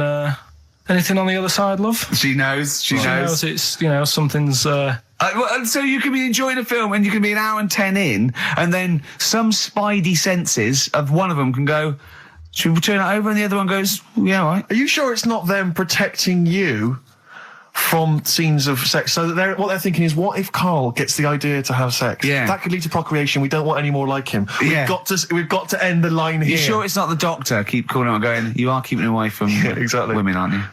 He must never find out. Are you sure they're not embarrassed because they're watching a sex scene with their son? It happens every time, right? There's 2 things that my mum does, right? It's that, if there's sex scene on the telly, she'll go, anything on the other side, love? And the other thing she always says, if ever there's anything on the telly with Elvis in it, she goes, oh, I like him, right? And we all know, we sat there, we know what she's going to say next. Yeah. So you don't even bother saying why, right? And she goes, he likes fat, ugly people. He what? He liked fat, ugly people. He didn't always go for, like, the good-looking fans in the crowd. What Elvis did? Yeah. Right. That was always the thing. And I'm sorry. No, hold on. I don't know what we're doing now with our lives, Steve. Wait a minute. Right. So your mum says 2 things, right? She either says... Is there anything else on the other side? Or, I like Elvis. There's a pause because you know what she's going to say next. She says, he liked fat, ugly people. How often does this occur? Well, because they've got, like, Sky, there's a lot of those channels on. They're like the music channels. So Elvis always comes on. There's either an Elvis film, there's, like, a classic hit by him on... And she'll go, I like Elvis, he liked fat, ugly people. And what do you mean he liked fat, ugly people? Is she a fat, ugly person? Because there's that special Vegas show, isn't there, where he's dancing about, right? And he's got loads of scarves around his neck. Towels. Yeah. And, like, he always hands them down to the fat, ugly ones. Right. And I always say it's because they're the fat, they've got a sweaty face because they can't, you know what I mean? I don't know what world they live in. I don't know how we've gone to this subject. What sort of world are you got when you're watching his face? And what do you mean fat, ugly ones? You mean they're in the front, they're sweating a lot because they're a bit chubby? So she thinks, is giving them a towel because it's he's really going, wipe your face, you're putting me off, you fat cow. Stop sweating near me. There's another one. What? So, hairy Chinese kids. Yeah. Jesus. We haven't slagged off hairy Chinese kids. We slagged off Chinese... We didn't slag anyone off. We just said they really haven't got a town as such, and they wear shoes. What did we say? Yeah, little wooden shoes. And what did the... I just don't know how we got onto Elvis and big, fat, ugly women. I don't know I don't know how we sidestepped from the Last Temptation of Christ. Did you see that Fat Girls and Feeders programme? Go on a minute. Eh? What's Tom Petty first? Oh, brilliant. It's a great song. Breakdown. How many Tom other Petty. radio shows have talked about Last Temptation of Christ, Chinatown, fat, ugly women? More than 60 minutes. Exactly. Incredible. Sony Award winning. I've always wanted a little owl on my desk.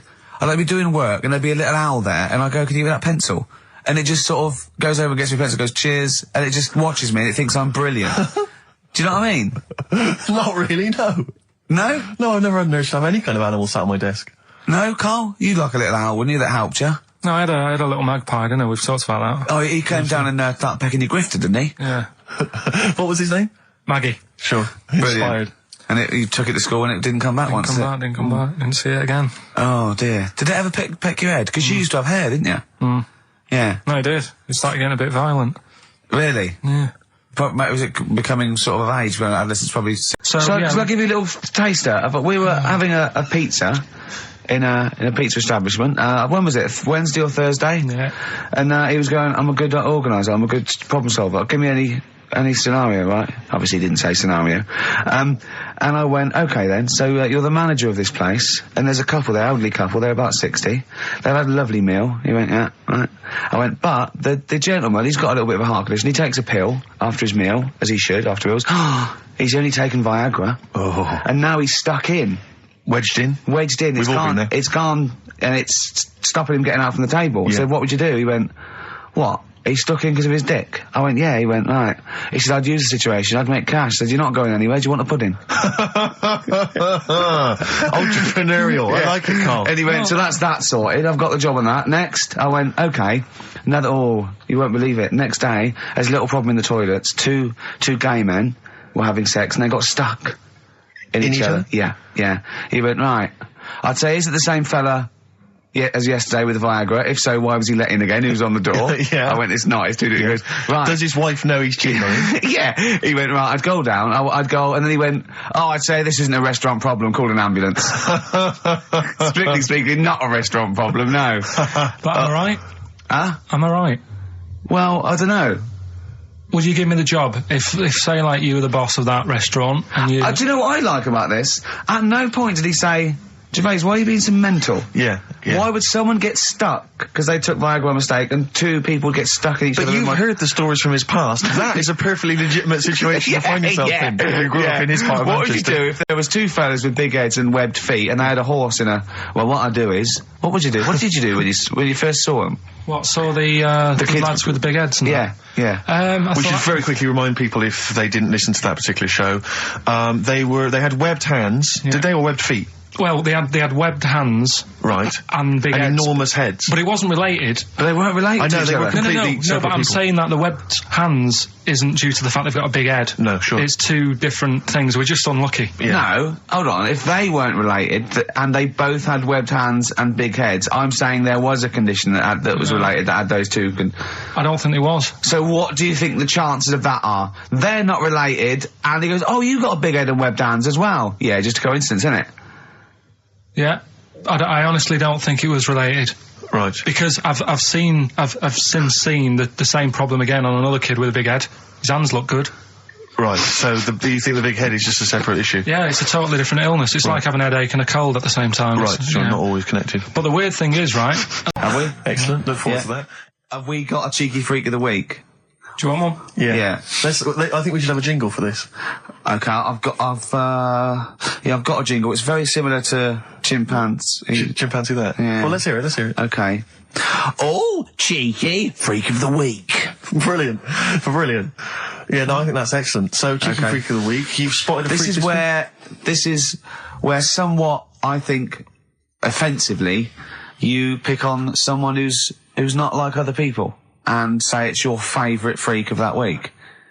Yeah, I remember we had the woman whose legs look like the hind legs of a dog.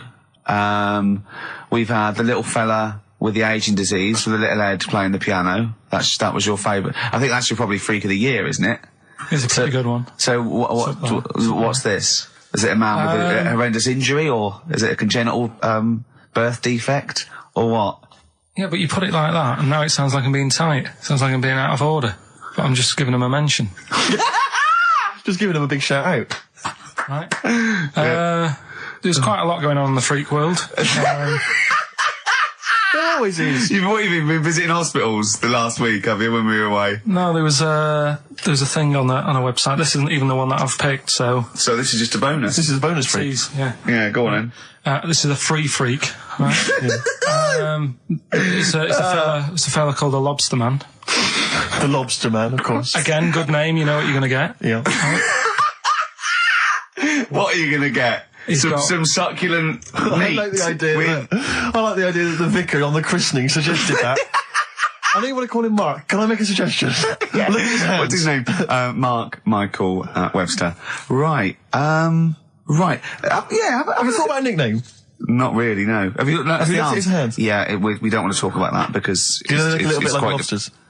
Well, yeah, but it's quite deformed. It's like, we Can I can't... suggest Lobster Man? That's terrible, Vicar. That is terrible, Vicar. Pinchy. Go on, then. We're going to see. This is what the sort of feature you come up with, Carl. So, Lobster Man. There's probably people listening now with, lobster feet. Right. Lobster hands. So, Squid Boy. So, Lobster Man, what does Lobster Man do? Does he fight crime? Not that much. Okay. Apparently he got into a bit of trouble. He was in a restaurant, and this was years ago, by the way. And someone picked him to eat him. No, so apparently the waiter said, "Oh, you shouldn't be sat here. You should be in my pan," or something. Oh dear. And they had a fight, got out of hand. Yeah. Got out of claw. And yeah. So that was. What do you mean they had a fight? What did he do? A waiter took the mickey out of someone with. No. No, can I just make clear? I'm assuming his hands look a bit like those of a lobster. Yeah. Yeah, well, it's fused, so it's just like two big fingers. They're fused, I assume, probably in the womb, and they're just like, instead of like having 5 digits, they're fused in it. But he can pick stuff up, can't he? Yeah.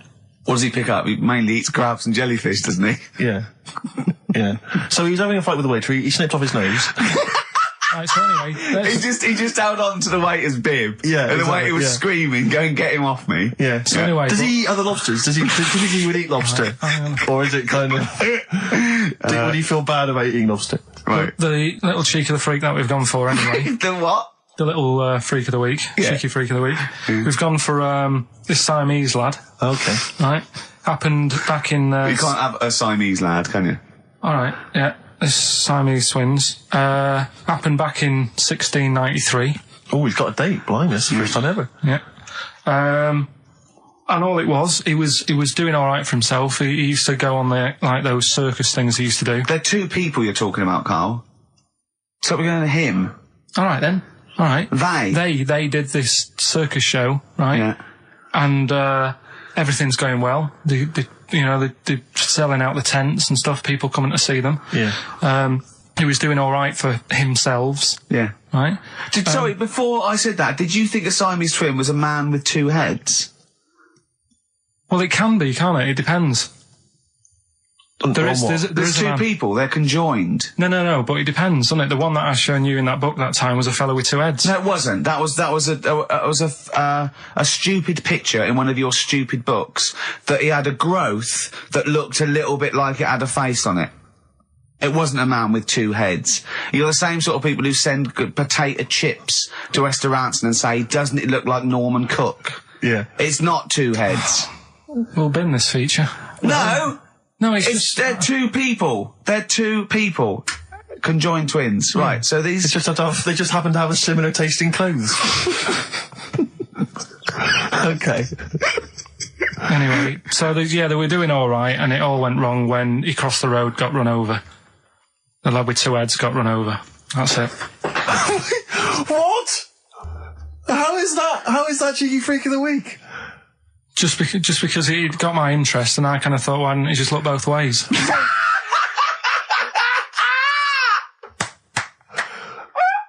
I'm intrigued to know why wasn't he looking both ways?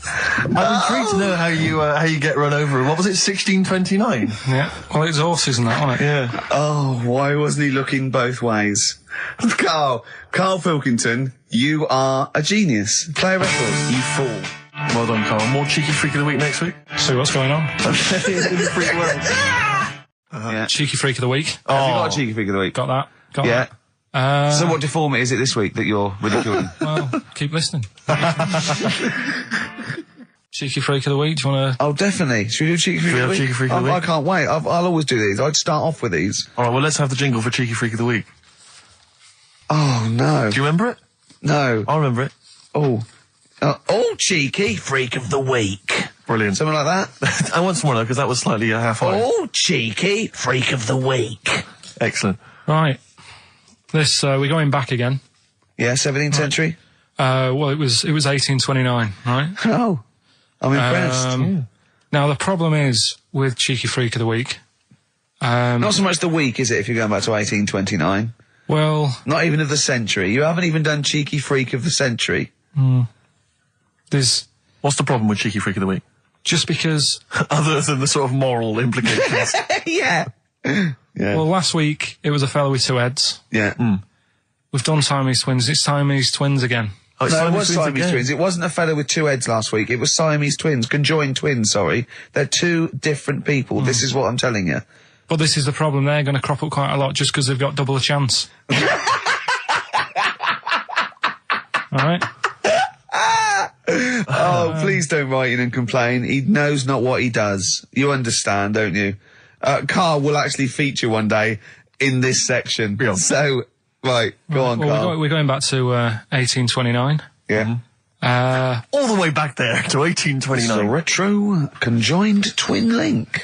A couple of guys set up a business. They were called Chang and Ang. Oh, they're the first. That's why they were called Siamese twins, because they wasn't that what it was based on? Those two, Chang and Ang. Was it? The original, yeah. That's why they're called Siamese twins, because I think they were Siamese.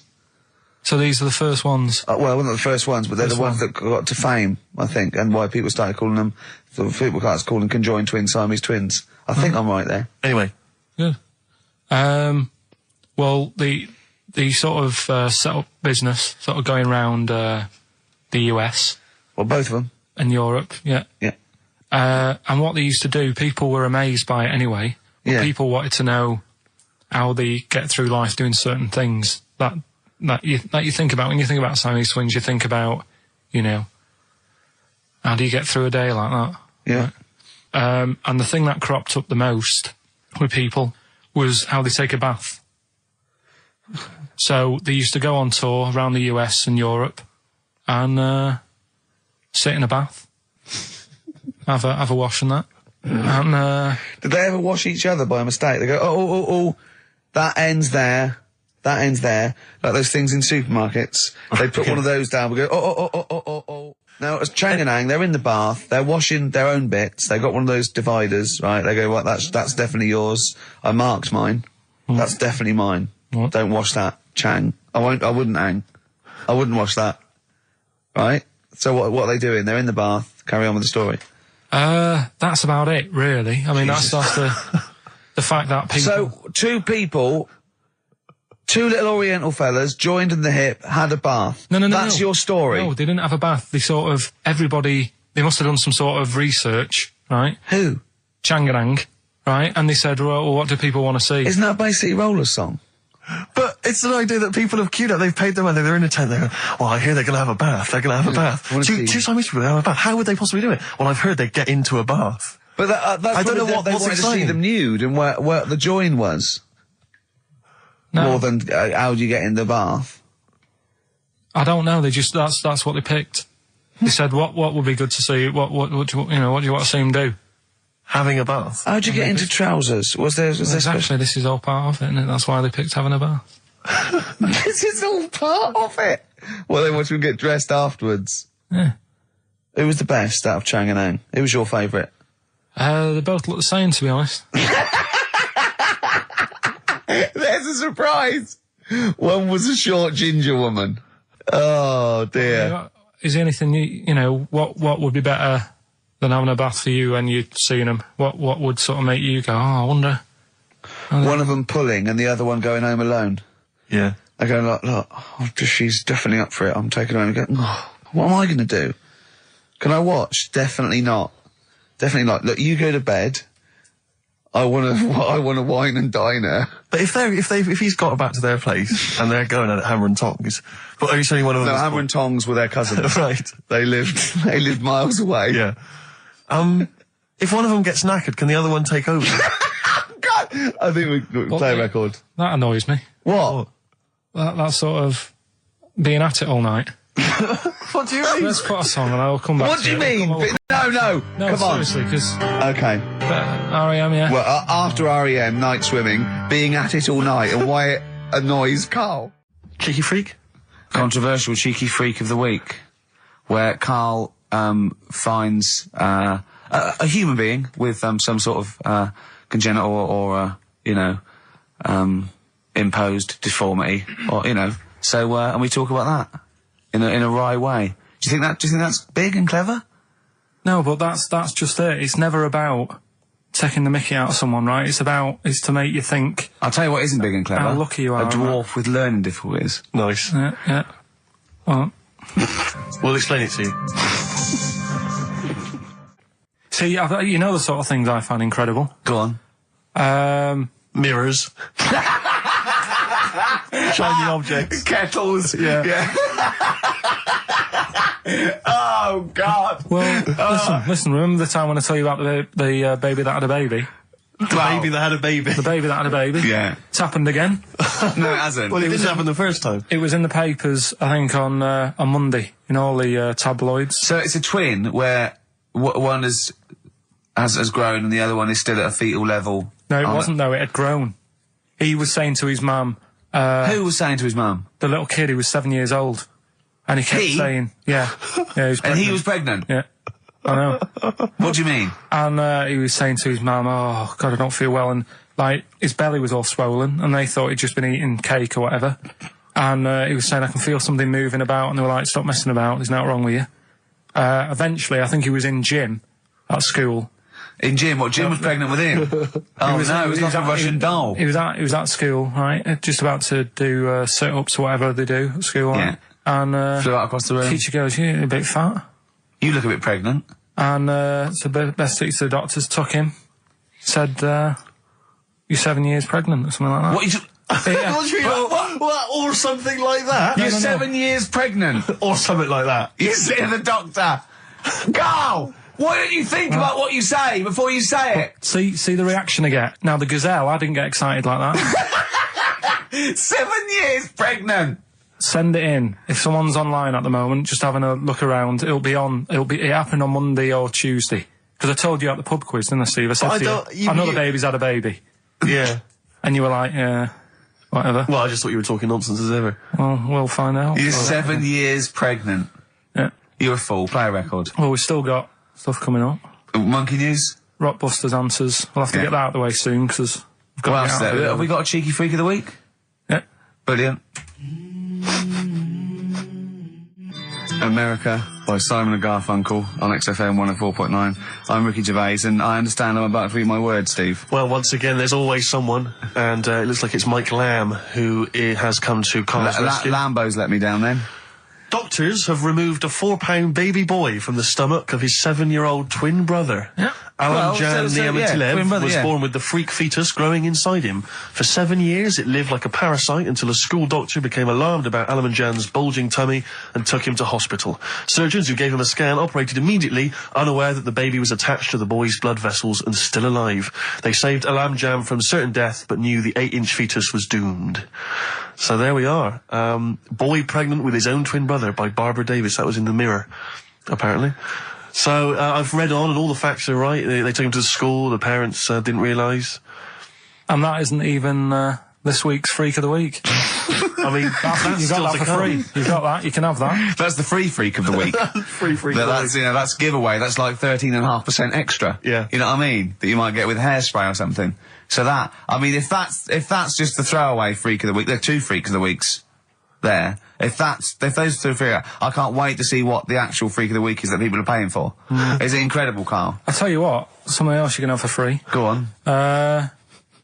Another sort of freaky thing, right? I was watching this programme in the week. Right? What? I don't know what it was. But it was about, I just saw this little fella on it, right? What do you mean, little fella? He was doing this history thing. Oh. Right? Yeah, I know what you mean. So, is this he's found out that a Viking was a bit like him? Yeah, that's it, yeah. boneless or something, or he's. Well, that's the weird thing. What do you think of that, Steve? He's what? He's boneless? No, he was called Harry the Boneless or something. Yeah, but you know what you're going to get there, don't you? That's what I mean. Always have a name, Elephant Man. You know, Harry the Boneless. Where is he? You know what I mean? I'm meeting someone, waiter, what's his name? He's called Harry the Boneless. He's over there flapping around. Yeah. He's over there in the bucket, having noodles. That's what I mean. But, do you reckon you could do that? Do you reckon you could have your bones taken out? I love talking to him! He's brilliant, it's like talking to a 5-year-old. I was asking Suzanne when she was watching it, and she was like, ask me later. Yeah, brilliant. She wanted to know about, What did you said? You were watching this programme about history, right? About Vikings. Something like that. You turned to your girlfriend and said, do you reckon you could have your bones taken out? Yeah. I love that. I mean, that is why you are my favourite. What do you mean you think you can have your bones taken out? Firstly, why would you have your bones taken out? If you've only got a small flat or something, and there isn't much room. Yeah. Right? And what I mean is, would all your organs still do the stuff? No, they wouldn't. You'd just be mush. Listen, I'll teach you something now, right? The skeleton, right? Spam. Yeah? Support, movement, anchorage. No, support, protection, anchorage, movement. Spam. That's what the bones do. Yeah? You couldn't stand up. You wouldn't be protected because they protect his rib cage, skull, of course. Anchorage, everything holds onto it. Every muscle is tethered to pull against something, like a crane, a pulley system, so you wouldn't be able to move at all. Do you know what I mean? So you'd be in a bucket. There'd be nothing. Well, you'd die immediately, obviously. No, you can't have your bones taken out, Carl. I mean, why do you need to ask that question? Sorry, but Boneless Bob, or whatever his name was. Harry the Boneless. he presumably didn't have any bones. I mean, that's why he had that name, obviously. No, he did. No, he's got the name. Yeah, exactly. No, he was just... I've had an email here from Graham, old Ken Rowe. He just says, I had a dream about Carl last night. Can I sue? I've no idea what he looks like, apart from the boldness, and yet he turns up in the middle of my dream. I don't need this, it's harassment. Yeah. But people are having dreams about you now, Carl. You actually, it's like you're one of something that was created by the Brothers Grimm. So, Carl, so this little Harry the Boneless, what was your point? Was that really your point? You wondered if you could live without bones? Yeah, I saw the little fella on this programme. And the presenter? Yeah, and he was a small fella, and he was talking about Harry the Boneless. And I thought, that's interesting little bit of science stuff. Yeah. Yeah. Well, yeah, that's about it on him, really. All right, well, that's just another bonus cheeky freak of the week, isn't it? That's not even the freak of the week either. No. That's still to come. So you've had a pregnant Siamese twin. I know, it's been mad in You've had a boneless fella and a... Carl's found love on the street before, haven't you? How's it going with your bird, Carl? Are you married? No. How long have you been out with her? 7 years. Because, you're quite a simple man. Yeah. You're sort of a simple in a nice way. I mean, you're like Helen from Big Brother. Yeah, you're sort of nice enough, but I look normal. Well, yeah, you sort of do. But you could be one of those that just suddenly go mental with a pen. Yeah, do you know what I mean? Stab people through the eyes. Yeah, you sort of look normal. But if I wouldn't really want to wind you up to a point of frenzy. How did you meet your girlfriend? Through work. What, through her work? What, you phoned up and said... We worked at the same place. Oh, you're right. Yeah. You're quite an enigma, aren't you? Could you give us more on that? At work. You met her at work. What, she came in selling sandwiches? She was going through the bins outside. What do you mean you met her at work? Why are you having an attack on me? You're the one who's sad and lonely.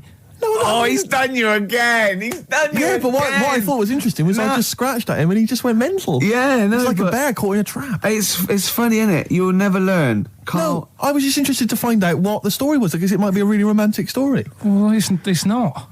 All right, jeez. I love the fact he doesn't want to talk about his love affair. I was thinking about you in the week, and does it worry you? I mean, you sort of joke about it now, and we're talking about it in the office, is Steve really touchy about the way he looks? And what's this? Where's that come from? He's done it again. He's done you again. I was walking home the other night, and I was thinking about it. And do you worry that when you're old, you will be on your own? You did start it, though, didn't you? Well, Carl, I'm glad you brought this up. because I mean, for me, a lightweight, frothy entertainment show on XFM on a Saturday afternoon is exactly the place where I want to discuss the desperate, lonely future that's inevitably coming my way. Oh, God. I'll tell you what will cheer you up and forget all that. A bit of embrace. Isn't it time that we do our usual roundup of what's been happening in the news? Yeah. Which we always do every week. Yeah. We always do something, which is, I mean, basically, if you're listening and you're a new listener, say you work at a newspaper, we always try to be informative, just try and put stuff out there that just educates people, informs What are you people. thinking? Well, I said Monkey News is coming up, but what have you got? No, I was just looking on the net there and just found a couple of quite important news stories probably worth mentioning. Policeman caught photographing. I don't know why it makes me laugh. It's just the phrasing, I suppose. It's the headline. Policeman caught photographing up woman's skirt. No, he wasn't up there taking a picture of Big Ben. He wasn't going, can I just sit up here? I'm just going to take a picture of that seagull over there. No. He was facing the camera up a woman's skirt. He was indeed. Right. A policeman in Japan is facing disciplinary measures after he was caught photographing up a woman's skirt with a hidden camera while on duty. The 42-year-old sergeant, who's not been named, used a digital camera to secretly snap the shots when the woman was reporting a stolen bicycle. So he was actually doing his proper job. He'd obviously thought to himself, I'll bring him a digital camera today. On the off chance a beautiful woman comes in to report a crime or robbery, I'll have it ready, I'll have it positioned, in such a way. But this is interesting. This is how he got caught. Okay? The woman became suspicious after she saw a flash go off. Brilliant. I mean, this not a secret at all. Sorry, did I just see your shoe? Your shoe just seemed to just bring into life. There was light. There was light. Yeah, I think I've had someone set fire to some magnesium that was on the end of it. It won't happen again. But it's only you and I in here, and your shoe was just suddenly lit. Why are you standing like that? Why is your shoe just sort of like between my feet? There's no reason. This is how I always stand. What did the bike look like? Flash? So, are you taking pictures of my family? No. And no, I'm not. And you should be wearing knickers anyway. Well, how do you know that? What? How did you know I'm not? How did I know what? I'm not wearing any... I didn't know you. I don't know what you've got up there. Well, I don't know what it looks like, and there's no way I could. Of course, it would be roughly that conversation in Japanese. I know, yeah. I used to write when I was at school. Oh, yeah.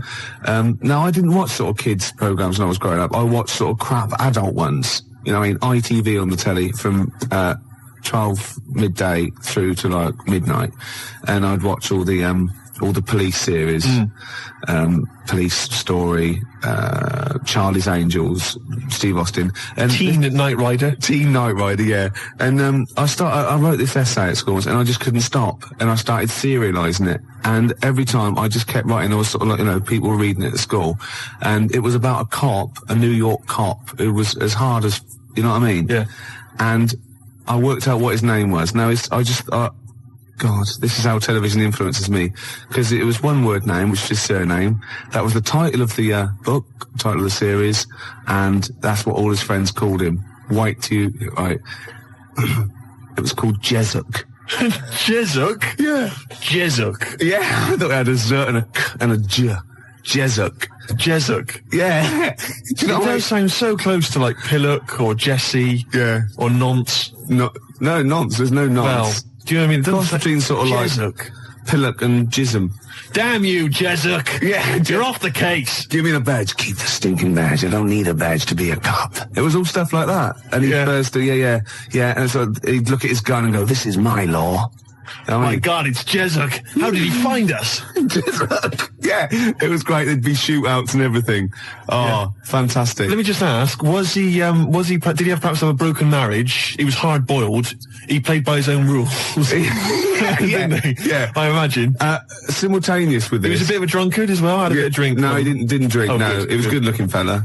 But he was letting himself go. He was a bit hard-bitten. Yeah. And the other thing I was sort of simultaneous, which was more of a novel. I wasn't serious. I was actually writing a novel, and I got like 3 exercise books, right? It was about this kid, right? Oh, God. Right? He saw his parents just brutally murdered for no reason by a gang of outlaws, yeah? And he buried his father, and he knelt down on the grave, and he said, looked up, and he goes, as God is my witness, I will avenge thee. And then he sort of went to the the store, and he got loads of bullets, and he practiced, and he was the fastest guy. He was only about 16. Yeah. His name was Jody Barnes. Jody Barnes is all right. Yeah. Yeah. Imagine, that's nice. Yeah.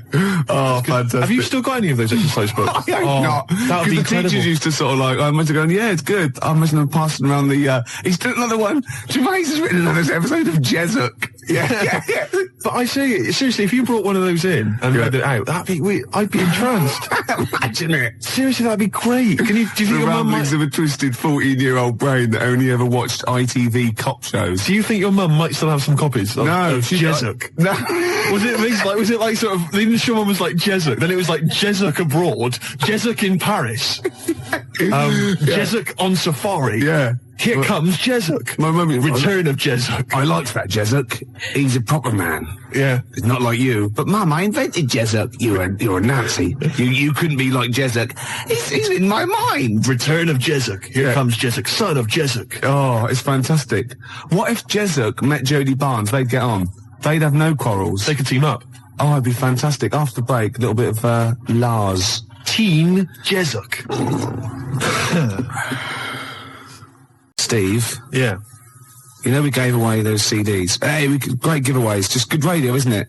We've got CDs to give away. Tickets and that's good radio. Do you remember who won them? What, last week? Yeah. Well, no. Right. I've got to get them back. What, are these the CDs that we took from the library? Yeah. Anyway? I've got to get them back. 0171 580 2000. If you won those CDs, could you give us a call? Well, why should they bother? They're probably busy listening to them. Do you know what I mean? You can't give something away and then take it back. Yeah, I need big time. I've got to get them back. We've had a bill for the computer as well. That's mine. No, it's not yours. It is mine. It's not yours. I procured that. That is mine now. No, that technically counts as ownership. Listen, Gervais, it's not yours, all right? I've told you this before. I've explained this to you 100 times. What? All right? If you urinate on something, yeah, it is not yours. It does in the cat world. That's what cats do. That is what cats do. They go around their territory. That's theirs. They urinate on it. That computer's mine. If a cat urinates on something, right? Yeah, in its cat philosophy, it owns that. I agree. That's a sort of what's it called? A sort of territory thing. What's the difference? You're not a cat. No, I know. You're not a cat. That's discrimination. No, you're not a cat. You can't live life by cat rules. Well, I've got loads of stuff like that. My flat's full of stuff that I've got like that. What? Yeah, I've got 2 telephone boxes. Right. I've got a cash point machine. Yeah. Glyn was furious. He was getting out money. Right. Side of a church. That's yours. Yeah. 2 BMWs. Well, I had 2. I've got 1 now. What happened? The second one, the owner caught me, and he started doing the same. And because I started first, I finished first, so he finished last, so it was technically his again. Is that how it works? Yeah. If I piss on something, then that's mine. Yeah. But if someone else pisses on it, then that's theirs. Yeah. Is that how it works? Could you say urinate? This is XFM 104.9. They are mine They're now. not yours. They are. They're not. They're my shoes. Yeah, and they're mine now. No, they're not. I can't believe. This is why I don't want to do this anymore. Why? I can't believe you. They're my shoes now. That is ownership. That counts. In the cat world, they're my shoes now, and some of the carpet is mine as well. In the cat world, yeah. Wow. You cannot live your life by the rules of the cat world. I can. What does your girlfriend? What's this? Oh, not many people can do that. XFM 4.9 £9. How do these sort of little theories of yours develop? What? They come in my head. Then they're all right. Then I like them and they happen. Right. Then they're mine. Yeah, it's fine. It's fine. Okay. Yeah. What do other people make of the fact? They go along with it. What, your girlfriend? Yeah. And all my special friends and the friends that I make. Does she mind that your flat looks like an East End lockup and stinks of urine? No. She don't have a problem with that. I hate to kick people when they're down. No, you don't. You like it. And you like people twitching when they've been badly hurt.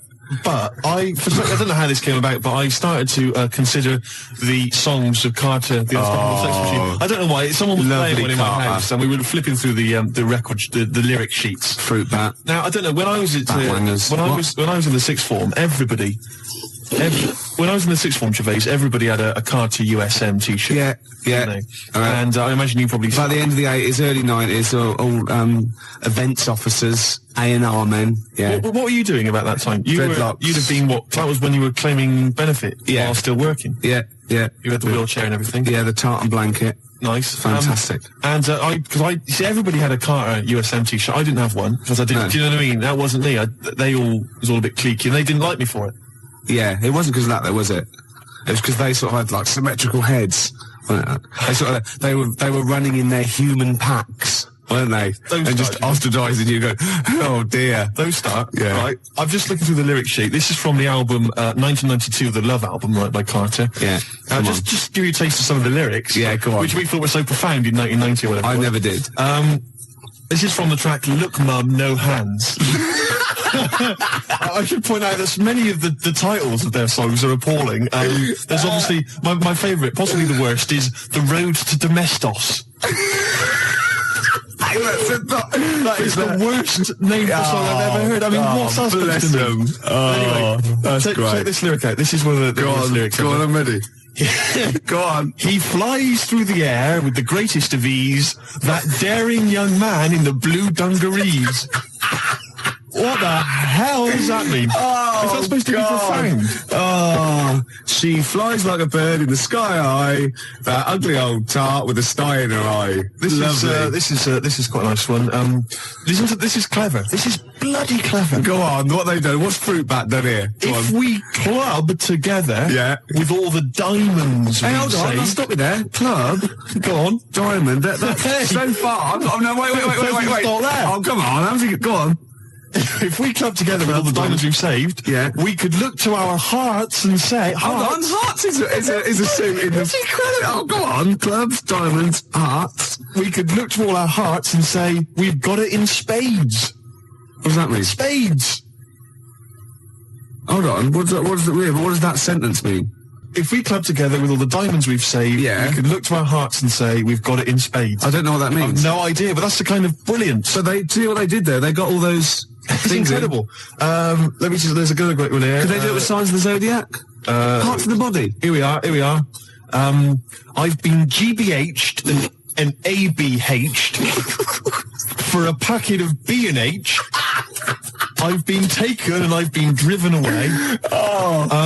My telephone is always ringing and my number is XXX directory. Call 0898 333 talk dirty to me. That is some of the worst lyrics, Gervais, surely, that you've ever heard. Unless you knew different. 0171 580 2000. I've been thinking some of my own as well. The worst lyrics you've ever come across. Oh, there's going to be arguments. 0171 580 2000. Or you can fax us 0171 580 1234. And think realistically, because I hate it when you see like the Melody Maker Enemy and they ask one of these pop stars, what's the worst song of all time? And they go, the Birdie song. Or, no, it's not. It's something by Carter or Suede or David Bowie, because they're in that framework. They're potentially, do you know what I mean? Exactly. Don't go for chirpy, chirpy, cheap, cheap. Go for something like that, because that is disgusting. Let me just tell you, this is my final one before we go away, which is, yes, sorry, boy, there's nothing worth living for, but it really ain't worth dying for, so just say 3 Hail Jesus and Mary chains. Early in the morning, I put breakfast at your table. Make sure that your coffee has a sugar and cream. Your eggs are over easy. It's sort of like a breakfast song. I can't remember it, because I'm not your superwoman. Doom, doom, doom, doom. Yeah. This is... I've never heard this. There's one great bit as well. He goes, now you say your juice is sour. It used to be so sweet. And I can't help but wondering if you're talking about me. Isn't that great? Oh. Sorry, look, this juice is a bit sour. It used to be so sweet. Oh, fine, I'll change it. No, let me explain. This juice, it's sour. It used to be sweet. Well, it's thought we've always had. No, you're not listening. You're not listening. I think you're an ugly pig. I want to leave you. So I mean, he didn't state it. Your eggs are over easy. it? Oh, who's that by? No, I didn't. Never heard it. You've made it up. I'm not your superwoman. Doon, doon. 0171 580 2000. I just thought of another one as well. So, do you remember John Waite? I ain't missing you at all. Missing you since you've been gone away. And he's worried about people might think that he's really not missing her. So, towards the end, he goes, I can lie to myself. Oh, he was lying all along then, wasn't he? Oh, got any more Carter lyrics? Well, I'm still wading through them, Gervais, and it's just making me quite low. So I'll try and dig out a few more for the next time we have a chat. But I would say that Emma, of course, who helps us out here, she's mentioned track. What was it, Emma? What was yours? It was YMCA. YMCA. I've got a worse one. Have you? Oh, hold on. Oh, what's that other one? That's worse. Oh God, yeah. Well, Emma, we'll save that one. Emma's was you can get yourself clean, you can have a good meal. You can get yourself to have a good meal. Well, I don't have a problem with it, you see, because I just think it's a wonderful thing. You know, the YMCA doesn't get enough publicity, good press. Yeah. And the Village People did them a favour. I mean, why on earth they wrote that song? Well, you know, to publicise the YMCA. I mean, who thinks, I don't know, people have done the police force, you know, they've done... Hold on, wait a minute, this is very good, but I think you mean this, so you don't know what that song was, you think that they were actually some sort of advertising for the YMCA, were you? Well, I don't know, it just seems really odd to me. Well, if I remember at the time, the YMCA complained at the time because the connotations. It was just a PR thing for the YMCA, I imagine. It's like that one that in the Navy. Yeah. Do you know what I mean? The sort of PR thing for the Navy. It's just bizarre. When they were dressed up as sailors and stuff. Yeah, well, whatever. Whereas usually they sort of like construction worker with a nice moustache, aren't they? Yeah. Traffic cop. Yeah. Jumpers. And what? I don't. It's just. I'm worried about the Red Indian chief. Am I supposed to be? Supposed to be reading between the lines or something? I don't understand. I mean, I don't really understand. I mean this seriously. Okay, I don't right. understand what you're talking about. Okay, this is fine. Well, that's it.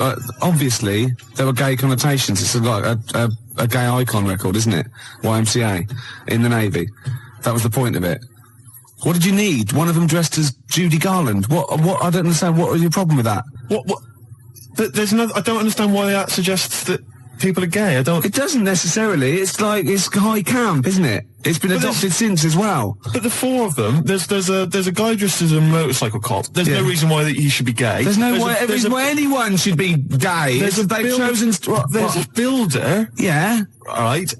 So no builders are gay ever. There's another one. I can't remember what the other one is. Right. And then there's a Red Indian. Why on earth the Red Indian is supposed to be an icon? I don't know about that. I have no idea. I'm flummoxed on that one, I'll be honest. But so what I'm saying to you, Gervais, is if you're going to if you can talk about gay people, then why don't they use the cliches? Why isn't there a hairdresser? Right. And because it's probably the sort of cliches that even scene gays want to get away from. Also, you're confusing camp ITV gays with real homosexual people who live normal lives. If I'm going to write a song about gay people, I'm going to have a hairdresser. Yeah, you are. In order to appeal to a gay community, I'd have a hairdresser, John Inman,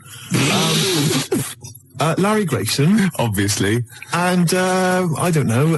You wouldn't have Jason Donovan then, obviously. Because he's not. So you wouldn't have him, would you? No, I wouldn't have Jason Donovan. No. Well, I wouldn't have Philip Schofield. I wouldn't have Andy Peters. Right. I wouldn't have Andy Peters. Okay, I'm getting scared. Shut up! I would not have Andy Peters. I'm getting scared! I would not have Andy Peters! A few more Carter lyrics for you. Go on. You'll enjoy this one. It's just one big knees up, a night on the town, a storm in a teacup, more like a teacup in a storm. Yeah. Man. You know what I mean, man? Yeah. It's more like a teacup in a storm. Yeah, they've twisted it, haven't they? All right. Yeah. Ian Canfield, you know, he's 12 now. He does the rock show. Oh. He called, and that I'm not your superwoman. It was Cameron White. And he also says a worse lyric in YMCA is young man, there's no need to feel down. Fair enough. Another Carter lyric for you. The tequila sun is rising. And listen to me. The tequila sun is rising and the Harvey's Bristol moon is shining. Because they've got Harvey's, shine on Harvey's moon. Yeah. And somehow Harvey's Bristol moon is shining. I have no idea. It's got to be something about pulling your trousers down in a coach. It's just You rubbish. know, Quick Space, I played that and you said, oh, why is that your favourite? And I got annoyed because you've got no taste and shouldn't even question me. And I said it was about you being an ugly tosser. Well, Nina from the band, who's round at Jan's, said no, it's not about him being ugly. And the worst lyric is from the Beatles. You should see her in drag in a polythene bag. What's that from then? I don't know, Polythene Pam or whatever it's called. Could be. Yeah. Could well be. All right, then the worst Beatles lyrics, we'll have those as well. There's a lot of them to choose from. There are a lot. No, I'm not dissing the Beatles. No. I'm just saying they wrote, they can't keep up that level, can they? Gervais, I've heard the songs you've written. Do you understand me? Yeah. You're not in a position to disrespect anybody. Oh, no, I don't. I'm talking about people on the tube, all right, that can barely speak, all right, that just go with like a kazoo. There's a guy near my tube, he just got a kazoo, right, and he just taps his foot, right, and then tries to sell lighters to you by playing a kazoo. Right? You can't even disrespect him for his musical ability. Of course, you're laughing about him now. If that was female, it'd be a whole different story, wouldn't it? Well, you've got to take it where you can get it. You'd have a lot of lighters every day, wouldn't you? You'd be struggling down that road with loads of little, clippers. I'd say, I think there's a sad lack of kazoos on the wireless, and I'd have her in here for a quick session. Well, we better do a competition now. Okay, yeah, well, we've got these two pairs of pulp tickets? So you've no idea, have you? I've no idea. You just want to, we've got there. Oh, can I do this bit? Man, you don't know what you're doing, do you? It's never stopped me, no. Well, exactly. I wasn't going to mention it. No. All right, you do it. Go on then. I'll sit over it. I'm out the way. Okay, how many tickets have we got, Emma? 1 pair. 1 pair. That's 2 to you, Steve. To give away. See who? Pulp. When? Next Saturday. Where? Finsbury Park. At what time? About 9. And what have people got to do to win the tickets? Yeah, now you're stumped. What? You suggesting I should plan this show? Yes. Is that what you're suggesting? Yes. Why? All right, now listen, I think we should just give people an added reason to phone in with their worst lyrics ever. They can win this pair of pulp tickets. Yeah. And then if we get bored with that in, say, about 10 minutes' time, we'll come up with another reason. If it'd take 10 minutes for us to get bored. I'll be surprised if we actually bother. Yeah. Yeah? Yeah. Got an ad break, and then I've got a pulp song lined up. Before you do that... Oh, we should tell them what the competition is, shouldn't we? I just did. What was it? I wasn't listening. I wasn't listening. I really do turn off when you talk. Emma, what was the competition? Down to the River by Bruce Springsteen on XFM 104.9. So, that little fella in the Times thought Karl was just a puppet. We created him. He's an actor. What's his actor's name? Brent Hogwell. we got him from Spotlight. Brent Hogwell. This stupid, dopey Mancunian accent, he just puts that on every week. Yeah, exactly, yeah. Yeah, he speaks rather like Hugh Grant. Yeah. And we just got this whole world around him. We set a whole... What do you think about that? He had his head shaved, especially. Exactly, yeah. So, yeah, would he think that, maybe if he's looked online and seen me head, and he's noticed how round it is and that, does he think it's sort of been, morphed into that shape just for the show, just for 2 hours on a Saturday? Yeah. You spend 5 hours in prosthetic makeup like John Hurt in The Elephant Man.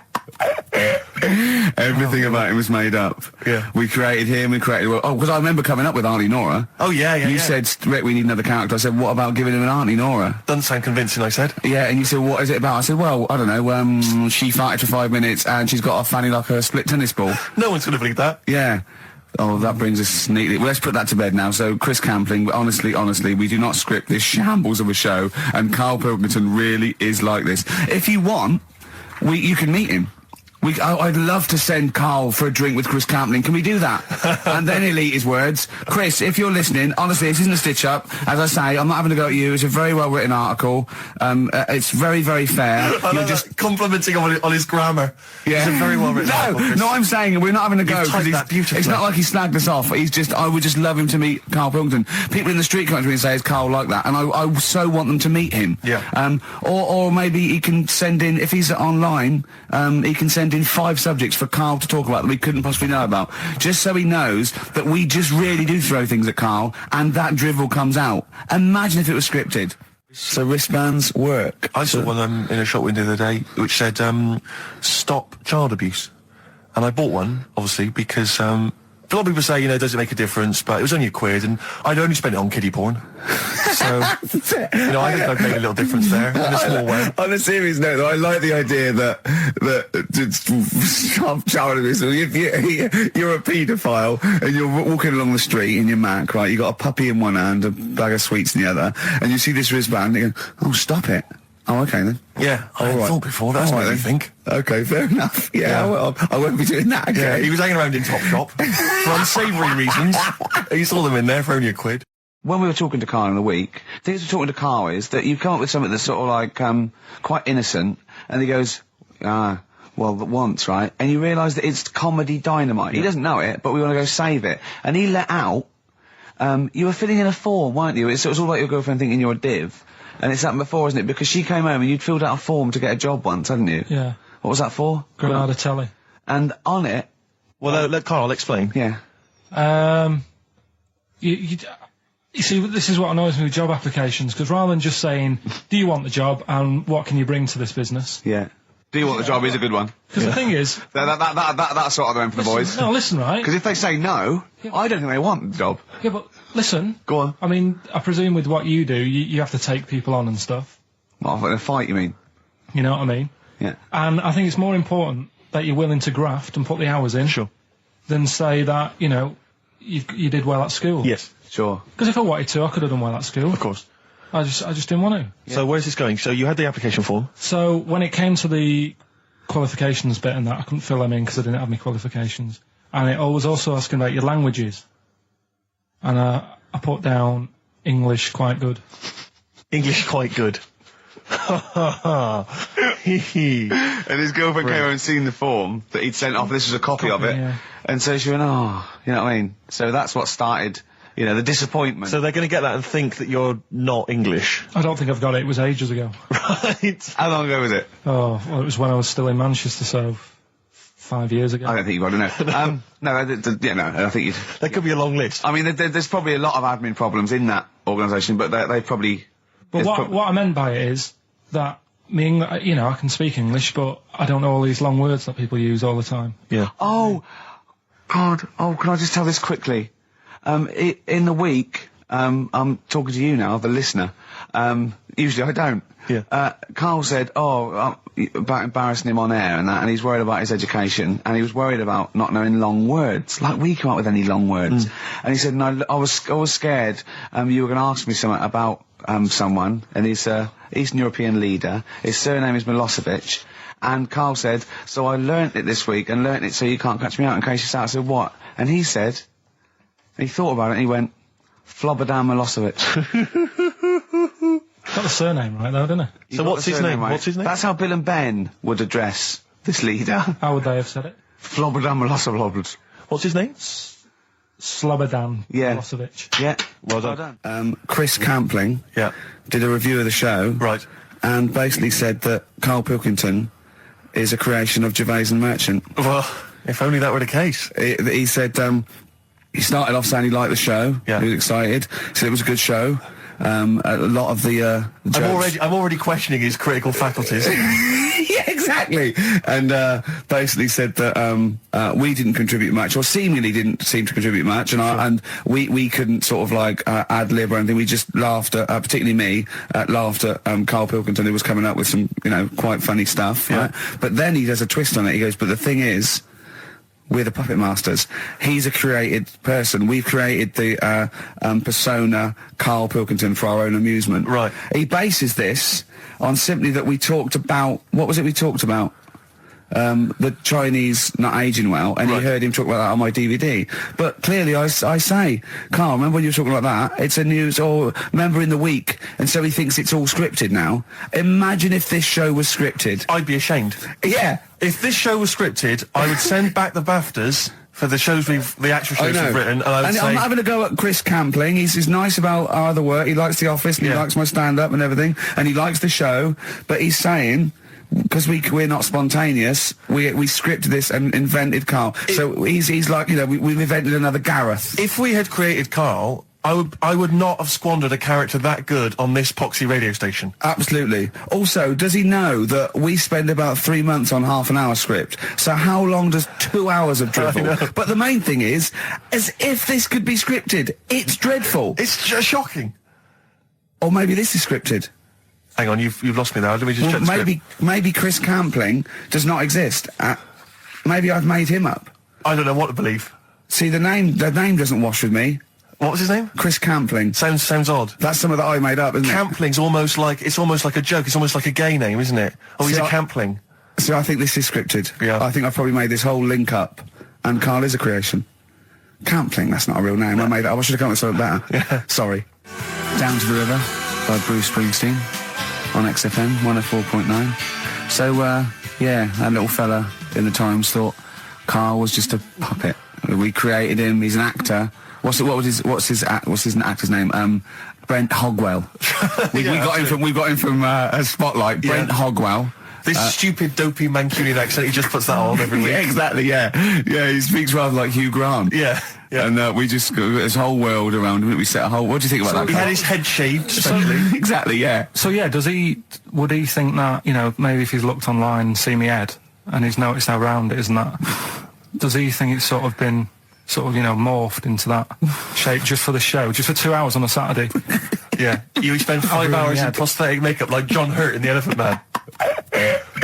Everything about him was made up. Yeah. We created him, because I remember coming up with Auntie Nora. Oh, yeah. You said, Rick, we need another character. I said, what about giving him an Auntie Nora? Doesn't sound convincing, I said. Yeah, and you said, what is it about? I said, well, I don't know, she farted for 5 minutes and she's got a fanny like a split tennis ball. No one's gonna believe that. Yeah. Oh, that brings us neatly. Well, let's put that to bed now. So, Chris Campling, honestly, we do not script this shambles of a show, and Karl Pilkington really is like this. If you want, you can meet him. I'd love to send Karl for a drink with Chris Campling. Can we do that? And then he'll eat his words. Chris, if you're listening, honestly, this isn't a stitch-up. As I say, I'm not having a go at you. It's a very well-written article. It's very, very fair. You're just complimenting on his grammar. Yeah. It's a very well-written article. No, I'm saying we're not having a go. It's not like he snagged us off. I would just love him to meet Karl Pilkington. People in the street come to me and say, is Karl like that? And I so want them to meet him. Yeah. Or maybe he can send in, if he's online, he can send in 5 subjects for Karl to talk about that we couldn't possibly know about, just so he knows that we just really do throw things at Karl. It's amazing. What an amazing show this is. Shape.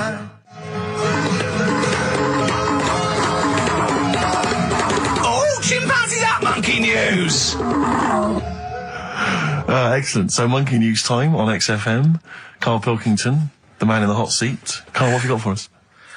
Okay, Monkey News this week. We've covered a lot of stuff. We have indeed. Now, do you know, like, there's places where you can go for, like, weekend rests and stuff, Sure. and you relax, you sit in a little spa, you might have a swim and stuff. Mm. Well, they've got a place done for monkeys. Of course they have. Right? They can go there, they relax, forget about all the stuff they've got going on in their head. They can have a manicure. Right. Got nice meals. It's not called a manicure, though. It's called a chimpacure.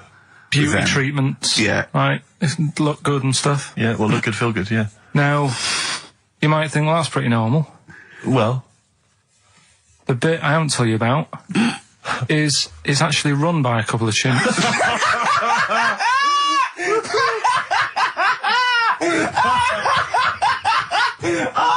Oh, God! Oh, God! Oh, God, you're a maniac! Right. Oh, for Christ! Oh. Let's just... That's like a couple of chimps! Of course it's not! No, it is, because think about it, right? No, not think about it. What do you mean, yes, it is? Of course it's not run by a couple of chimps. What do they do, get a loan? Right, if a chimp wants to have a rest... Yeah. Where would you go to? A place that's run by humans that don't know what chimps' needs are? No! My point is this, how did they get it together? How did the two chimps, Mr. and Mrs. Chimp, went for a loan and said, I'll tell you what we need, a spa. I think it started off quite simple, right? Just you know, basic stuff. But they've expanded over time because it's become so popular. It's gone mental down there. Sure. They've all heard about it. Now, the thing is, the problem is this, right? That isn't even the top and bottom of it, right? Oh, Christ. The problem is, it's been going on and on and on, right? It's been earning a lot of money and stuff. The monkeys are happy. The monkeys that go there are loving it. They're telling friends and stuff. They're all coming to it. Now, the problem is, it's this little monkey, little man monkey and a little woman monkey, right? Yeah. They were sort of girlfriend and boyfriend. Sort of. It's an open relationship, they can play around if they want. Well, the problem is they're not married, right? Now, trouble brewing. The lad monkey, fella monkey, he's getting quite old. Mm. And the problem is, because it's his name that's down on all the stuff. Carl, all the forms. actually, Let him finish. I'm getting scared now. Let him finish. It's his name on the business, and the problem is his missus is kind of like, what's going to happen? Sure. Where are you getting this from? Internet. Carl, I don't know where to start. No. This is the... Can we just hear the end? This is ridiculous. So the problem is the female monkey is worried that the male monkey she's worried. What's going to happen with the business? What's going to happen? Of course. Right now. What do you mean the business? The health There isn't a business. It's a joke. Rick, you're not listening. His name's on the form. The male monkey's name is in his name. Now the problem is the woman monkey has got some kids, but because they're not blood relatives, it's not going to be handed down to them. And the court, they're kids from a previous monkey marriage. Yeah, right. So that they're not going to get it. Let me just check this out. Yeah, otherwise you don't want to check the facts. Otherwise you could look like a twat spouting shit on the radio. Please check the facts for scientific security. And they're just a bit worried because they're saying that the people in Ohio, which is where they've got the little health thing going on. So that makes it more believable that it's Ohio. Mm-hmm. I thought you meant it was Berkshire, in which case it would be rubbish. It looks like the local people are trying to get in there. They've seen the success of it. Sure. And they're They want a trying piece to of go the in and action. take it over and stuff. Yeah. So... Give me the piece of paper. Throw it away. Play a record. That's the worst one I've ever heard. And there's something wrong with you. You're educationally subnormal. Final tune from us. Tim Buckley. Lovely song called Wings. Back next week? Yeah. Yeah. See you, Carl. They've just counted how many fish are in the sea and that. No, they haven't. They've just done a census. A census? What, of fish? Yeah, some fellas have gone in the sea and they've got to work out. There's about... Mrs. Spratt, is this your son? No, he's a lodger. Okay, well, let's mark him down. That's 2. Oh, I've lost count. 6,000,400. Oh, darn. So how many are there? About...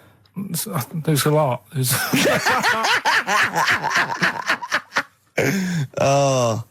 Well, there are more species of fish than bird, mammal, and reptile put together. Can I ask a question? That's on my DVD of animals. That's still available in the shops. Probably find it online. You'll get that slightly cheaper. $15.99. What? Go on, ask me a question. Ask me a question. Ask me a question. Carl's Pilkington's also on the DVD. Yeah. That's a perfect Christmas gift. Yeah. Long and Winding Road.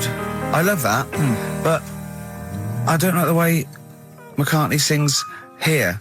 There's just one, he goes, you leave me waiting here.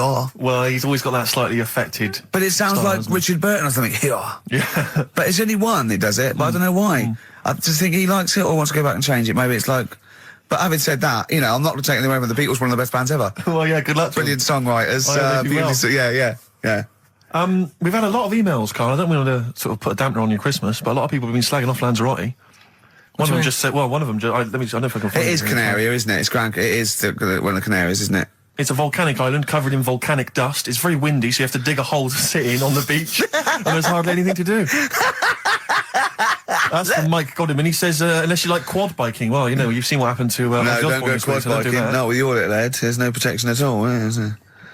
I don't know what you're thinking. I don't know. At least Rick Mann and Ozzy had lots of hair. Yours would be like Humpty Dumpty. It would crack like a little egg. And then we'd seen, there's no kings or king's horses. So, well, they couldn't do the job anyway. No, shouldn't really send them. They're not really qualified. Horses not equipped to put back a medical man like Neil Fox in. Yes. To mend but not eggs. Some kind of military horse. I bet he's had egg on his face a few times, hasn't he? What, Foxy? Yeah. Well, most of the series are Pop Idol.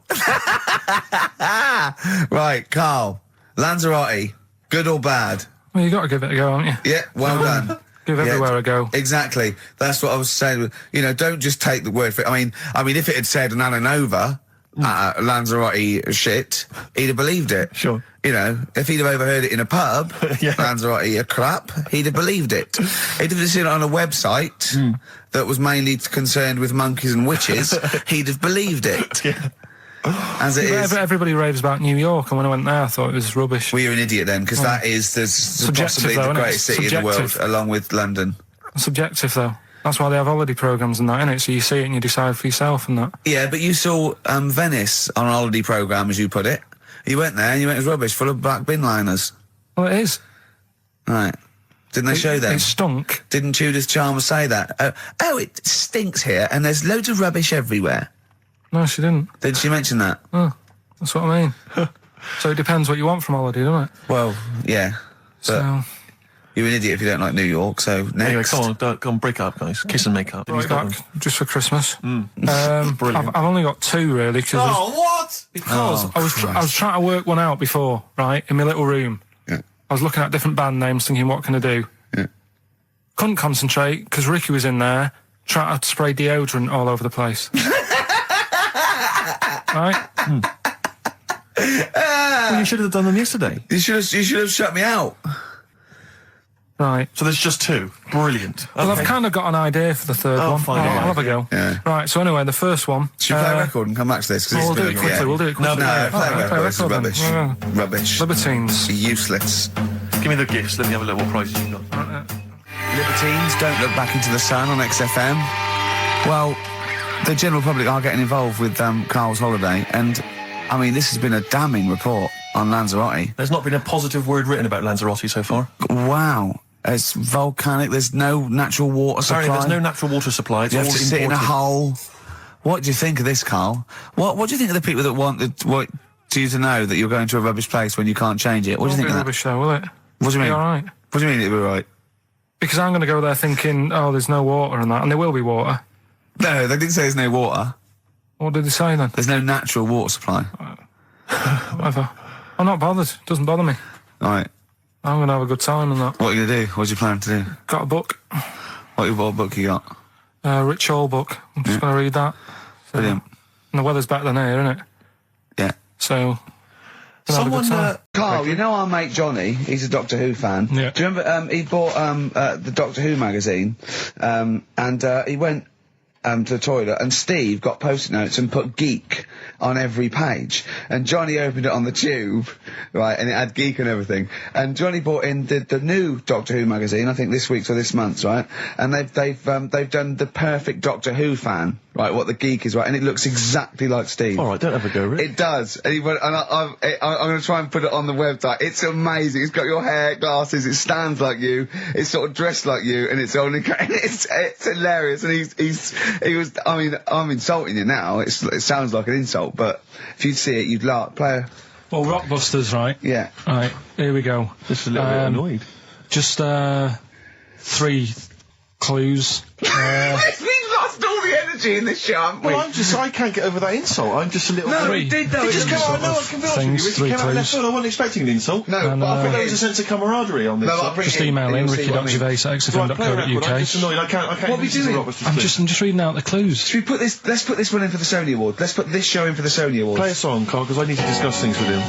I've talked before about him Edit sagging it down. Get this down to 3 minutes. It'd be a great show. Rockbusters in a minute. XFM. Lonesome Day by Bruce Springsteen from his new album The Rising on XFM 104.9. Ricky Gervais, Steve Merchant, Karl Pilkington. Foreman just phoned in and said to Karl, stick up for yourself. Don't listen to that Merchant. He does my head in. He's so arrogant. I don't think I'm arrogant. I think I'm mean. Yeah. I just think I'm sort of objectionable. I don't think it's arrogance. I think it's sort of nastiness. Yeah. I'm just not a very nice person. But believe me, I'm not arrogant. I think I'm pathetic. What were you talking about earlier about glasses as well, and Steve taking his glasses off? What was that? What are you saying that in front of him now for? Was it an insult? It wasn't really an insult. Karl, what were you up to? No, what was it? I genuinely don't remember. I genuinely don't remember. Right, Steve, I'm not having a go. Right? Just saying how people, it's a bit weird that you've got glasses because you've got a good pair of eyes on you, right? that isn't an insult. What were you talking about though? What was it? Why did it was the fact that people who wear glasses always look a bit weird without them on. It's like, you know, they should wear glasses. Okay. Why did we get round to this? What was we talking about? I don't know. I don't know. I don't know what that was. It sounds like an insult, even it wasn't intended as one. It wasn't. It sounds like an insult, Carl. It does, yeah. No, it wasn't. I But should be listen- allowed to punch you every time you insult me now. No, but I'm not I'm having doing a it. go. I'm going to give you a dead arm. Look, Steve, It sounds it's like an you. insult. You And always even if it wasn't, you intended it to be one. Well, what you... Oh, that was real. Play a record. But It's That's what you mad. get every time you insult me from now That's on. mad. Oh, is this the Cardigans? Great, brilliant. I didn't even say anything. It makes me feel better. It makes me feel better. I can enjoy the rest of the show. Yeah. Before we carry on with anything, I should just tell you, we're on the subject of emails. There's one emailer we're always looking forward to hearing from. Dickers! Richie Anderson! Dicky Docky Doo! Richard Anderson, thanks for emailing. He's my biggest fan. He's now. one of the biggest fans. He absolutely loves me. But not afraid to offer some constructive criticism. Go on, That's what's the he great said? thing about Dickie. And from Anders this week, he says, Ricky, I'm lazy, I talk nonsense, I'm badly organised, and I believe in ghosts. Can I have a job working on your show?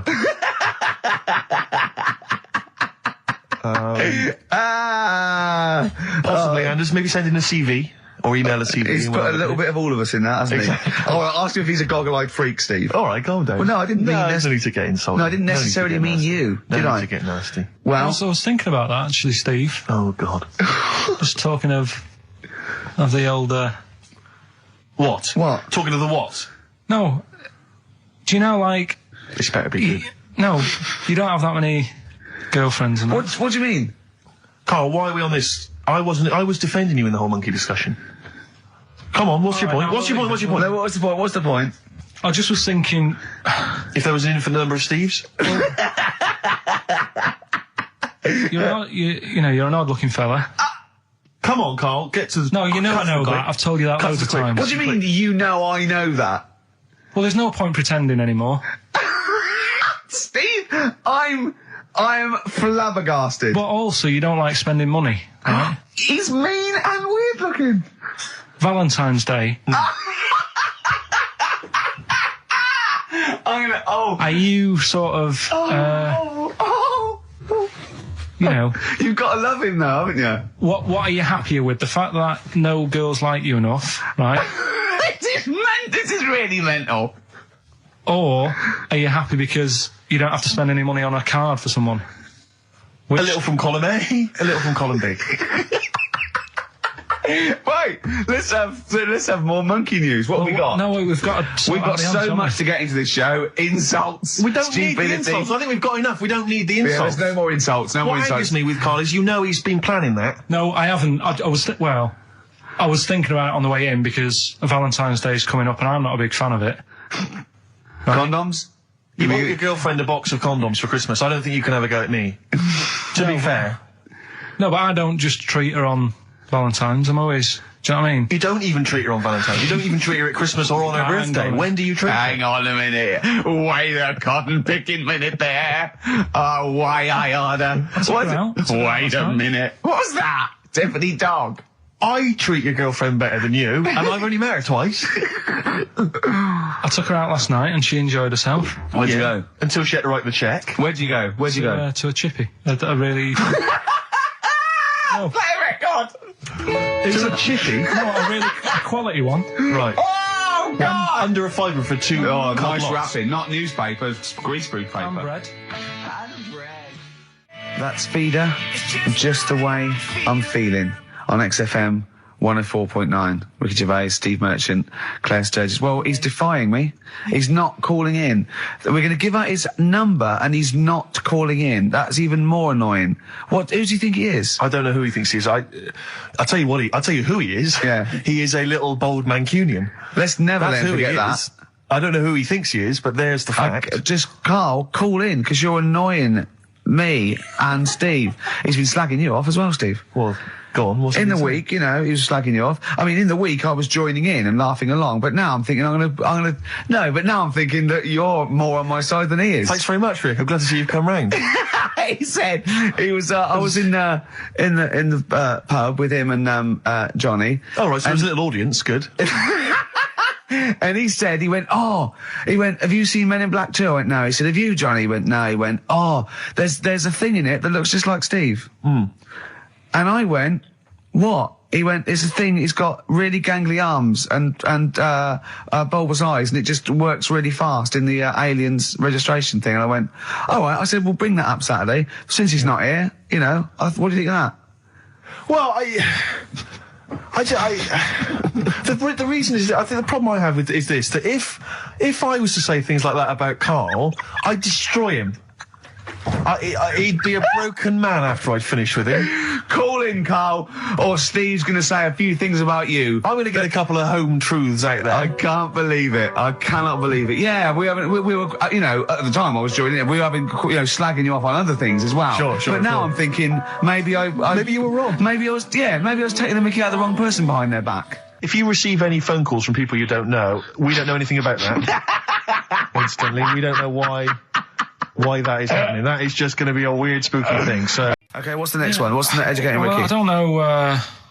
See, like I say, I was looking around, and there's stuff that is interesting. Right, I was looking on the web, but there's no point. Well, it's just that I found one about. What's the point?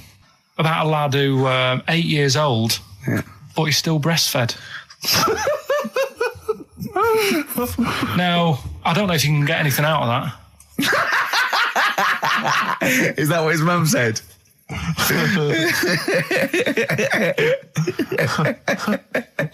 So, what do you mean? I don't know if I can get anything out of that. You don't need to. No, it's just that, you know. Where did you read that? That was on the internet. Oh, well, yeah.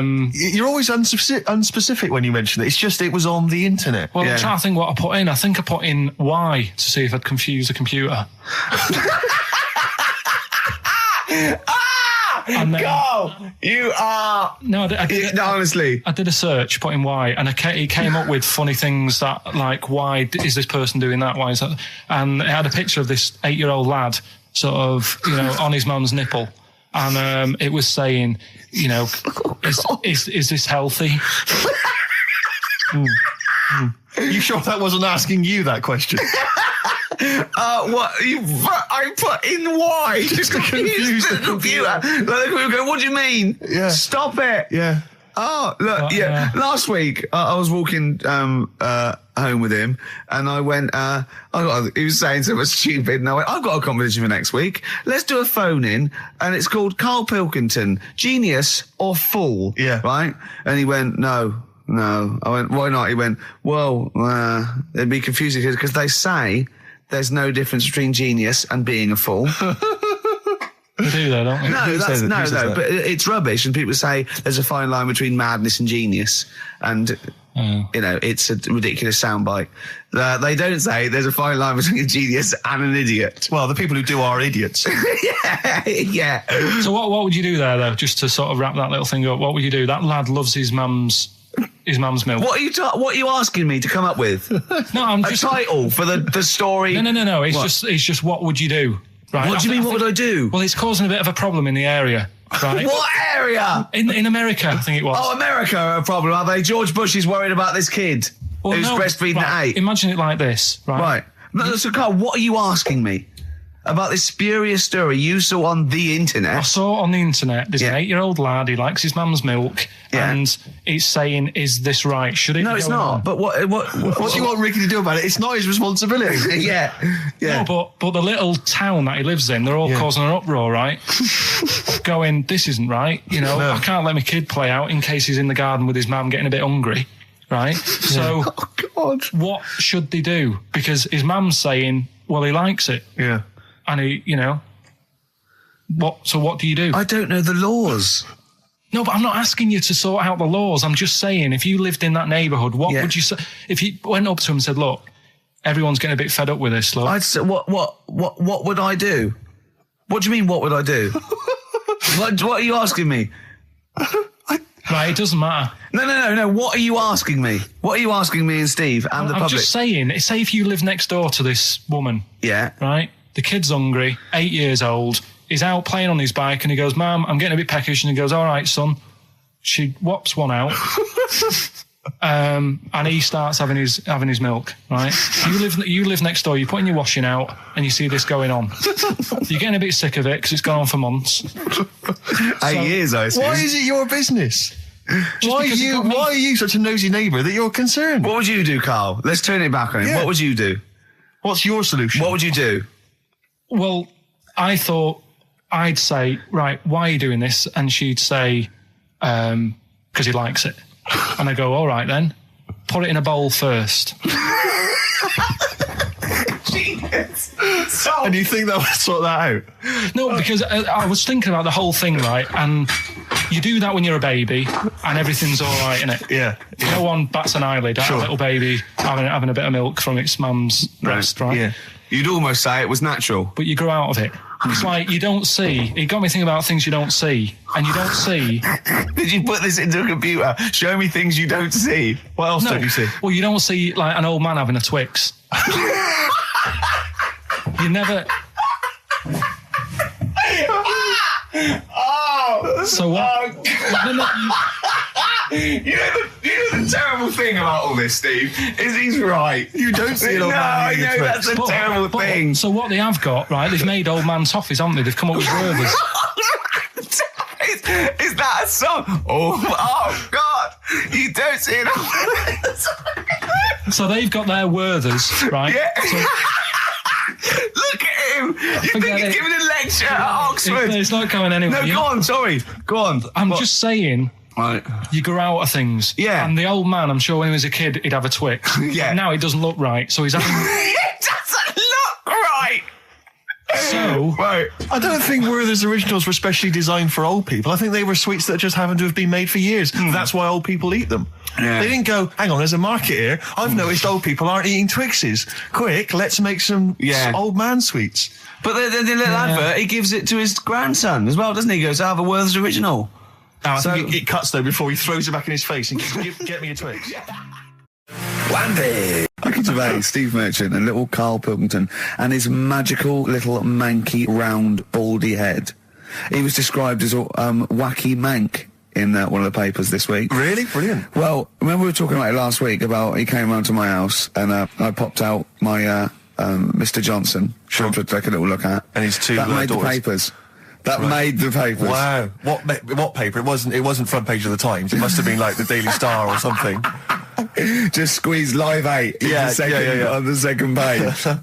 Yeah, so Wacky Mank. Wacky Mank, that's Wacky great. Mank. Wacky Mank. We had an email from someone that reckons they remember you from body popping round Salford way. Yeah, Eccles Precinct, apparently. You know that, I wasn't doing it round there, though. What do you mean? I was round Stretford. Arndale.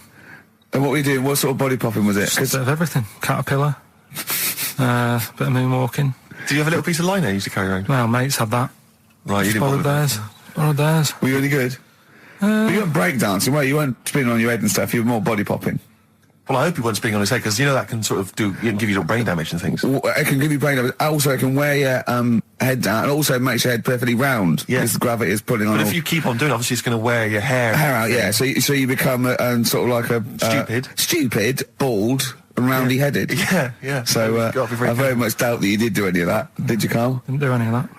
My life is just full of toilet trauma. Yeah. And Carl, you may not realise this, but a while back I used to host, this is bizarre, I used to host a radio show on the BBC World Service, right? Now, if you want someone who's the voice of integrity, the voice of intelligence, the voice of a nation, you're going to come to me. That's obvious. And I was broadcasting, so now they've got listeners of something like 50, 60 million people around the world. It's mental, the listenership of the World Service. And I used to host this show with someone It's a big place, Steve. The World? Yeah. You're absolutely right.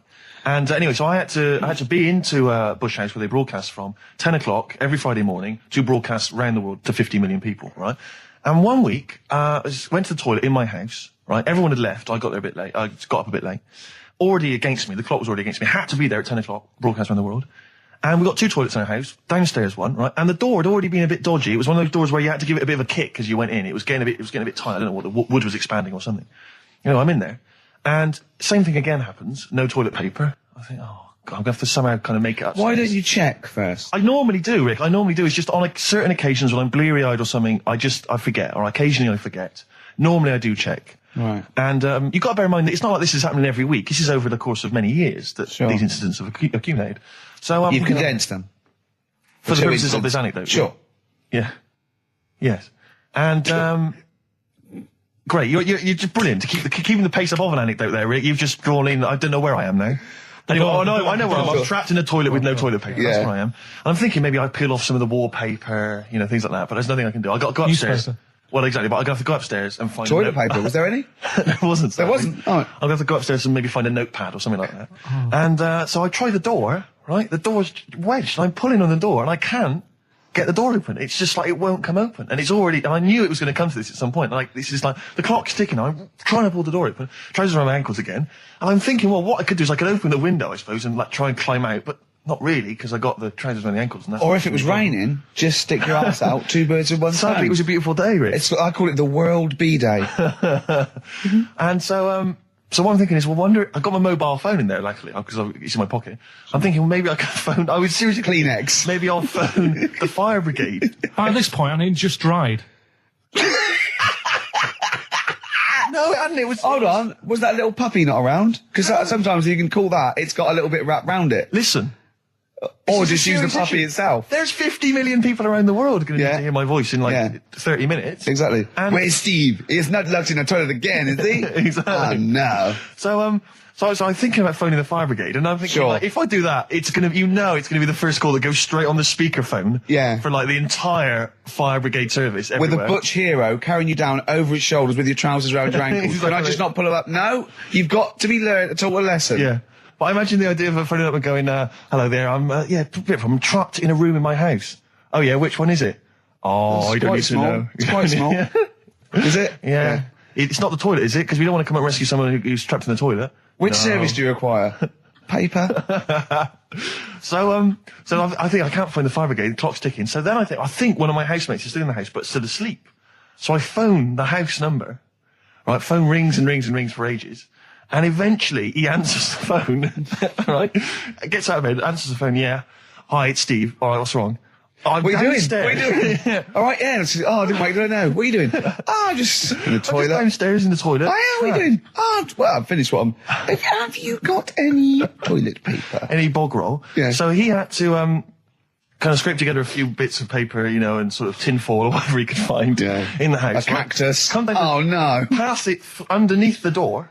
Right, and I said, "Can you move away from the door because I don't want you to hear me as I'm, wiping the." And so he didn't say that. Yeah, well, I didn't want him to. That's embarrassing. Sorry, that's embarrassing. What were you wiping it with? Not tumbleweed. What do you mean? What noise? I know what you mean. Yeah, no, exactly. Right. So then I say, right, can you smash... Why was he hovering? Why didn't he want to walk away? Will you keep your... What was it? Outside with a glass to his ear? Yeah. Thankfully, there was a window in the door, but it was frosted glass. You could just see my semi-naked body moving around. And so eventually I said to him, look, listen, I'm going to need you to sort of kick the door in. He said, well, I don't want to kick the door in because you're going to have to pay for it, aren't we? I go, yeah, but I got to go to the World Service. Well, yeah. And he was a lovely man. He's the weakest man you've ever come across. It's like if there's one person you don't want to have to throw their body weight against the door, it was him. He's like he'll snap before the door will. So he's smashing against the door. This sounds like a fetish to me, though. He went in there and there you were naked with lots of toilet paper. And you go, oh, you've broken the door down and there I am naked. Again. Oh, you've rumbled me, Rick. I wish I'd not told that embarrassing story on the radio. Like it wasn't embarrassing enough, you've just got to make it slightly more seedy. Oh, so did he get it down? He did it, yeah, and I got to the World Service with minutes to spare. Oh. And interestingly, I told that story to 50 million people around the world. You're joking. Yeah. Did they understand? I think so. I mean, is that a bit of a problem when you're on the World Service, like thinking of things that everyone can understand? Yes. Because you can't. It's a bit like when talking to you, Carl. Yeah, exactly, Carl. I think you're on thin ice there, worrying about people understanding what you're saying. No, but you can't talk about stuff that's on the telly and that, because some people say, well, we haven't even got a telly here. Oh, yeah, you're listening to XFM 104.9. Yeah. So let's carry on. Let's continue. Well, obviously, Carl was out with me last night, and he saw that I'm, he knows I'm a ladies' man, and that was obvious. Carl, you could see the vibe around me, couldn't you? When the chicks were talking to me, and just remembered recently, actually, I was on a train coming back from hometown Bristol, and I was on the train, and this girl walks on, good-looking girl. I thought, hey up, a largely empty carriage. I'm thinking, my luck's in, because I take every opportunity, Carl. That's the thing about me, I don't choose. She was a good-looking girl. She sat down. I thought she sat down right near me. I thought, brilliant. As this guy comes up behind her, and says, I think it's probably a boyfriend boyfriend or something sits down next to her. And I listened in on the conversation, obviously, because I'm pretending to read. It was very clever. I read the same page for hours, so I was pretending to listen. I was listening, but pretending to read. And I realised that it's not her boyfriend or anything. It's just some guy she's met on the platform. And I'm thinking, brilliant. If she's the kind of girl who's just going to start talking to someone, you know, on a platform, on a train, brilliant, I'm going to be in here. Because he was only going one stop. So I'm thinking, what's the worst that can happen? He'll nick off, you know, I'll get chatting to her, you know, and who knows, I could join the... is there a train equivalent? Foot High Club. The Foot High Club, brilliant. And so I'm excited, you know, I'm listening in. And it turns out that they're both kind of graduates who've just finished university, or they're coming to their finals or something. And they're chatting away, you know, and he's making a couple of witticisms, you know, and she's kind of tittering at his jokes. I'm thinking, well, I'll tell you this, if she's laughing at this kind of material, I am going to blow her away, you know, with my kind of anecdotes and wry observations, you know. Yeah. It was weak stuff, I got to be honest. Really? He was coming out with nothing. He was running on empty, as far as I'm concerned. Yeah. And she was loving it. So I'm thinking, brilliant, I'm going to be right in here. And then they get moving on to higher brow things, you know, and I think she was going to study kind of Marxism or something like that, or communism, something. And she was asking him, you know, by way of conversation, she was asking him what he knew about Marxism, you know. And he was fumbling for his vague knowledge of it that he had in his life. And I'm just sat there thinking, yeah, come on, love, in any given capitalist environment, the proletariat will revolt against their oppression by the bourgeoisie, and after a brief period of socialist rule, emerges a classist society governed by community cooperation. Well, if that sort of talk wouldn't get a woman hot, I don't know what you'd use then. If Marx and Engels is not going to get a woman sweaty down below, then nothing is. Then my name is You're not just Steve biding your time. Exactly. I'm just going to go in for the kill any minute. Yeah. So anyway, it comes to his stop, right? He gets up. I'm thinking, this is a piece of cake. And he gets off, and off he goes. He walks off. And I'm thinking, brilliant. And I thought, I'll wait. You know, I'll wait till the train's pulled away. I'm not going to leap in straight away. No. And he comes back along the carriage. And I'm thinking, hang on a minute. He goes, listen, do you mind if I give you my email address? Oh. Right? And if you want to get in touch, email me. I'm thinking, come on, you loser. Get off now. Save your face, please, before it's too embarrassing. She accepts the email address because she obviously doesn't want to hurt his feelings, whatever. I'm thinking, fair enough. She's a good woman. I'm liking her. I'm loving her. I'm thinking, that's my kind of girl. So anyway, he gets off. I'm sat there, the train pulls away. I'm thinking, yeah, I'll wait a few minutes, you know, I'll just, you know, give it some time. Her phone rings. It's her friend on the phone. And she starts saying it, and I was listening in, and she was going, yeah, just met a guy on the train. I'm thinking, yeah, that's true enough. She goes, yeah, he was a good-looking guy. I thought, you're having a laugh, love. To be honest. Because I was looking at him, and she said to her friend, he looks a bit like tennis player Boris Becker. I thought, you should be so lucky, frankly, because I saw him. He had awful facial hair, if that's what makes him look like Boris Becker. Terrible little goatee beard. It was laughable. I thought, I don't know. And then she goes to thing, and she's like, yeah, I met him, we got chatting and stuff, you know. And she was going, it's not often that you meet someone, you know, generally in life, who's, you know, kind of thoughtful and intelligent and funny. I thought to myself, I'm not even going to waste my time with you, love.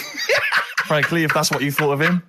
You just walked away. And I'll be honest with you, I didn't even bother talking to her. No, you were just I didn't even waste my if, time with her. If she thinks that bloke is not only great looking, but funny and intelligent, and she got on well, and he was polite, and it was a chance meeting, and he thought, and she thought that you were like a freaky looking dork who didn't even have the nerve to speak. That is what if that's what she thinks, then I don't want to know her.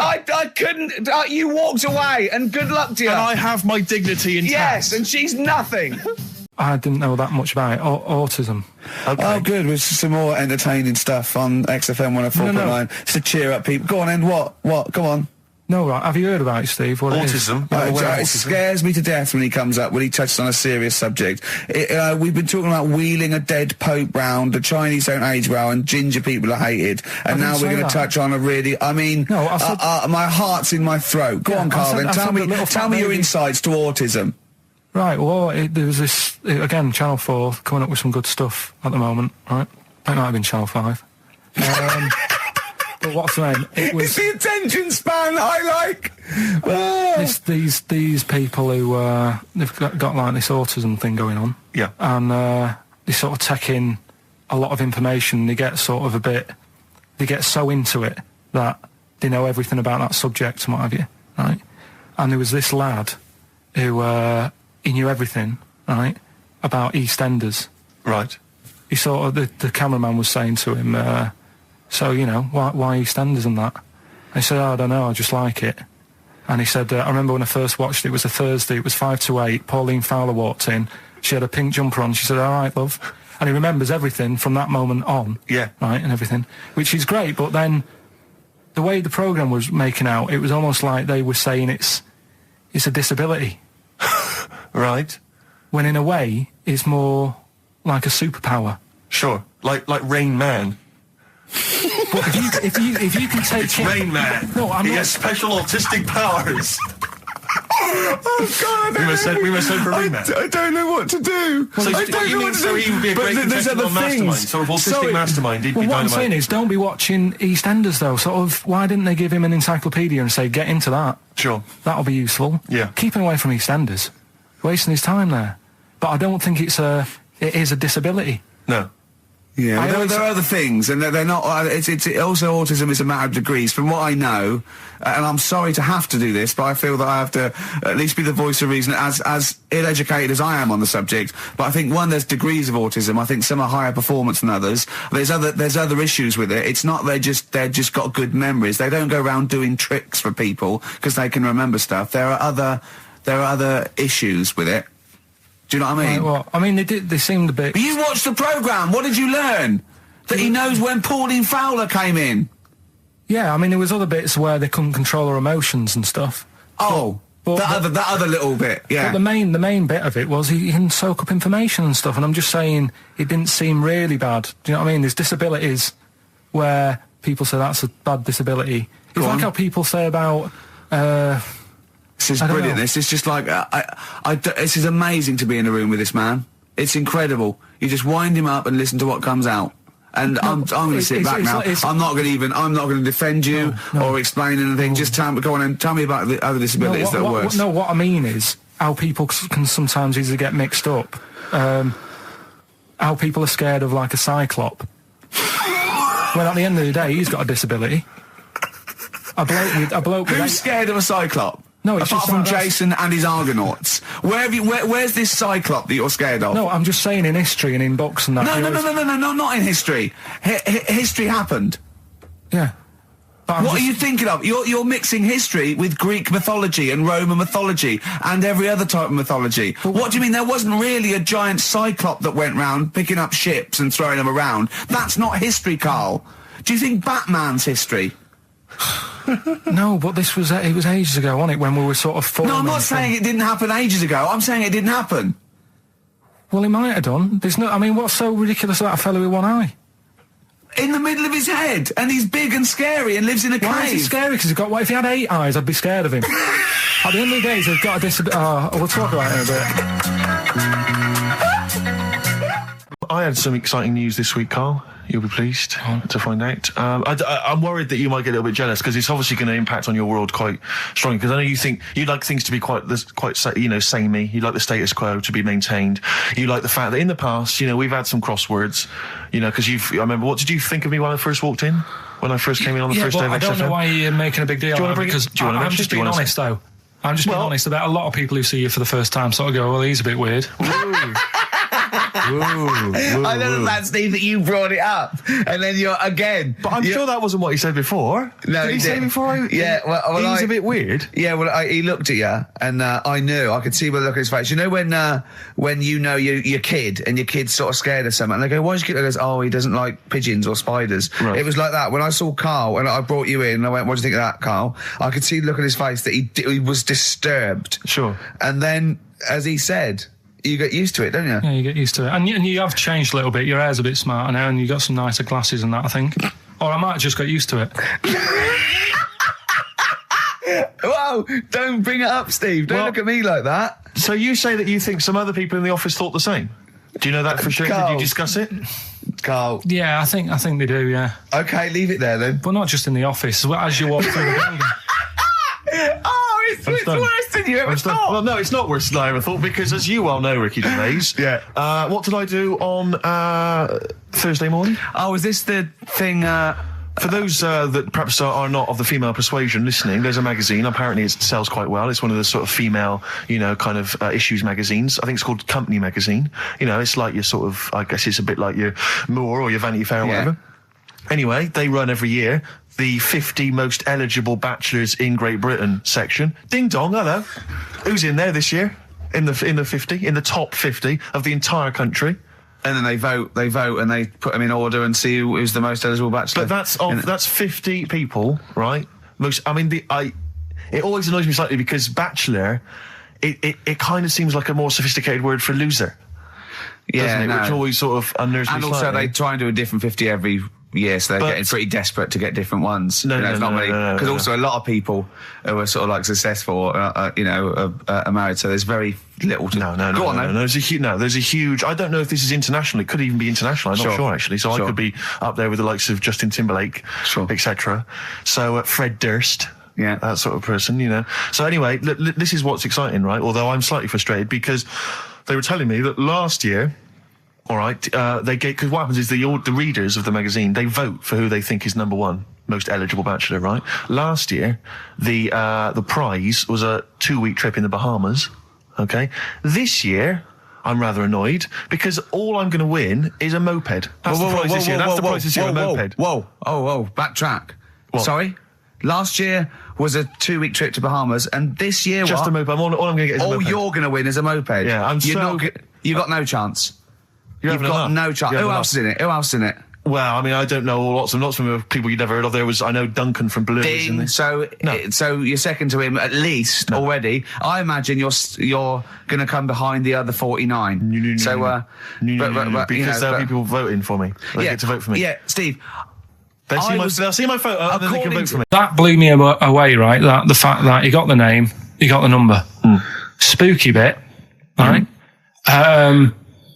I'm walking home. I called you up a couple of times and I left a message on your phone because it was just amazing. Not only was he good at magic, but his maths was brilliant. No, well, that thing adding up to 42 was like, how did he do that? I mean, we didn't even make a big deal out of that. He said that to me. He said, Carol Vorderman's got is the maths. Do you know what I mean? Imagine him on Countdown. Yeah. He'd even know what they were going to write down. Do you know what I mean? So a bit of a wasted talent. I should see him again about that. I think so I get into my flat, right? And what they do in my flat where I live, they put the post in like these little pigeonholes. Right, and I don't normally check them out. I leave it for Suzanne to do, right? Sure.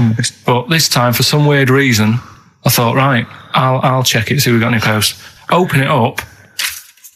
There's only this. A letter for Miss Harris. Yep, there it is. Bona fide in front of us. A letter addressed to a Miss Harris. Well, does she live there? No, it's my address. She doesn't live there. Did she ever? Don't know. It doesn't matter. It's weird, isn't it? But we've never had. Normally, I think there was a guy who lived there called Yaki Shoki. Mr. 42. It was definitely wasn't an Harris, right? This is the first time we've had a letter for this woman. Yes. Right. But what are you claiming? Because Darren Brown himself admits that it is not paranormal, it is not supernatural, it is a trick. It's a trick. Is it? But he would say that, wouldn't he? Hitler said that. Play a record. Well, can we open this? No! It's illegal! No, but I'm thinking if it's a birthday card for someone's like 42nd birthday. Right. You can't open that letter. Go and put it back or you cannot open that letter. Why not? You can't open someone else's mail because you think Darren Brown's supernatural. What if we steamed it open and then resealed it? No one would know. It's only a letter. You can't, you can, but I don't want any part of it. Carl, I think you should open it. No, you open it. I'm not opening it. It's against the law. You should open it, though. We won't open it then. They won't send you to prison. Forget it. You'll get off. Cure? Yeah. Bit of cure? There's no cure, no. I'm I'm tempted to open it. Well, do you want to, Steve? There you go. No, I'm not going to open it, but I think you should, definitely.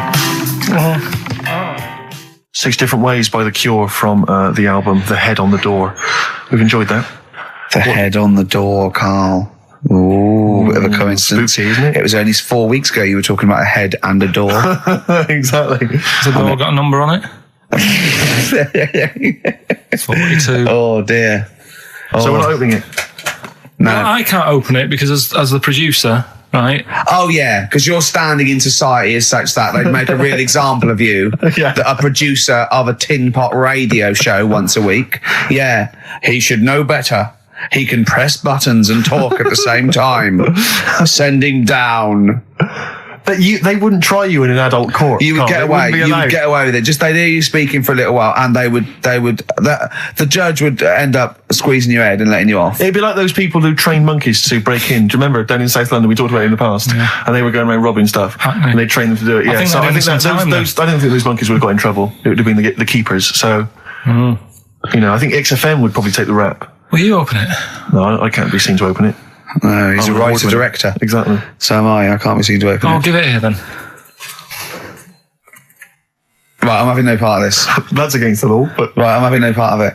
Open it. Come on, you've started now. Right. The thing is, right, if it's important, we can say maybe she's listening. But do you need the stress? What it could be anything. What are you going to say? We're going to say, oh, and if you are listening, Mrs. Harris, you have got gonorrhea. Call the clinic. Do you know what I mean? It could be anything. Oh dear. Oh well, I think my talk did well. Well, what is it? It's the number 42 on there. What is it? Can you say? Be careful. What? Let me see what it is.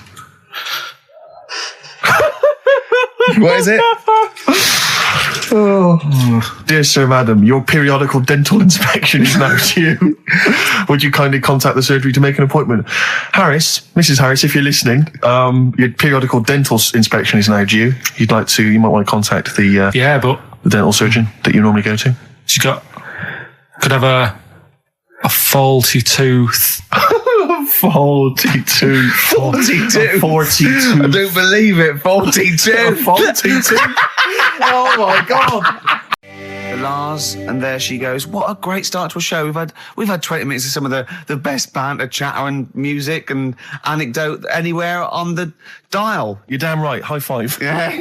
Sweet, man, sweet. Oh, what are we talking about? Well, I love that track. It's lovely. They've got a bit of the Liverpool gene pool, haven't they? That sort of doddy. You know what I mean? I like the Scouse sort of look. You know, the Cilla Black and the Stan Boardman. Yeah, it's particularly unique to Liverpool. It's sort of happy in teeth and ears. And, it's happy in teeth and ears. Yeah. Oh, brilliant description. Yeah. Happy in teeth and ears. Yeah, that's just 3 of my friends.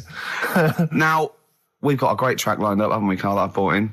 Simon & Garfunkel. Now, I'm not ashamed. As you know, me and Steve aren't worried about being part of a trend or you know, being trendy or jumping on about it. Steve particularly doesn't worry about, like, looking good or, you know. No, I'm saying, as a compliment, he doesn't worry about walking along like that or, you know. Well, I'm looking good. No. But I'm saying you don't mind the insults freak boy or goggle eye or... swore off a duck's back, mate. Do you know what I mean? Or a new phrase that's been coined because of Steve's face, walk off a frog's back. Who's saying that? Just a lot of you, a lot of friends and that. But I mean... My friends? Yeah, a lot of the people. Can you name names or? I can't really. Big promises you can't. I can't. I can't really. Anyone up? I think it's the Kagol. Looks good. It does look good. It's waterproof, Rick, and it's also stylish. I wear nothing underneath, so it's tight to the skin. It gets sticky in damp weather. Is that why you sort of rustle? Sexy. But what's all the? Is there abuse? What's this? No. They just say.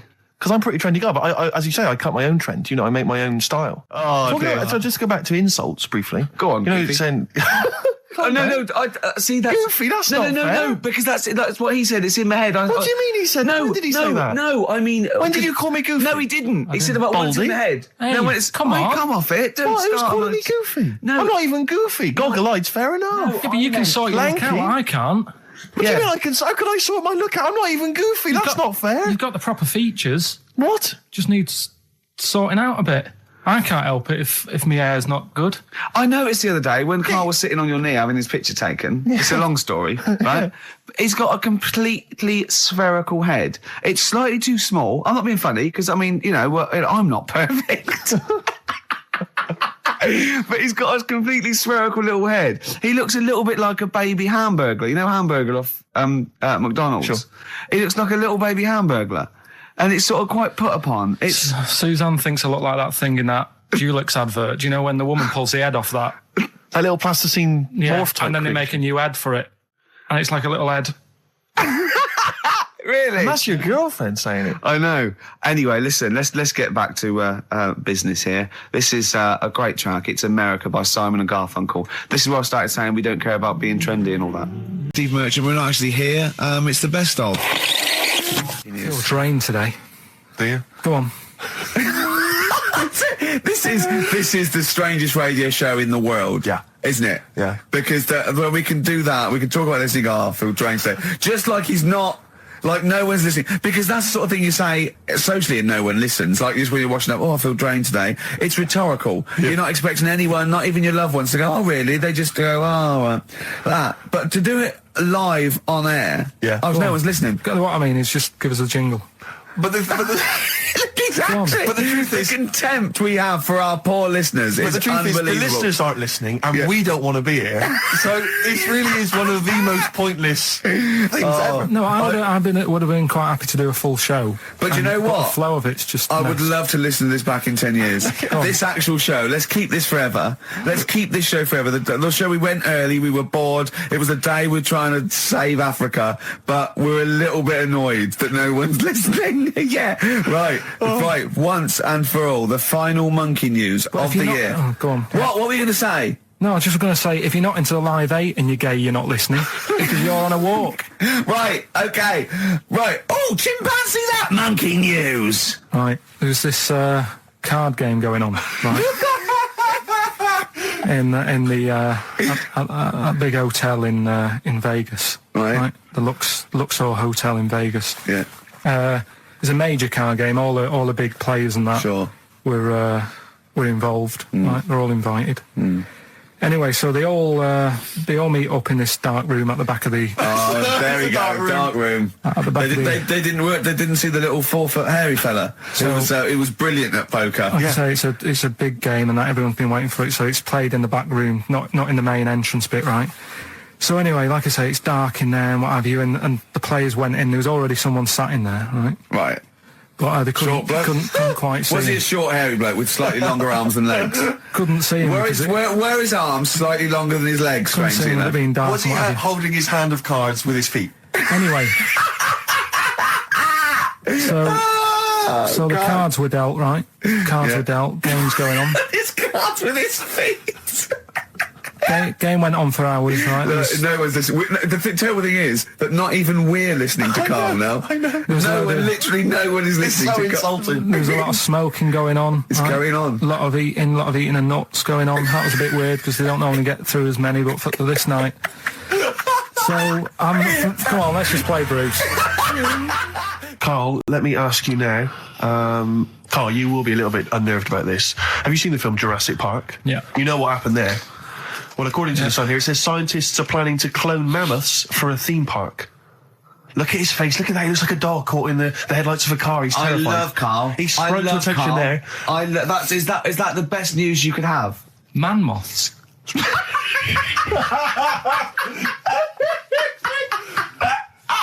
Right. Yeah, man moths. I man love moths. the fact that that's why he was so excited that they bred a man moth. What is this? Yeah, it's a human being that hides in your wardrobe and eats an entire jacket in a day. Yeah. What do you mean, man moths? Mammoths. Mammoth, the big hairy cow from the Ice Age. I mean, elephant. You're not so excited about that, then? You can take or leave bringing back mammoths to life, but a man moth is a different matter. Oh, if we'd have never brought that up, he'd have gone and told someone now. Yeah. You know, they've bred an half man, half moth. This is what we That's how mean. things start. This is what we mean when you hear these ghost Are you stories. slightly deaf? Is that it? When you hear these stories, is it? Carl, is English your first language? Are you actually foreign? Is that the thing? Yeah. Should we speak when we say slower? foreign, we mean not of this planet. Yeah. Should we speak slower? Would that be a help to you? No, go on. Next What do you one. make of that? Do you think that's good? Would you like to bring back mammoths? Prehistoric animals. These giant elephants. They're slow, aren't they? It's not as if they're going to like get out and run fast and they can't capture them. They'd probably be a like fence, to be honest, elephants, Carl. aren't They'd probably be a fence. they? No, but you're asking it as if like, oh, it could all go wrong, but it couldn't, could it? Well, Really? but the point was about Jurassic Park is they thought it wouldn't go wrong. They thought they had it all under Yeah, but control. that was And they- Have you learned dinosaurs. nothing from Jurassic Park, Carl? Dinosaurs would say, "Oh, think about it before you do it." But with a hairy elephant, it's not going to. Not a concern for you. Would you go along to see him? Would you be interested in that? If it was in the area. He's great, isn't he? I'd love a queue, Nothing right? impresses No, him. but what I'd like to do is Carl sitting like Yoda in a little cave, and I'd just like to see people like Tony Blair and Stephen Hawkins in a queue, and they go and say, "Carl, got a bit of a problem." And thinking of cloning a man and a moth. Problem? Not an issue. No, if I'm in the area, I might cruise around and have a look at it. Otherwise, just don't send it near my clones. Oh, that's fantastic. So it's just for a second. As the words man moth came into your head, how excited were you? I mean, were you both terrified and excited? For the moment when you thought that they'd cloned a man and a moth? I pictured. What kind of face did he have? Did he have the moth's head, or was it a man's head? Just a little man head. Right. What was his face? What did it look like? He just was like a bit shocked, perplexed. Yeah. It was like he'd been grafted onto the body of a moth without his consent. And when he was asleep, he'd woken up. He just went in to have a goiter removed, and they said, "We've replaced your goiter with the body of a giant moth." Yeah. Is that all right, Mr. Jenkins? So he had the head of a little. Was it a little boy or a man? Little man. Right. Okay. And he's just bumping into a lamp. He's just bumping into a lamp. If you went into hospital and they'd done something, what's the worst thing they do, right? What would you rather have done, right? You wake up and you've got lobster claws for hands. Right. You wake up and you've got duck's feet. Or you wake up and you've got one horn coming out of your head. The worst thing? Yeah. Probably the horn coming out of my head. Why? Get in the way. That'd be useful, wouldn't it, in fights and stuff? And for like parties, people would play I quoits. suppose the lobster claws would also be quite handy there. So anyway, I found these. We should go in a competition. Who's the tastiest cartoon ever? Well, actually, I threw up did G-Terror. I threw up Jessica Rabbit. I've had some people contribute here on the email. We've got someone here. Dom has emailed us. He's told us that for him, Daphne from Scooby-Doo. Yeah, popular choice. And obviously, this is one I've never quite understood. Wilma from the Flintstones. I've actually always felt that Wilma. I don't know. I just thought she was a bit. No, not Wilma. Hungry. Betty, surely. Yeah, Betty. Well, this is what I'm doing. Wilma. I mean, yeah, Betty, surely, but Wilma. No, I mean, she's quite homely. But Betty, come on, Steve. You wouldn't say no to Wilma. No, I suppose not. If it was on, I'd be worried about Fred if he found out. I'd hate to do it, you know. I don't want to do it to Fred. He's a good guy. He is, isn't he? He's a bit of a chump. Whereas Barney, to be honest, I don't think he deserves Betty. Do they both work in the quarry? Because, I mean, let's be honest, Fred, not a smart man. I mean, he obviously didn't come out of rock school with anything other than a couple of basic O-levels. I know, but he's a hard-working, sound sort of guy. They got a big house, they got like a TV, they got that bird thing. Yeah. I be honest, if I was Fred, I would be a little bit disappointed that my kid does nothing, whereas Barney's can lift up sort of tall buildings. Sure. Bam, bam. He's a very strong... You know. I mean, interestingly, Fred loves his job. He's always yabba-dabba doing at the end of the day. He does yabba-dabba. He spent the whole day lifting rocks from one place to another. I'll tell you what, I wouldn't take that from that cat, though. I would. If a cat picked me up by the scruff neck and put me out, right, on the doorstep, I'd go mental. I'd get rid of it. It is a saber-toothed tiger, though, Carl, so it could rip him to shreds. It's not like a normal domestic cat you have nowadays. You know when they go to the drive-in at the beginning? Yeah. And they order maybe some ribs. Yeah, that huge rib, and it tips the car over. Yeah. Was that her first day on the job? Because I've never been ordered before. Yeah, I thought she'd have realised. Yeah, we're out of pig. We've got Brontosaurus rib. Exactly. He goes, well, that knocked the car over. No, it won't. I don't know. Rick, can I tell you now? That was an accident waiting to happen. It was really, wasn't it? Yeah. And it did. Oh, dear. Mind you, I went to Texas once, and I had some ribs, and it was like the Flintstones. It was huge. And not only did it look too much like an animal that I couldn't actually eat it, I don't know who could eat it. I mean, seriously, it was 2 foot long. Yeah. And all the it was like half a rib cage. And it's incredible. My friends lived in Texas for a while, and they once were in a kind of diner, and there was you know those kind of benches that are attached to the table itself, like a kind of picnic bench. Yeah. And this huge fat guy came in, he came wobbling, he ordered like this kind of everything you can eat meal, and his fat kind of sort of his big fatty fat, and it's fatted on the fat table. It wrapped itself around the table and everything. He was chowing down, and when he tried to leave, the table came up with him. Oh no! Imagine that! I mean, they are fat, aren't they? They're big people. They're huge people. But it was that thing we talked about before, that bloke on Jerry Springer Show who was like 80 stone, right? Now, I felt quite sorry for him. He was really sad and he was crying. It is rad, but my point is this, right? When he got to say 50 stones, didn't he go, that's too much, That's not enough. For a land animal. Exactly. Do you know what I mean? Yeah. That's big, isn't it? I mean, I'm getting worried. I'm 13 stone, and I am genuinely getting worried. I'm thinking, oh, yeah, God. when you've got that big, when you've actually got your own mare. yeah. When you have to get in helpers to look what the scale says. Yeah. Like 4 or 5 people lift up your belly and go, it's 52 stone. You go, that's too much. Exactly. I'm going to only have 9 breakfasts. When you actually, when you begin to appear on the Ordnance Survey map. yeah, exactly, yeah. When You've got your own symbol. It's like, we can see 2 things from space now, Fatty and Steve Merchant. We'll be landing at about... Well, no, I'm just saying at all, you're not fat, are you? You're freakish and big. Just another quick thought. Someone's mentioned Daphne from Scooby-Doo, and but I've always had a soft spot for Velma. Velma? Because Velma's no glasses. I mean, I'd have She's clever. Can I tell you what would have happened if I was in that environment? I was maybe on the... Your glasses would have got tangled up. I'd have always had I'd always been making a play for Daphne, right? And Velma would have fancied me, but I'd have always ignored it because I was playing for Daphne. And then when I finally realised it was never going to happen with Daphne, I'd have blown it with Velma.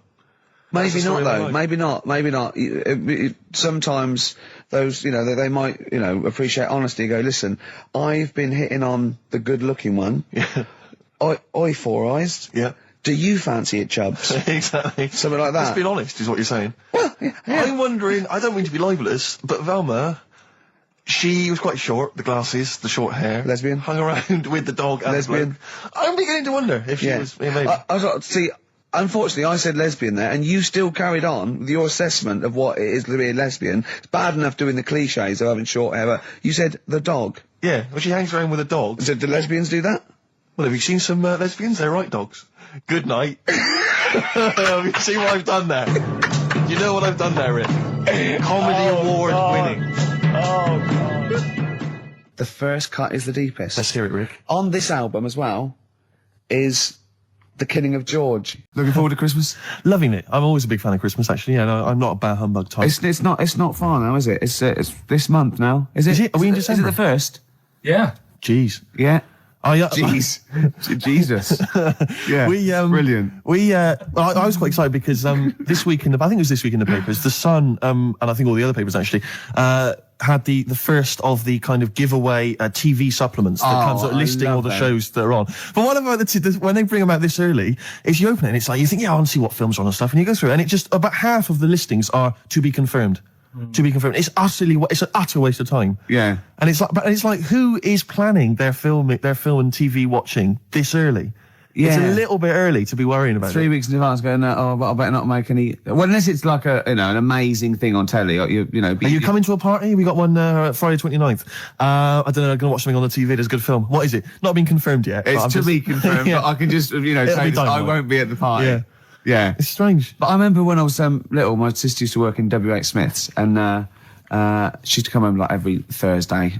She'd been paid, big bag of sweets for me, and the TV Times.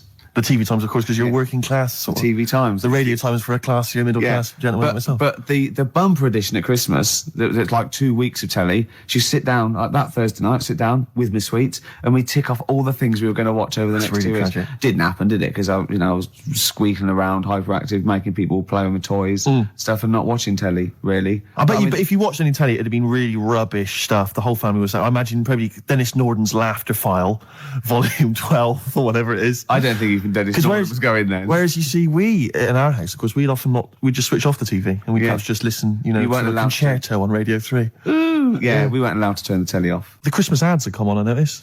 They're on now. And I noticed, I was watching telly last night, and do you think that the advertising executive for Cadbury's Roses chocolates just comes in once a year and they go, what you got this year? And he goes, what about some workmen and some old ladies singing thank you very much, thank you very, very much? Yeah. Just shot in a street somewhere. Yeah, that'd be fine. It worked last year. Yeah, I've been going like since I can remember. I've never seen another advert for Cadbury's Roses except that. Exactly. Well, there's certain things that conjure up Christmas, like you got your turkey and all that, and you got your roses. Yeah. Woolworths. Woolworths. Yeah. Yeah. You got Woolworths. Yeah. Oh dear. Pizza. Pizza. Woolworths. Drink driving. Oh dear! God, sorry, I forgot what I went in for. What were we doing? We were doing something. Be careful. There's a lot of money involved here, Steve. You can't say. Don't stitch me up. XFM's Claire Sturgis. Yeah. She stayed off it for just a day. She's not. No. She's just. She's clean for a day. You're on methadone or? What you want? No, I'm clean now. You can actually clean, eh? Yeah, Well done. absolutely. Well done. Well done. Congratulations. Well done. Yeah. That's great, Clean for yeah. Christmas. Oh, That's beautiful. You're still thieving though, aren't you? Still thieving. Just Can't can't lose the lose thieving. But at least the money now goes on like, 40 Benson as opposed to a little £5 starter pack. It's lovely. Yeah. Yeah. No, it's sweet. Right, okay. It's nice to see a little Nice, little yeah. miracle for Christmas, Rick. It's beautiful. It's lovely, yeah. Yeah, I'm already in the Christmas mood. Are you in the Christmas mood? The thing is, what she's still got left over from it, and these are the scars and the reminders of your smackhead thieving days. Are those little homemade tattoos on her face? Exactly. That she did with a pin. Yeah, she looks like Seal. And some quink. Exactly. Yeah. Oh, but no, Merry Christmas to you, Claire. Yeah. Merry Christmas. Thank you, Merry It's Christmas. great. You're still living in the projects. Yeah. It is one of those little She's still miracles. keeping it real. She's It's like wonderful. little Tiny Tim. I tell you what, she's a bit like Jesus Christ. In a way, yeah. In a That's way. blasphemous. Please play a record, Claire. Anyway, it's Christmas. Let's not disrespect Let's each other. not- Let's no. be cheery. Yeah. Can I tell Sturgis what you got your family for Christmas last year? I just remembered when I was outside. Please. It was a joy because Gervais is a generous man. And he's a thoughtful man, and he's got a lot of brothers and sisters and a lot of nephews and nieces and stuff. Well, I've got about 20 people to get you've got presents for. exactly. So it's it's a tricky business. That's why I think you got him £200 worth of lottery scratch cards. I had about a minute. I was getting a lift down to Reading, and it was my mate Jimmy, and I went, hold on, I just got to get the presents, and I ran into the 7-Eleven opposite me and got the scratch cards. That's amazing. It's such a working class Jippo gift, isn't it? But did any of them work? Anyone win anything? Yeah. I mean, some people were down. That was a present. Hard luck. That's the risk you take when you accept this present. Some people were up £70. So they had a great Christmas. Let's bear in mind that there's like some children who are like 7 or 8, scratching off scratch cards. They got to be 18 to claim them. And just the rest of your family sort of, I can imagine, just wrestling them off. You can't claim it anyway. It's not off. No, have I won? No. No, you haven't. No. I've got 3 dumbbells. It's 3 the same. You don't get anything for that. Not in this game. Unlucky. Are you going to do that again this year? Maybe, yeah. Christmas. We were talking about Christmas. Yeah. Gifts. What's wrong now? I didn't know what that meant. What? Were you having a go at me because I went on Jonathan Ross show? No. I thought you'd said something. You'd said my name by mistake. You'd said someone else's name when you were talking to me. Oh, right. But I didn't hear that. So when I heard you just go Okay. Steve, I thought you were correcting a mistake you hadn't made. No. Exactly. No. Oh, okay. All right. You see? Blunder. What did you call me? Fatty. Good. Right. We're talking about Christmas, Yes. Well, it is because it's just the fact that it's the right time of year to talk about it. To be honest, it's topical. So let's carry on. Go on, shoot.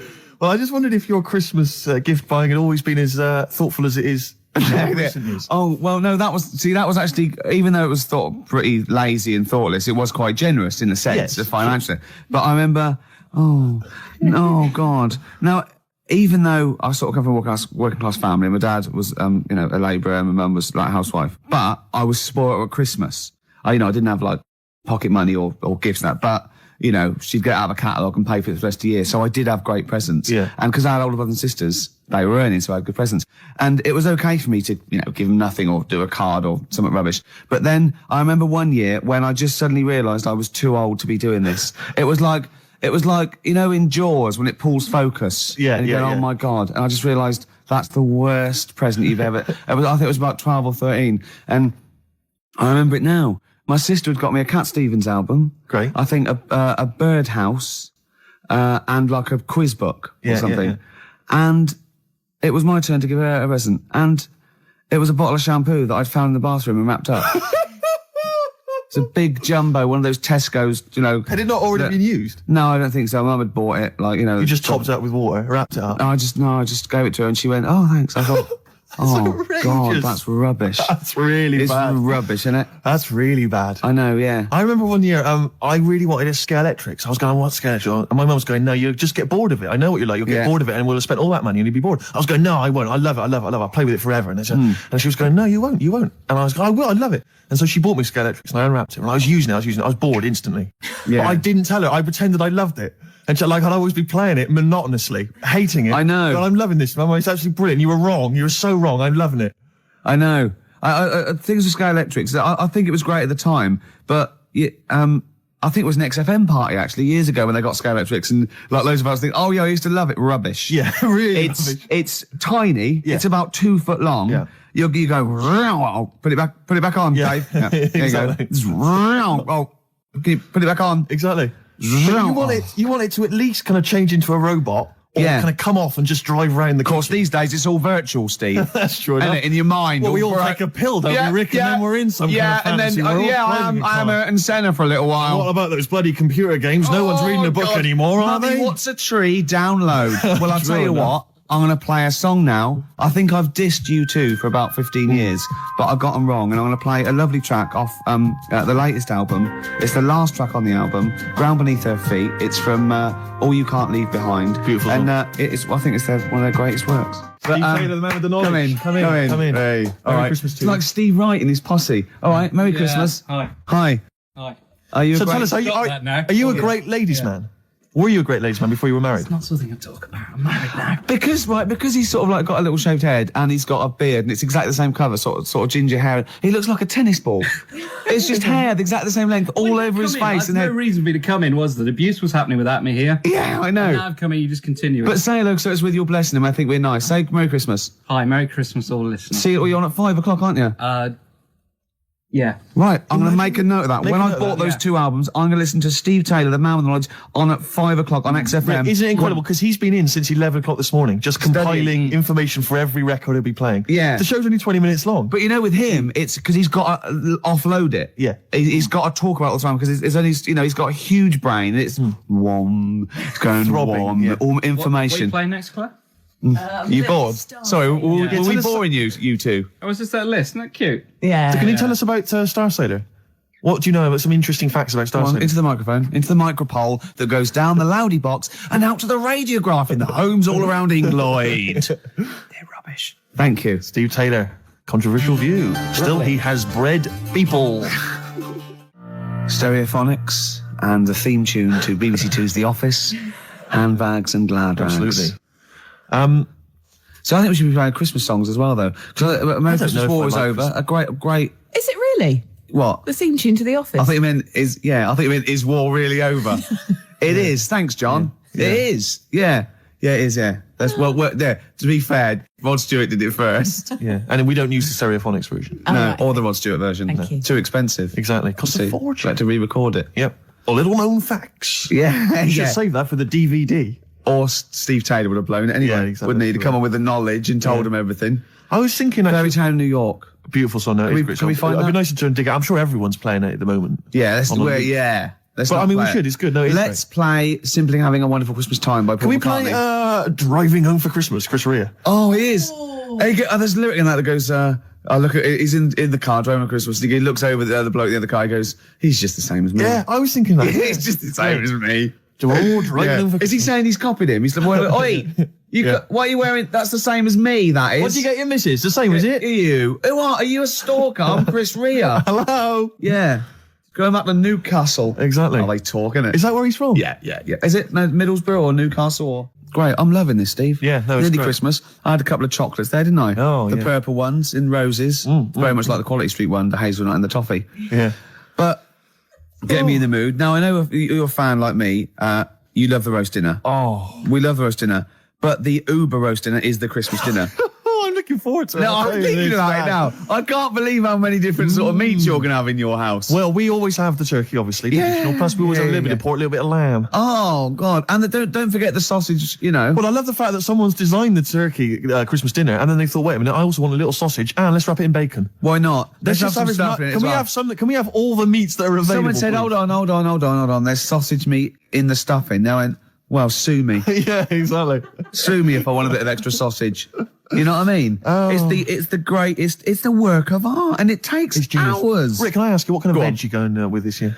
Veg, well, I just love the roast potato. I mean, people have tried to sneak in the Brussels sprout. Because you don't eat vegetables or anything green, do you? Parsnips. I love parsnips, but when they're crisp and crunchy, like a trendy crisp in a wine bar. I love it when yeah. I love that. We'll be having carrots. We'll be having leeks. We'll be having Brussels, obviously. Brussels. Yeah. And my mum will always throw in a little bit of something crazy. Maybe there'll be a little bit of red cabbage, something wild, something exotic, something continental. or a used condom. To be quite honest, I think she's mental, your mother. She's got to stop that.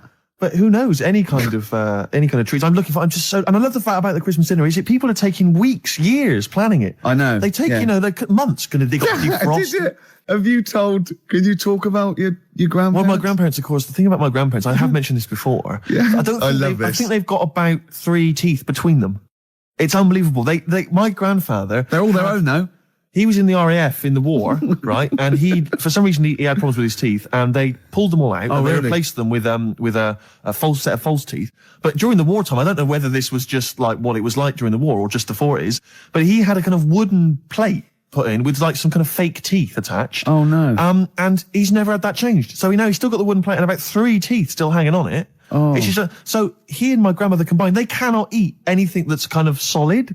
So they will literally get up for Christmas dinner. They'll get up and they'll put the meat on like it's sort of 6 a.m, go back to bed for the day, get up and eat it about 9 o'clock at night. And the best compliment you can have if you've cooked dinner for my grandparents is, oh, this is lovely. You can suck it away.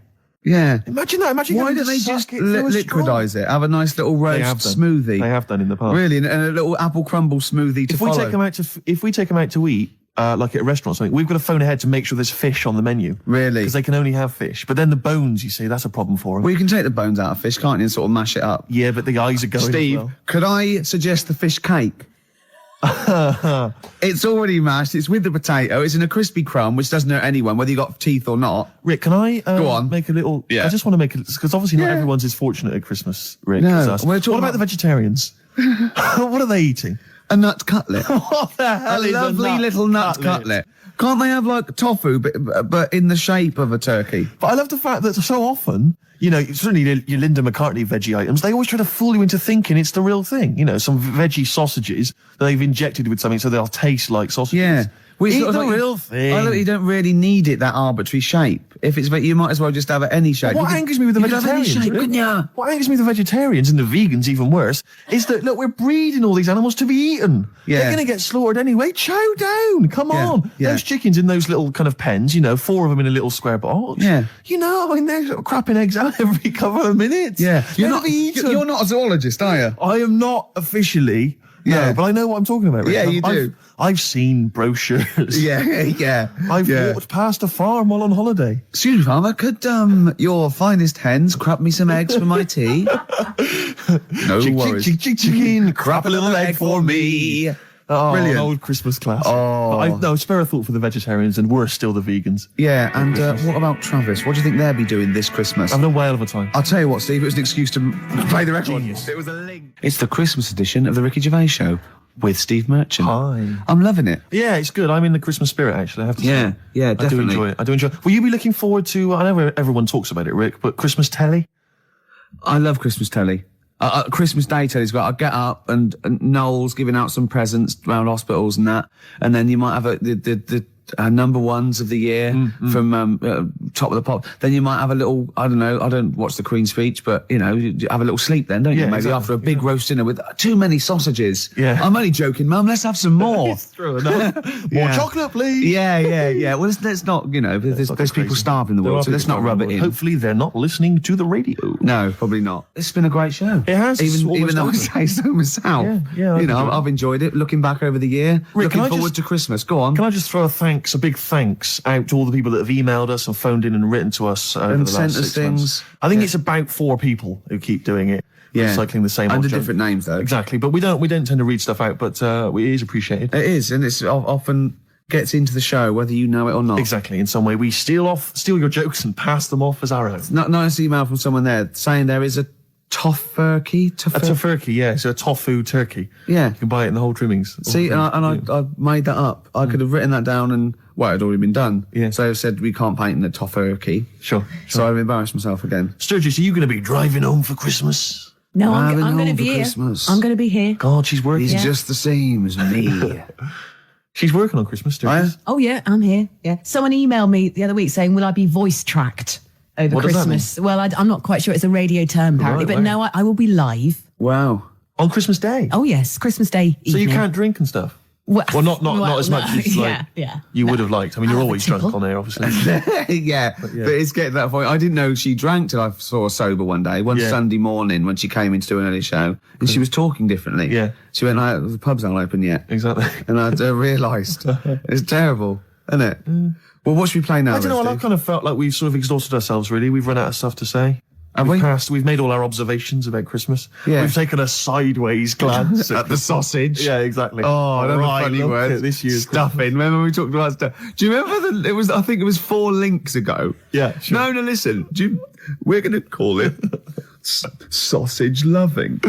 And we talked about all the different things you have on a plate and that. And we started off with like turkey. And then we went, I'm just trying to remember some of the amusing bloopers that took place over the course. Do you remember when you didn't make it back in time for the link and you were making tea?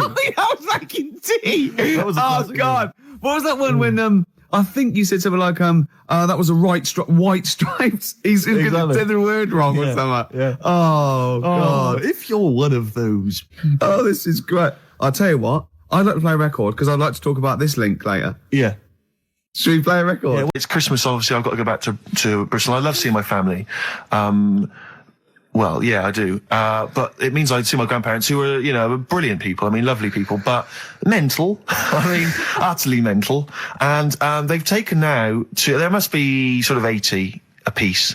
And it is quite an old age, but they're fairly good health, relatively speaking. And they just spend their time in bed. I mean, that's all they do, that's their profession. They've retired to go to bed. And they spend all the time in bed.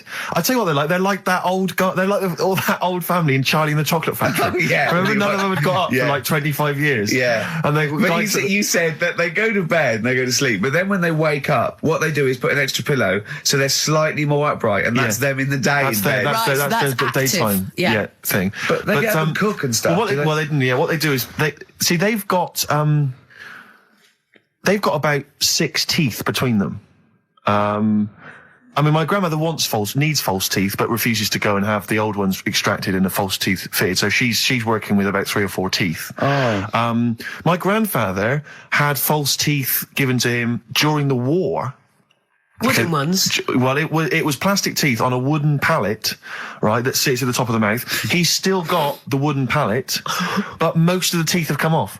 So there's about 4 teeth left, 4 false teeth. He's got a set of false teeth that make him look like he needs false teeth. I mean, that's pretty bizarre. So the problem is that they have to get up. They get up about 7 in the morning to put on, say, some beef or lamb, whichever they're going to cook.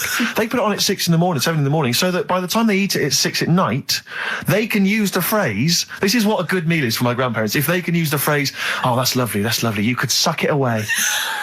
You could suck it away. Who wants that from a roast dinner? You may as well blend it up and serve it as a broth. I don't want that phrase coming from old people without teeth. No, indeed. Because it must remind you of your rent boy days. Exactly. It brings it all flooding back. Oh, God. Flooding's the word. Exactly. Should we play a record before we get really disgusting about your grandparents and blowjobs? That is the worst thing we've said the word blowjob far too many times today. And in the same sentence as I can't believe. Anyway. And it's Christmas. Yeah. Don't forget what Christmas is about. Come on, spare a thought for the underprivileged people. Yeah. Steve, is it Ben Queller? Do you want to I love a bit of Ben Queller. I don't know, are you a fan? I love him. Yeah, well, this is a cracking tune. Okay.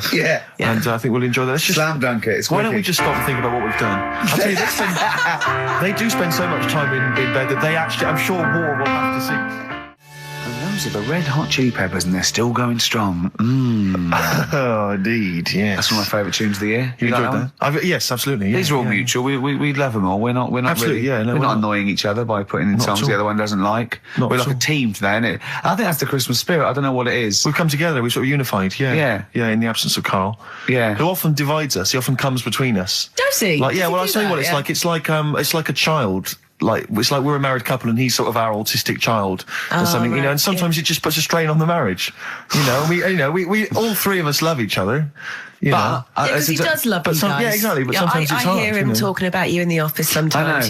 He looks up to you, aspires to you too. But it's times like this because of to be honest, the baby Jesus that we realise that there's beauty in everyone and it's all right. Yeah, exactly. He's never had that before. No. Well, I have to say that I'm really getting into the Christmas spirit. When I was younger, I didn't really enjoy it. I was quite cynical. I was quite rock and roll. But now I'm sort of I walk in a department store and if there's one of the old chestnuts are roasting on an open fire, which that classic tune, or any I of thought those, you were one of those old boys that stand outside the British Museum. Right, yeah. Right, you mean the tune, yeah. That one, or how does it go? Chestnuts roasting on an open fire. Chestnuts roasting Frosty on. Jack Frost nipping at your nose. But I can't get enough of them. I love it. I'm in a department store, you know, it's frosty outside, you know, it's warm in there. Have you ever roasted your chestnuts on an open fire? I have never done that. No, I have Imagine not done that.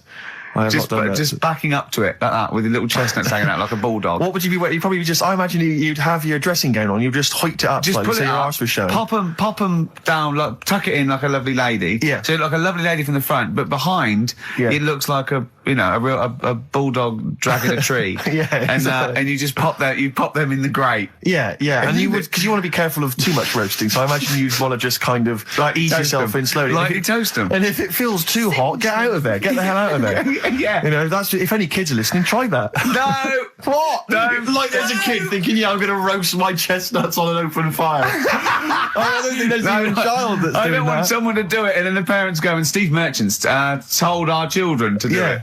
We're probably we're probably in trouble now because that. Where's the kid going to find an open fire like those? I mean, it has to be the sort that they use, those kind of barrels. It can't just be open fire at home. That doesn't count. That's just stupid. If you're going to do it properly. Dear. Oh no! We're having such a nice time there. We've lowered the tone. I'll tell you what'll perk us all up though. Richard Anderson has emailed us. He's loving the show, is he? Well, I don't know if you've heard this, Carl. Carl, I've called you Carl. That's okay. That's okay. I'm Claire. Pleased to meet you. Is it the shaved head or the stupidity? Yeah. It was the k sound. Because didn't I call you Arthur or Jack or something last time? He called me. I can't remember. I don't know, but it was quite embarrassing. Claire, I'll be honest with you, Claire's quite an unmemorable name. Yeah, I know.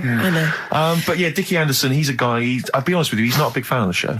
But well, we're getting to winning round. He says, "Dear Ricky, the more disappointing your show becomes, the more I seem to look forward to it."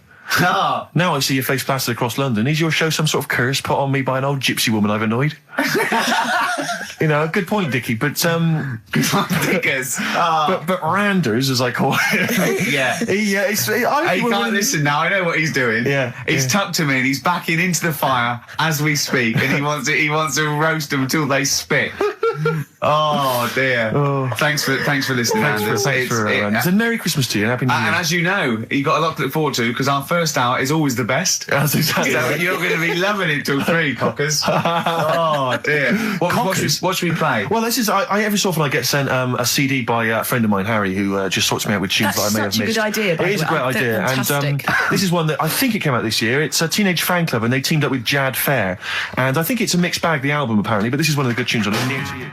I'm running out of steam now, Steve. A bit tired. Are you? So I've got 15 minutes to do. So we better think of something to say. Well, I genuinely was going to ask you because obviously Christmas is approaching, and I've not even started to think about Christmas gifts. I don't know how you're getting on, Claire. I never do. But because Claire, you're aware of what Ricky bought his family last year, aren't you?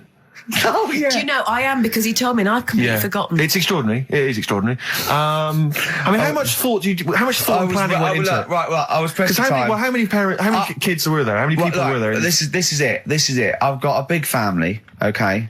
Well, not big, but I mean they've got lots of kids. So I'm sort of youngest in my siblings, and so they've got kids ranging from like 30 to babies, and there's about 15 of them. And you buy them all? Yeah, I'll try and get them. All. Nice. So what is it? Wait.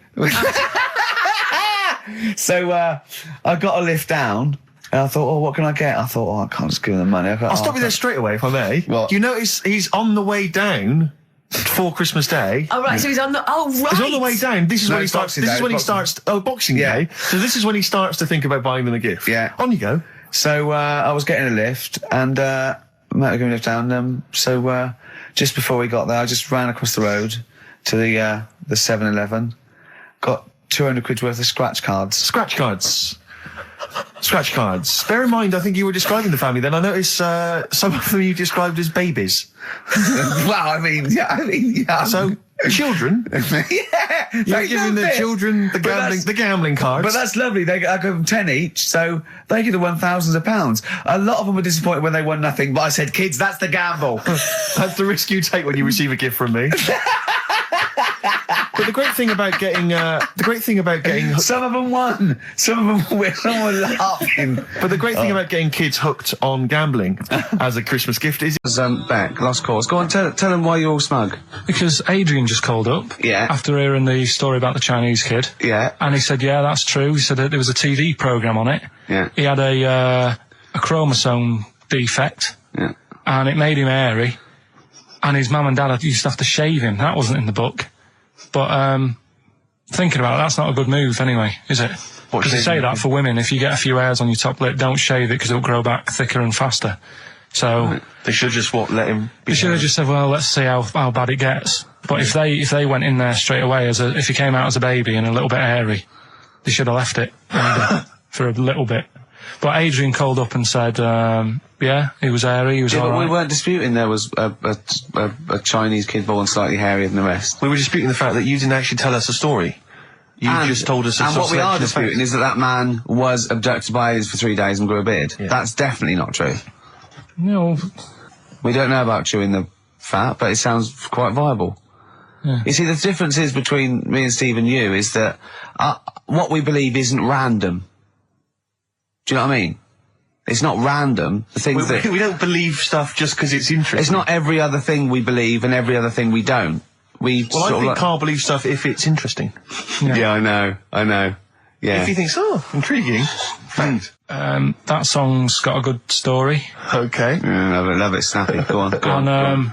There's loads of songs out there, isn't there, with songs that you couldn't fade out. When you hear them on the radio and that, you don't want anyone to talk over the start or the end.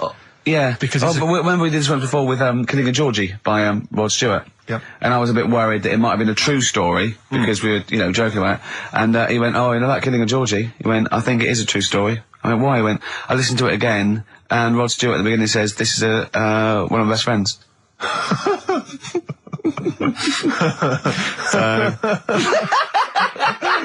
It's brilliant, isn't it?